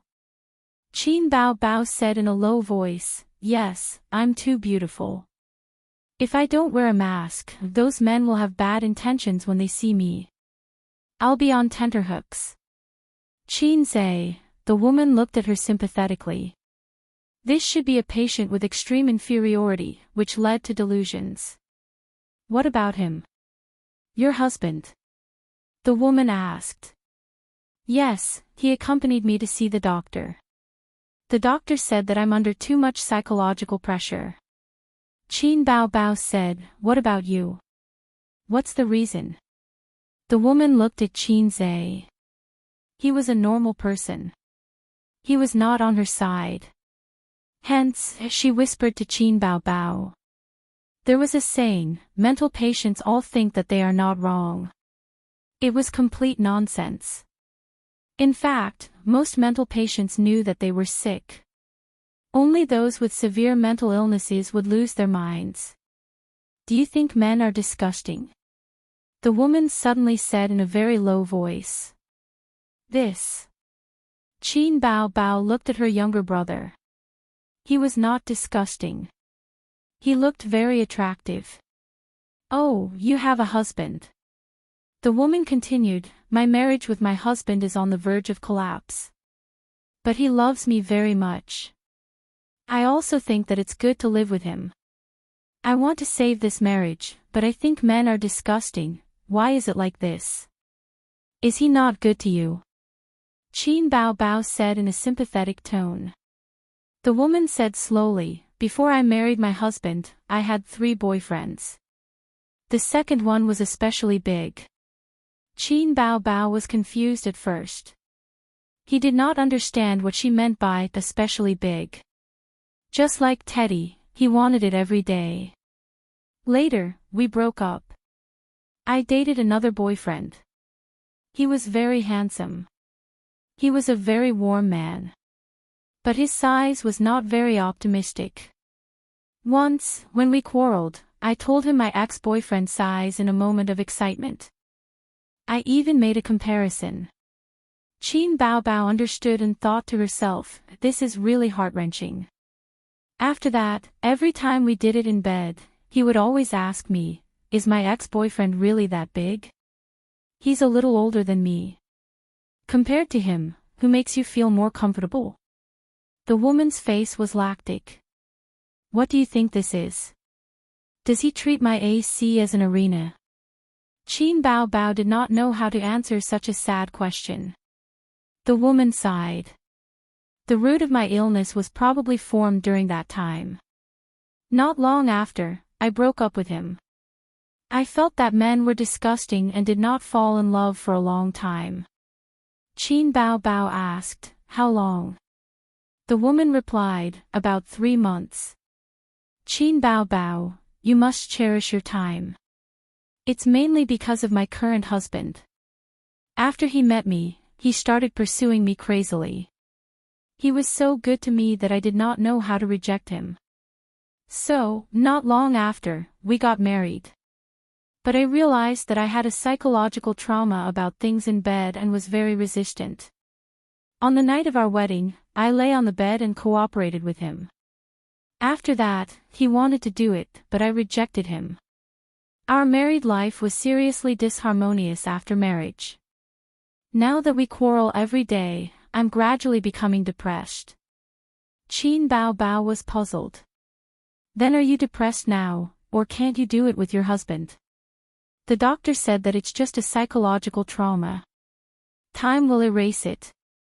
Everyone has psychological trauma, right? But I must not be depressed, or it will be very dangerous. I still have a chance to save it, the woman said.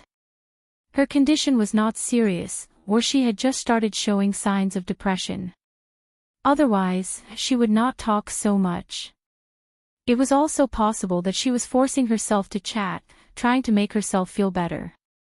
Qin Zhe said, "You don't mind if I say a few words, right?" The woman frowned and chose to nod. Qin Zhe said, the reason why you are depressed now is because you feel sorry for your husband, or because you quarrel with him too often and are bored. Is it because you want to get rid of the psychological trauma of the arena, or because you are slightly depressed? I realize that he is treating me worse and worse. He knows that I have a psychological trauma, but he still doesn't understand me, the woman said. Then it must be the latter. Speaking of which, why would he take back his wife if he could not have sex with her? Wouldn't it be better to buy a silicone doll? Qin Zhe thought for a moment and said, I'm just saying. How about this? You treat your husband as a brother. If you can't stand it, go home and change the double bed to a bunk bed. He will sleep on the bottom and you will sleep on the top. He will be your brother sleeping on the top bunk bed. Since he is your brother, it's not unacceptable to have sex with him occasionally, right? After all, friends walk together for life. When the woman heard this, she felt that it made sense and fell into deep thought. The door to Director Li's office opened, and a man in a suit left.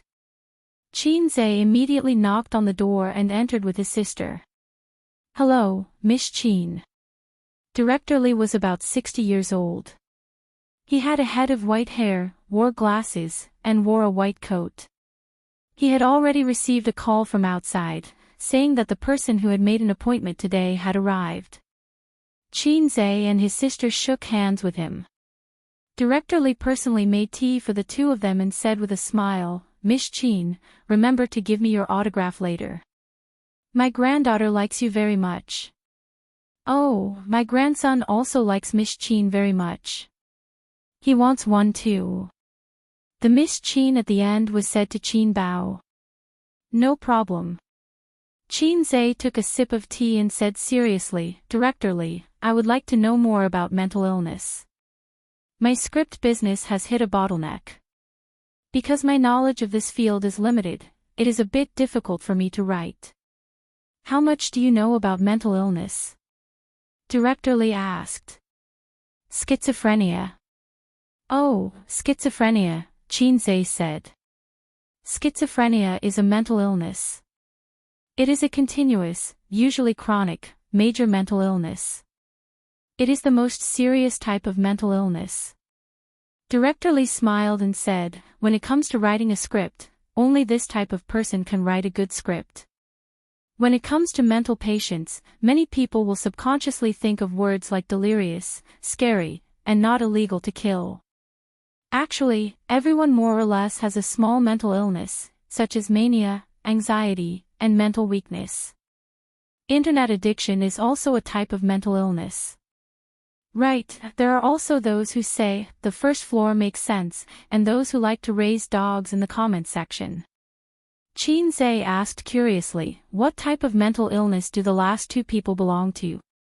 Congenital brain disability, Director Li said. Qin Zhe nodded slightly. As expected of an expert. Your description hit the nail on the head. I have learned something new. People like them usually behave like normal people, but once they are online, they can't help but control their hands. Even if people often scold them, they know that this behavior will cause dissatisfaction. However, they never get tired of it because their brain's sensory ability has changed.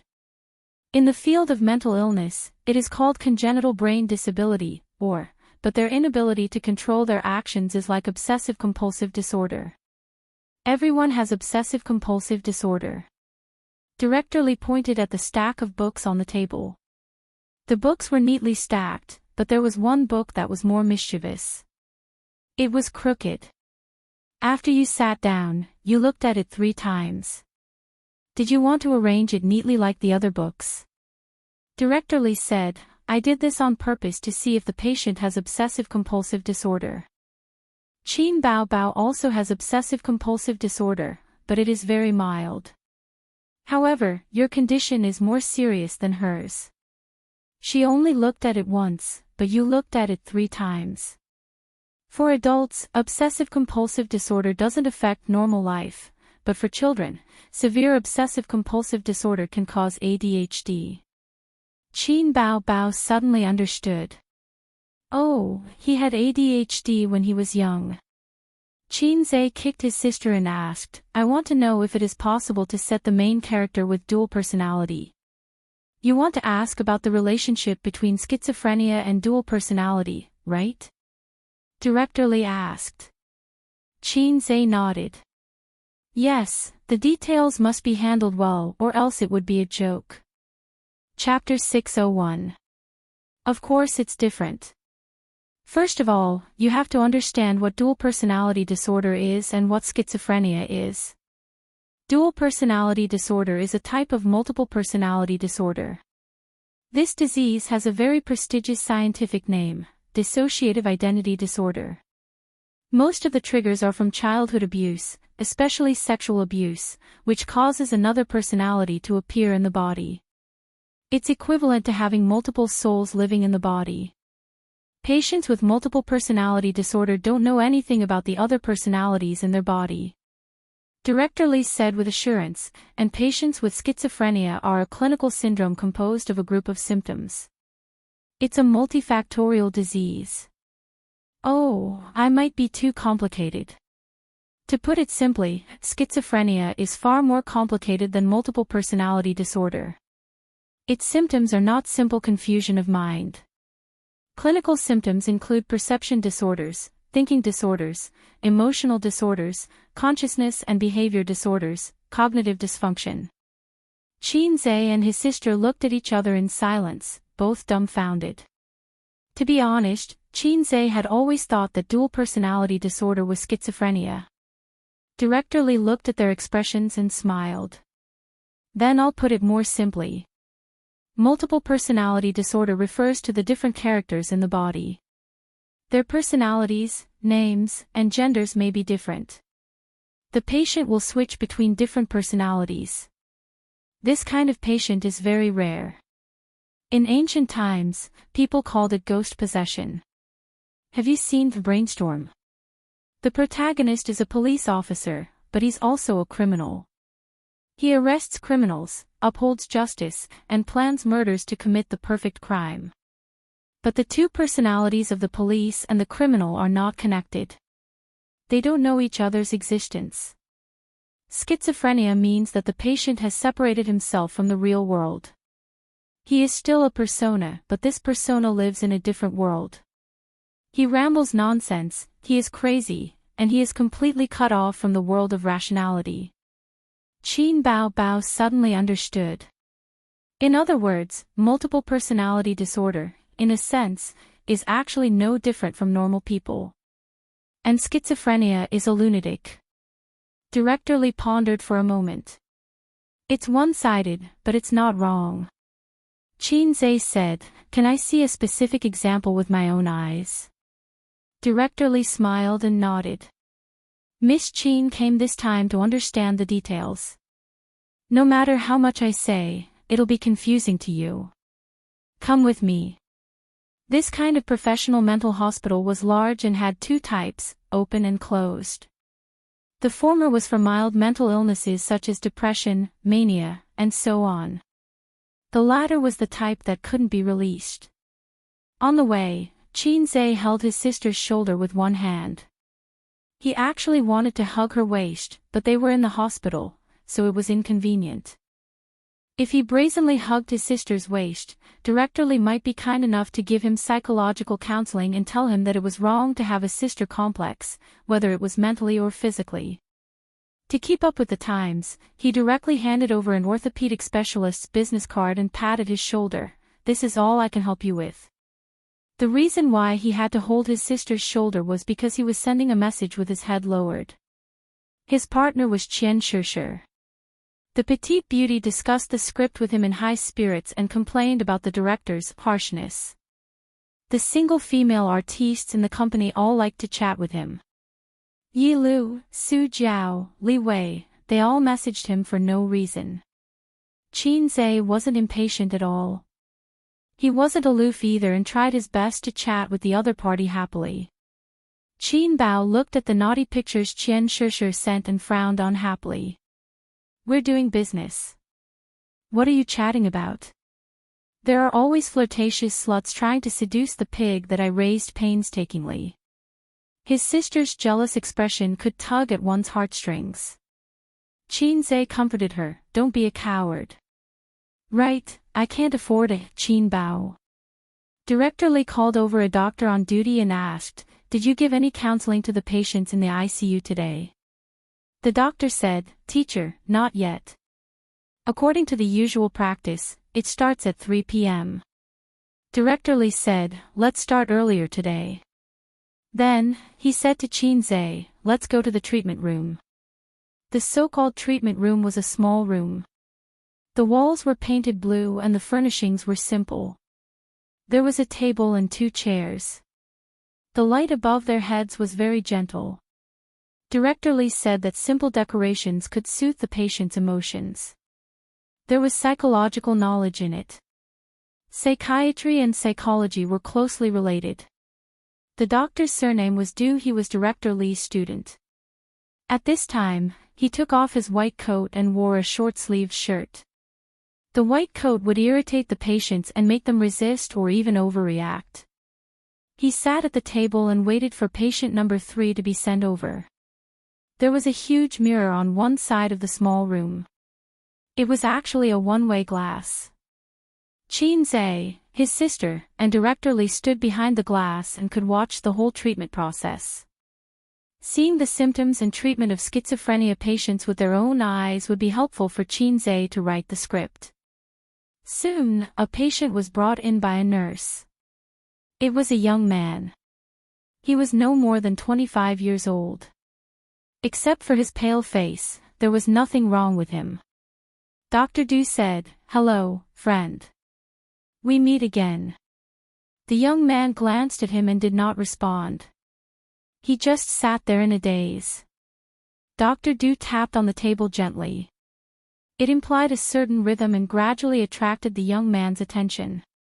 "How's your health recently?" The young man nodded. Dr. Du casually chatted with him. The young man did not seem to have any special symptoms so far. Dr. Du said, "You have a girl you like?" "Yes." The young man said, "My Wei Wei is the prettiest and the cutest, but I can't find her." Suddenly, he became agitated and stared at Dr. Du with pleading eyes. "I can't find her. I can't find her. Can you help me find her?" Dr. Du nodded. "We have already informed the police. You just wait quietly. There will be results." "Oh right, you can buy some flowers and give them to her when you see her." The young man nodded hard. Dr. Du probed, "What do you think of chrysanthemums?" The young man's face changed. His expression became frightened. He fidgeted and his body trembled slightly. "Roses. I think roses are good." Dr. Du said, "What do you think?" The young man quieted down and nodded slightly. Behind the one-way glass, Director Li said, "You see, since he entered the room until now, he has been very anxious and does not like to communicate with people. This is a typical emotional disorder in schizophrenia." Qin nodded hard. "Did he suffer a setback in his relationship?" Director Li said, "No, this person is a web writer. Because of the huge workload, he could not bear the burden. Because he could not bear the increasing pressure, he stopped updating." Qin said, "This will get him a razor blade." Director Li said, "His situation is worse than a razor blade." After he stopped updating, a few readers pretended to care about him and enlightened him. They came to the city where he lived to meet and chat with him. That day, they drank. After drinking, he was taken to a hotel by a few readers and was subjected to inhumane torture. Then, he had schizophrenia. From then on, he could no longer hear the word chrysanthemum. We once thought that this was the cause of schizophrenia. Later, we found out that it was not. After he was hospitalized, he often said the same thing, "I can't find her. I can't find her." The person he could not find was called Wei Wei. His girlfriend. No, that's the female protagonist in his book. He's actually mentally ill since a long time ago. He confuses the real world with the virtual world, imagining that he has a perfect girlfriend named Vivian. He has cut himself off from the rational world, and the things that the readers do are just the trigger for his illness. This is another kind of cognitive dysfunction in schizophrenia. What's his pen name? I think it's called. Director Lee thought for a moment. Newspaper seller. Chin Zhe nodded. He had a better understanding of schizophrenia patients. The next patient was number 9. He was a middle-aged man. He was neither dull nor anxious. Instead, he talked with the doctor. Director Lee said, he was locked up for intentional injury. You see, he doesn't seem to have any problems, but in fact, his schizophrenia is the most serious. What do you mean? His wife had always been in love with her ex-boyfriend and had cheated on him many times. Later, her ex-boyfriend died unexpectedly and his wife was depressed. This man loved his wife so much that he imagined himself as her ex-boyfriend. After a long time, he started to believe that he was really her ex-boyfriend. The two identities caused his consciousness to be confused and he spoke incoherently. One moment, he said he was her ex-boyfriend and the next, he was sober. What he got was not his wife's love but her fear. During an argument, he accidentally pushed his wife down the stairs and she was seriously injured. So far, our treatment has not improved. Mental illness is very troublesome. It requires long-term psychological counseling and medication.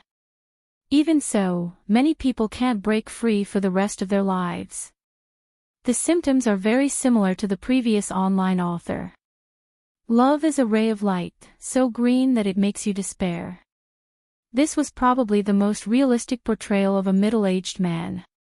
Chin Zhe sighed. He moved on to the next patient.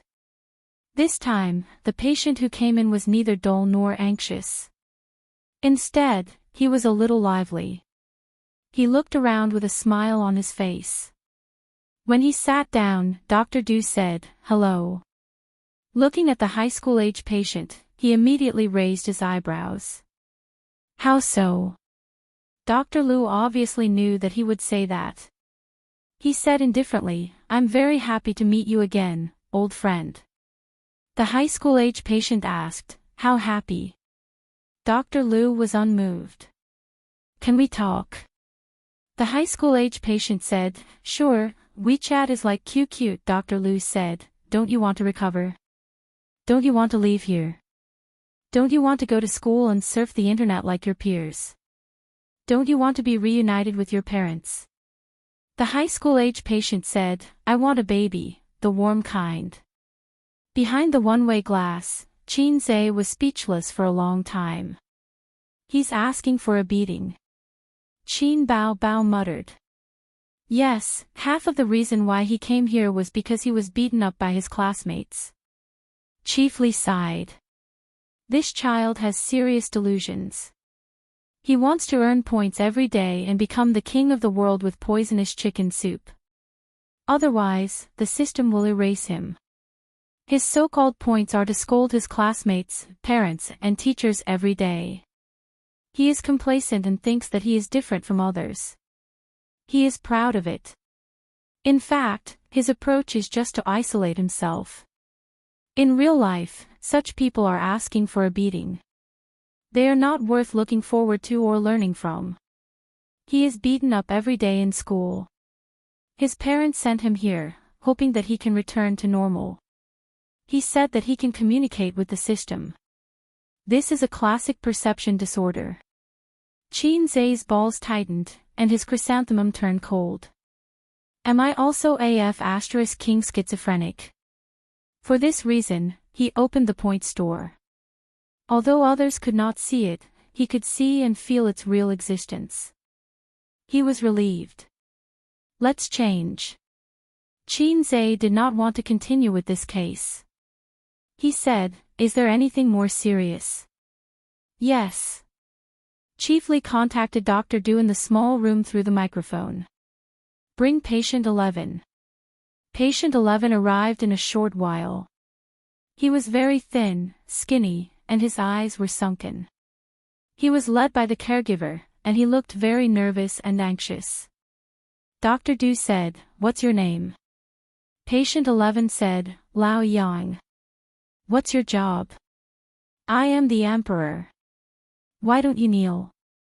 Patient 11 spat at Dr. Du and said angrily, "Kneel now, or I will drag you out of the Meridian Gate and behead you." Dr. Du waved his hand helplessly. The caregiver immediately went forward and carried him away. "Let go of me, let go of me." Patient 11's shouts could be heard faintly. "There are always unruly people who want to harm me. There are always unruly people who want to harm me. This is hopeless." Chiefly sighed. As a doctor, perhaps it is not suitable, but it is indeed hopeless. He already has very, very serious schizophrenia. He said that he is the emperor, but the lie detector could not detect it because he believes from the bottom of his heart that he is the emperor. Moreover, he is the emperor in distress whose country is in a precarious situation. He always feels that someone wants to harm him and usurp the throne. This is the thinking disorder in schizophrenia. In layman's terms, it is persecutory delusion. Chapter 602. Schizophrenia patients are really diverse. Qin Zhe sighed. Multiple personality disorder was a person with one or more personalities. It was easy to define. Schizophrenia had a variety of clinical manifestations. Some patients showed completely different symptoms, but they were all schizophrenia. This was very helpful for Qin Zhe to write the script. It expanded his thinking and allowed him to understand schizophrenia patients better. He even felt a little inspired. Seeing so many schizophrenia patients, could he use them as a model? At least he could learn from them. Forget about the web author. If he was used as a model, he might accidentally make it into a dreamy movie and it would not pass the censorship. Love as a ray of light could be used as a model. After all, the theme was love. Love was the favorite theme of filmmakers, and this kind of heart-wrenching love would add more points. As for the high school student, forget it. It was too unreal. There were always unruly people who wanted to harm the king. Forget it, it was hopeless. There was no way to make it exciting or innovative. If you had come earlier, I have a more troublesome but more interesting case to show you. Director Li said. Director Li, what is it? Qin Zhe handed him a big chicken stick. Director Li took it and glanced at Qin Bao Bao. He probably felt that it was inconvenient with a lady beside him, but Qin Zhe had already brought the Zippo lighter over. The two sat in the small room. Through the one-way glass on the left, Dr. Du was counseling a patient with depression. Smoke rose slowly and was sucked into the exhaust fan. When there was no one else, Qin Bao Bao would not let her brother smoke. When there was an outsider, she would be very virtuous and generous. She quietly listened to the conversation between her brother and Director Li. He was sent here about 2 years ago. He was a middle-aged man wearing glasses. He looked gentle and spoke very gently, but this person was abnormal because he kept saying that he was a university student and believed it without a doubt. Is this also a thinking disorder? Director Li took a deep breath and exhaled. He shook his head. This situation is more complicated. Schizophrenia patients may have thinking disorders or emotional disorders. They may also have both. I'm telling you this because I hope you can understand its inclusiveness. When creating a protagonist, don't cling to a single obstacle. Qin Zhe nodded. How complicated is he? Director Li said, the situation is somewhat similar to that high school student. He imagined himself to be a university student and accidentally discovered the true appearance of the world. He is cultivating immortality in the city. Chen Beixian. Ah. I'm sorry to interrupt you. Please continue. Director Li nodded. He's not crazy. His usual behavior is no different from an ordinary person, but he goes to the university every day after work. Stop classes there, go to school, and pretend to be a university student. At first, his family thought that he wanted to learn something, so they didn't pay much attention to him. Until one day, he began to bring along a green onion. Every day, he was inseparable, and claimed to be her demon pet. One night, she was actually awakened by his voice. Seeing him sitting by the bed and talking to the air, his wife felt her hair stand on end. The man discovered that his wife had woken up and said, "I'm talking to my light of virtue." "Oh, you can't see him." His family had no choice but to send him to the local hospital for treatment. However, he managed to escape 3 times in a row, causing quite a commotion and appearing on the local news 3 times. He claimed that he was showing his divinity in front of the masses and that he was giving a profound sage speech. Not long after, he was sent to our hospital. I analyzed it with a few students and found that his illness was very troublesome. He had entered a deep state of self-hypnosis. No, half of his body was in the real world, and the other half was in the cultivation world. In his brain, the two were perfectly combined into one. He said that he went on adventures every day, but in fact, he was working. Because of his family, he didn't spend much time in the university. In his own words, because he was busy cultivating, he had very little time to go to the university. At first, we didn't know where to start because the patient was too stubborn. But as time went on, his symptoms became more and more serious. When he saw people, he would shout, "Feel the love of a mother," and then stare at you. If the caregiver forcibly restricted his freedom, he would shout, "Senior White, save me." And then Chinze couldn't help but ask. For a patient with schizophrenia like him, the most important thing is to find a breakthrough. He said that he accidentally joined a cultivation chat group and embarked on a different path. But when we communicated with him, we couldn't find the chat group on his mobile phone. This was a flaw. We were very happy and were about to take measures, but later, he said that he didn't need the chat group on his mobile phone anymore. He had developed something called the virtuous network, and he could chat with his golden core. This is the problem with this patient. He imagines a world like a game, and he is a programmer, so he can fix the loopholes regularly.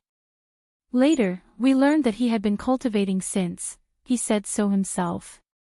It had only been half a year since he started cultivating, but his achievements were something that others couldn't achieve in hundreds or even thousands of years.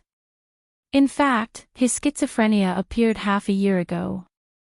So, using this loophole, we did a deep hypnosis on him. Using his spear to attack his shield, together with medical treatment, we finally helped him return to normal. But he didn't seem to be happy. His whole person seemed to have collapsed.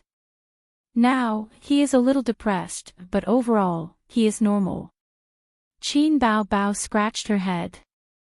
Listening to it, I feel like I'm going to have schizophrenia. Director Li knocked on the table and agreed. That's true. Among us doctors, we also regularly counsel each other. Because human emotions are sometimes interconnected. Just like the man in the cultivation chat group, he was actually very happy. He was immersed in his own world, and there were different adventures every day. It was very interesting. But we shattered his world and pulled him back to reality. The reality was that he was aging day by day, and he had achieved nothing. The reality was that he was just a greasy middle-aged man. We could feel the sadness of that moment. Qin Bao Bao went to the toilet halfway. Qin Zhe took the opportunity to say, Director Li, I have a friend. Because of her family when she was young, she lacked love and a sense of security. So, she likes others to criticize her and whip her. If you talk to her nicely, she won't care. If you say sweet words to her, she will be happy. But after that, she will feel empty and insecure. But once you are fierce to her, you will be very strong and throw all kinds of things to her. She will be very satisfied and happy. Director Lee said, your friend is a masochist, right? Chin say. You are quite up to date. Director Lee, in that aspect. Chin say, also, they were both adults. No, one was an adult, and the other was an old man. Everyone understood. Director Lee, it's hopeless. Chin say, it's just a joke. Director Lee smiled and said, in a narrow sense, SM refers to sexual, abuse. In a broad sense, SM is actually a psychological need. As you said, because of the lack of love and the indifference of her parents, she is extremely insecure. In her eyes, the lashing and criticism of others is a kind of importance. Don't you young people have a very good saying? Compared to him hating you, you are more afraid of him ignoring you. Is there still hope? Will it worsen? Actually, worsen was not bad. Then, the whip and candles would be useful. Why should we save her? You have obsessive-compulsive disorder. Have you thought of treating it? No one is really mentally healthy. More or less, they have some kind of mental illness. As long as it doesn't affect their normal lives, it's fine. In her situation, as long as you give her more care, she will naturally get better. I understand. Then is there any way to make it worsen? Director Lee looked at him from the corner of her eyes. The air was silent for a few seconds. Chin Zhe laughed dryly and said, I'm kidding. Ha, ha, ha, ha, ha. Awkward. Leaving the hospital at 4:00 in the afternoon, Chin Zhe had gained a lot. He had a rough idea of how to create a protagonist. He and Director Lee agreed to meet again in a week's time. They would also bring the script and ask Director Lee to help fix the gaps in the professional knowledge. For this, Chin Zhe had to pay a not cheap consulting fee. Chapter 603. Chin Zhe drove his sister back. The afternoon sun was still very hot. His sister, who didn't eat well at noon, curled up in the passenger seat and ate a bag of Mimi shrimp sticks. Chin Zhe's culinary skills were excellent, but with Qin Bao Bao's current status, the food was very exquisite. The takeout was directly ordered from a 5-star hotel. The chef was good, but she always felt that the food was missing a familiar taste. She was such a nostalgic person. For dinner, Wang Zijin and Qin Bao Bao cooked noodles at home. Wang Zijin complained that Qin Bao Bao's noodles were not mushy enough. Her stomach had always been bad. Qin Bao Bao complained that Wang Zijin's bottom was muddy and not chewy. They could have ordered takeout, but they refused to do so. They claimed that the noodles they made were delicious and pretended to enjoy it. Give me a few. Chin Zhe said, I didn't eat lunch on the high-speed train. I'm hungry. Why don't you eat? The food must be delicious, his sister said softly. The lunchboxes on the high-speed train are too bad, and they're all frozen. It's not healthy. I'd rather eat instant noodles. Then eat instant noodles. Do I dare? Chin Zhe said angrily, who dares to eat instant noodles on the high-speed train? I can't afford to offend them. That's true. His sister handed her favorite snacks to him. When he was young, she liked to bully him, snatch his things, and watch him cry. When she grew up, she liked to share good things with him. Humans were so strange. Unlucky woman, I'm driving. How can I eat? Feed me. Chin Zhe looked ahead. Oh. Big sister fed him one by one, and soon, a generation of prawn crackers was gone. She said happily, Big sister fed you until you were young, right? Yes, yes, yes. Your juice is delicious. It would be better if you could make milk tea for me. Chin Zhe didn't care about his sister's teasing at all. Milk tea. Qin Bao Bao said, sure, I'll make it for you when we get home tonight. Qin finally turned his head and looked at her. To be precise, he looked at his sister's chest. This might have to wait until you're pregnant. Passing by the Shanghai City Tower, the tallest city in the country, Qin Bao sighed with emotion. I've always wanted to take a look. He didn't have the chance in the past, but it was inconvenient now. Oh, I promised you before that I would go up and take a look. Qin said. He suddenly had a strong urge to bring his sister up there to take a look. He remembered the first time he brought Sister Ziwei here. Afterwards, his sister looked jealous and disappointed. At that time, he really didn't have time. He had a lot of time, but his sister didn't. Later on, he forgot about it. No, the paparazzi are very annoying, and I might be recognized if I'm not careful. Qin Bao said with a straight face and fixed her eyes on the screen. There are no paparazzi. Qin said, I observed on the road. There are no cars following us. It was impossible for paparazzi to tail them 24/7. They were not CIA agents. Moreover, the siblings' private lives were too serious. There were very few paparazzi who persisted until now. At most, they would squat at the entrance of the neighborhood. Occasionally, they would come to the company, but they didn't see them today. This was because Qin and the bodyguard said that if they saw paparazzi taking photos secretly, they would beat them up until they called for their father. Then, Qin would pretend to stop them and check on the paparazzi. If they didn't have any injuries, he would be very disappointed. If they were injured, he would be happy to pay for it. Many celebrities did the same. However, most celebrities didn't have personal bodyguards. Qin and his sister only had bodyguards at the company, but they didn't have any at home. They bought tickets and went upstairs. Standing on the observation deck, they were wearing masks and sunglasses. Even their mother might not recognize them. Baby Qin was still able to attract a lot of attention.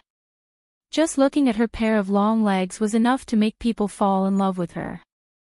She also had a pair of cropped pants that outlined her buttocks. She had a full chest under her short sleeves and a small waist that could be held with one arm.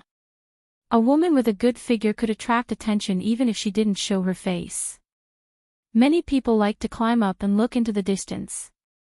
However, in first-tier cities like Beijing and Shanghai, it was actually not recommended for people to climb up and look into the distance. Because in addition to looking at the scenery, there was also humility. Look, the owner of each house was richer than you. There were 1.4 billion people in China, and you were probably behind 1.3 billion. It hurt. The two siblings looked at the scenery and didn't dare to get too close. They were afraid of heights. A few days ago, Qin accompanied Siyu to play the jumping machine. He really felt that he was only one step away from death. The last time he was so excited was 24 years ago. He was almost caught by a group of brothers and sisters behind him. Qin looked at the scenery of the Bund, the curved Huangpu River, and the densely packed buildings. He sighed. Last year, when he came with Sister Ziwei, he was still a little salted fish. This year, when he came with his sister, he was already the king of salted fish. Now, he was rich and counting money until his brain cramped. Next to him was his tall and charming sister. For a moment, he was full of pride. Qin pointed at the scenery below and said, "What do you see?" "What a beautiful scenery." Wrong answer. Qin slapped his sister's butt. Answer again. Picturesque mountains and rivers. Qin Bao rubbed her butt. Wrong answer. Qin slapped her again and said, "Wrong, it's my picturesque mountains and rivers." Qin Bao, okay, act tough king, let's go downstairs for coffee. His sister rolled her charming little eyes. Unfortunately, Qin couldn't see through the sunglasses. Weren't my words cool? In the elevator downstairs, Qin asked his sister. Yes, very cool. His sister said perfunctorily. If you are the emperor, then what am I? She thought. They had a cup of coffee in the cafe downstairs and brought some desserts to fill their stomachs. When Qin and his sister returned home, it was almost dark. Sister Ziwei's call, help me answer it. On the way, he received a call from Wang Zijin. Qin handed his phone to his sister. Hello, Ace, are you home? I want to eat today. Before Wang Zijin could finish, she was interrupted by her best friend. He's not home. He's in Shan City. What the hell? Where did this flirtatious bitch come from? Why do you have my Ace's phone? Wang Zijin said sarcastically. You're asking for a beating. Qin Bao raised her eyebrows. I'm scared to death. Qin shouted, Sister Ziwei, we're on our way home. Wang Zijin heard and replied, then I'll get off work early too. Anyway, there's nothing going on in the company. Well, if you arrive first, let's meet at the entrance of the community. We'll go grocery shopping. Let's just meet at the store, Qin said. Therefore, when they were about to reach the community, Qin turned around and went to the supermarket. They waited there for Wang Zijin. Wang Zijin was different from her sister's casual dressing. She was wearing an office lady's suit. She had a beautiful oval face, long black hair, and a smile on her face. If she was wearing home clothes, she would be a smiling girl next door. I want to eat a big meal today. Wang Zijin stared at Qin and kicked her heels. She complained, Bao, the shoes you bought for me are clinging to my feet. It's so uncomfortable. Nonsense, Qin Bao said, this is a high-end luxury. It's only worn at important banquets, balls, and cocktail parties. Of course it's uncomfortable for you to wear it for the whole day. This was probably the difference between rich people and ordinary people. When ordinary people buy shoes, they first look at the style and then try it on to see if it's comfortable. Rich people don't do this. They only pay attention to high-end products that are worthy of their status. Whether it's comfortable or not is secondary. If the shoes are dirty, should they be washed? Just throw them away. Oh, rich people's shoes won't get dirty because they won't go to messy places. You should have said that these are prom shoes. Wang Zijin took the opportunity to hug Qin's arm. My feet hurt all day. Give me your arm. Qin Bao said in a disdainful tone, useless thing. Qin reacted abruptly.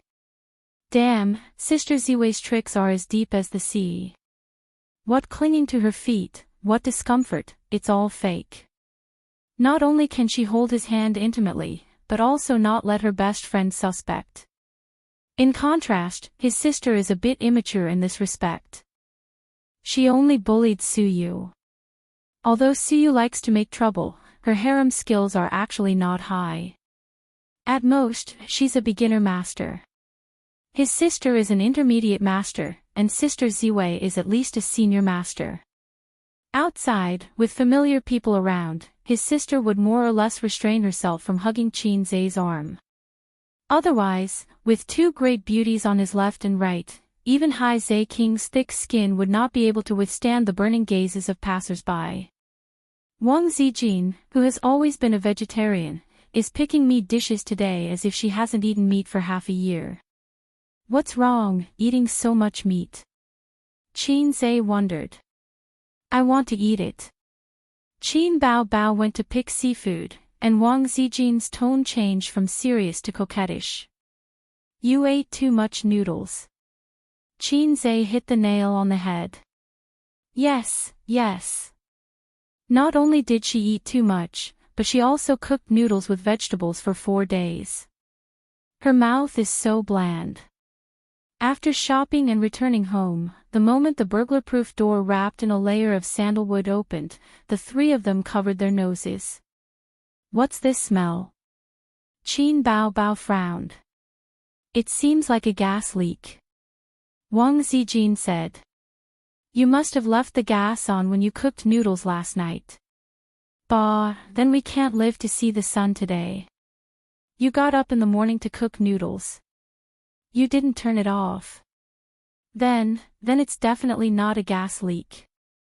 It's something else. They are quarreling. Qin Zhe slowly took out a lighter and said quietly, Is it a gas leak? I'll try to make a fire. Slap. Slap. Two small hands slapped the back of his hand at the same time, and the sisters shouted, Do you want to die? Blow it up. Qin Zhe said angrily, Then why are you still standing at the door? Turn off the gas. Fortunately, I'm back today. A few days later, do I have to attend your funeral? Chapter 604. It was indeed a gas leak. His sister had forgotten to turn it off when she was cooking noodles in the morning. She turned off the gas and came out of the kitchen. She was so guilty that she was afraid of being scolded by her brother. Qin Zhe opened the living room window and took a few breaths. Damn, it was leaking all day. What an unlucky woman. He took out a cigarette and put it in his mouth. Oh, I can't smoke now. So he put it in his ear and went back to the living room. He saw his sister standing beside the sofa like a child who had done something wrong. She was not wearing a skirt, or she might have twisted her skirt or something. Is the kitchen window open? Qin Zhe asked with narrowed eyes. His sister nodded immediately. Qin Zhe sighed. Fortunately, you didn't forget to turn it off at night. If you don't know how to cook, don't cook. Can't you order takeout? Why do you have to be so stubborn? Qin Bao Bao complained, It's all Wang Zijin's fault. She likes to compete with me. Sister is a little fairy. Of course, I can't admit defeat. Qin Zhe raised his hand. His sister was smart enough to admit defeat. I'm wrong. I'm useless. I have to admit it. Qin Zhe put his hand on her head and rubbed it. It's okay. If you don't know how to cook, you still have me. Anyway, there are so many women in Shanghai who don't know how to cook. They don't need you. Qin Bao Bao smiled and leaned over. She stood on her tiptoes and kissed his face gently. A's is still the best. Sister's kiss is a reward. Wang Zijin happened to see this scene at the end of the corridor from the living room to the bedroom. She stopped and stared silently for a moment. Then she turned around silently. The toilet window didn't seem to be open. The toilet should have a window. I'll go check. There was a touch of sadness in her eyes that she didn't notice. At night, Qin Zhe cooked a big meal for his sisters. They didn't care much about their table manners and ate with flying chopsticks. Qin Bao Bao hadn't eaten chicken stewed with mushrooms for 4 days. She couldn't wait to hold it in her arms and not share it with the wolf in the house. In fact, she was the only one who liked chicken stewed with mushrooms. Wang Zijin had long been sick of it, even though Qin Zhe's cooking was delicious. Eat slowly. Qin Zhe said sarcastically. That's right, sister, are you really not going to act with me? Qin Zhe said. No. Qin Bao Bao said, I'm preparing to hold a concert in a while. Why didn't I know? Qin Zhe was stunned. What do you know? I don't know what you're doing all day. Qin Bao Bao was full of resentment. Now that she was more and more familiar with the company's business, she didn't need her brother's help to hold a concert or something like that. Where's Sister Ziwei? Qin Zhe asked again. It's okay. The company plans to imitate PUBG and make a mobile game, Wang Zijin said gloomily. Aren't many similar copycat mobile games banned? We're different, Wang Zijin said calmly. She did have the confidence to do so. Qin Bao Bao seized the opportunity to rebuke her best friend. What's the difference? Did you grow up eating shit? Wang Zijin snorted and sang, saying that we're different is actually the same, because we're all wearing plain military uniforms. She had been rebuked by Qin Bao Bao like this before. Now, she had already thought of a way to break it. Let's see how you're going to respond. Qin Bao Bao thought for a moment and wanted to say a few words, but the image of the national emblem suddenly appeared in her mind. Her state of mind was suppressed and she was suddenly speechless. After dinner, her sister and Wang Zijin sat quietly for 10 minutes and then did a set of aerobics as an after-dinner exercise like on TV.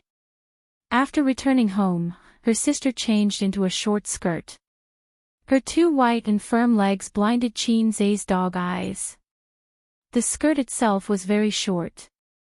Even if it was an after-dinner exercise, it would still float up. Qin Zai stared hard, trying to peek at the infinite scenery under the skirt. Unfortunately, she was wearing a pair of safety pants inside. Did she have to wear safety pants at home? Where's the trust between people? Who invented such an anti-human thing like safety pants? Wang Zijin was wearing fitted pajamas. Before she met Qin Bao Bao, she had unparalleled confidence in her figure and beauty. After meeting Qin Bao Bao, she was still confident in her beauty, but not so confident in her figure. Qin Zai had comforted her many times in private, "Your figure is also very good. You exercise every day and your proportions are very nice." But in front of long legs and 36D, even a confident woman would find it hard to not mind at all. It was like a man who did it 7 times a night. He was 12 centimeters, but in front of 18 or even 20 centimeters big shots, he would inevitably feel guilty. Even if the big shots only did it once a night. Well, that was the truth anyway. After the aerobics exercise, her sister went to take a bath. She had a toilet in the master bedroom, but she liked to take a bath in the bathtub and didn't have king lock the door. Wang Zijin was sweating all over. She ran to the kitchen and took out the tea leaves and tea tray from the tea cabinet and made tea in the living room. "Little A's, do you want some tea?" "I have tea guanyin." Wang Zijin took out a can of tea leaves as if she was presenting a treasure. "Zhao Taizhu sent it to me. He got it from his father. It's something that you can't buy even if you have money. Little sister, do you want some sex? I'm genetically modified." Qin Zai winked. "It's been stored for 24 years. The taste is pure. You can't buy it even if you have money." Wang Zijin, A's was being naughty again. She tilted her head and tried very hard to think of how she should respond. According to her style, she would glare at him and hit him. That was all. If it was Qin Bao Bao. An image appeared in her mind. Sob, sob, sob, I want to eat it so much. Then, she would do a hand chop. Wang Zijin shuddered. She couldn't learn it. She couldn't learn it. Wang Zijin had always been suppressed by Qin Bao Bao, whether it was in terms of fighting or fighting for favor. Although she was scheming and had many tricks up her sleeve, for a woman with an impeccable appearance, she didn't need to be so scheming and scheming. As long as she learned how to act coquettishly and seductively, most men wouldn't be able to resist her. If Wang Zijin was an extraordinary master, then Qin Bao Bao would be the invincible Dongfang who didn't have any tricks up his sleeve. Ba, Doguchiobai. Piercing the arrow, thousands of cries came to meet me. Scary. It took half an hour for her sister to take a bath and soak in it. When the sound of the hairdryer could be heard faintly, Wang Zijin and Qin Zai finished a pot of tea and went to the bathroom twice. Wang Zijin went into the bathroom to take a bath. Qin Zai also went into the bathroom. He went into the bathroom in her master bedroom. The door of the bathroom was unlocked. My sister didn't lock the door, and I didn't lock the door either. She had just taken off her clothes and was wearing cute bear pajamas. She never had any sexy pajamas. Maybe it was because she never had a boyfriend. It was a little difficult to accept such shameful pajamas. So, women still need to develop. Look, Siu is now starting to buy pajamas that meet the taste of adults. Ace, are you in my bathroom? Sister knocked on the door. Yeah. Qinze answered and untied the Diao Chan around his waist. After 10 minutes, Qinze went out wrapped in a bath towel. In the room, his sister was leaning against the bed, her hair was loose, a white and sharp face was playing with her mobile phone. I'll come over tonight. Sister said in a sneaky tone. But I have to write a script. Is writing a script more important than sister? Yes, a pillow flew over, and his sister said angrily, Go away, 11:30 at night. Qinze sat in front of the desk, the sound of typing on the keyboard. After having rich cases of schizophrenia, he was full of inspiration, but his writing speed was not fast because he still needed to think. Occasionally, he would look up some information on schizophrenia on the internet. He put himself in the perspective of those schizophrenia patients. How did the web writers go crazy? Why did the high school students love poisonous chicken soup? How desperate was the man in the green hat? How magnificent and unpredictable the world of cultivation awakened by the middle-aged uncle. He had seen the symptoms of those people and heard about their deeds. When he activated advanced acting proficiency, he easily put himself in the role. I have a green onion. I like to pinch the green onion sprouts. I am a man who wants to become the king of the world with poisonous chicken soup. I have all kinds of dirty words.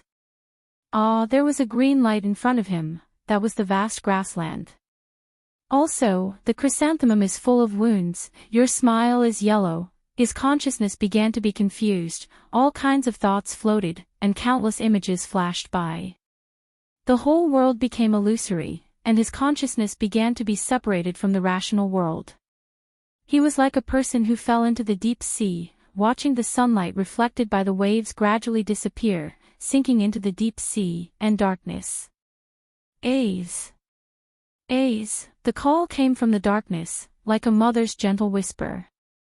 His confused consciousness slowly calmed down, and he opened his eyes.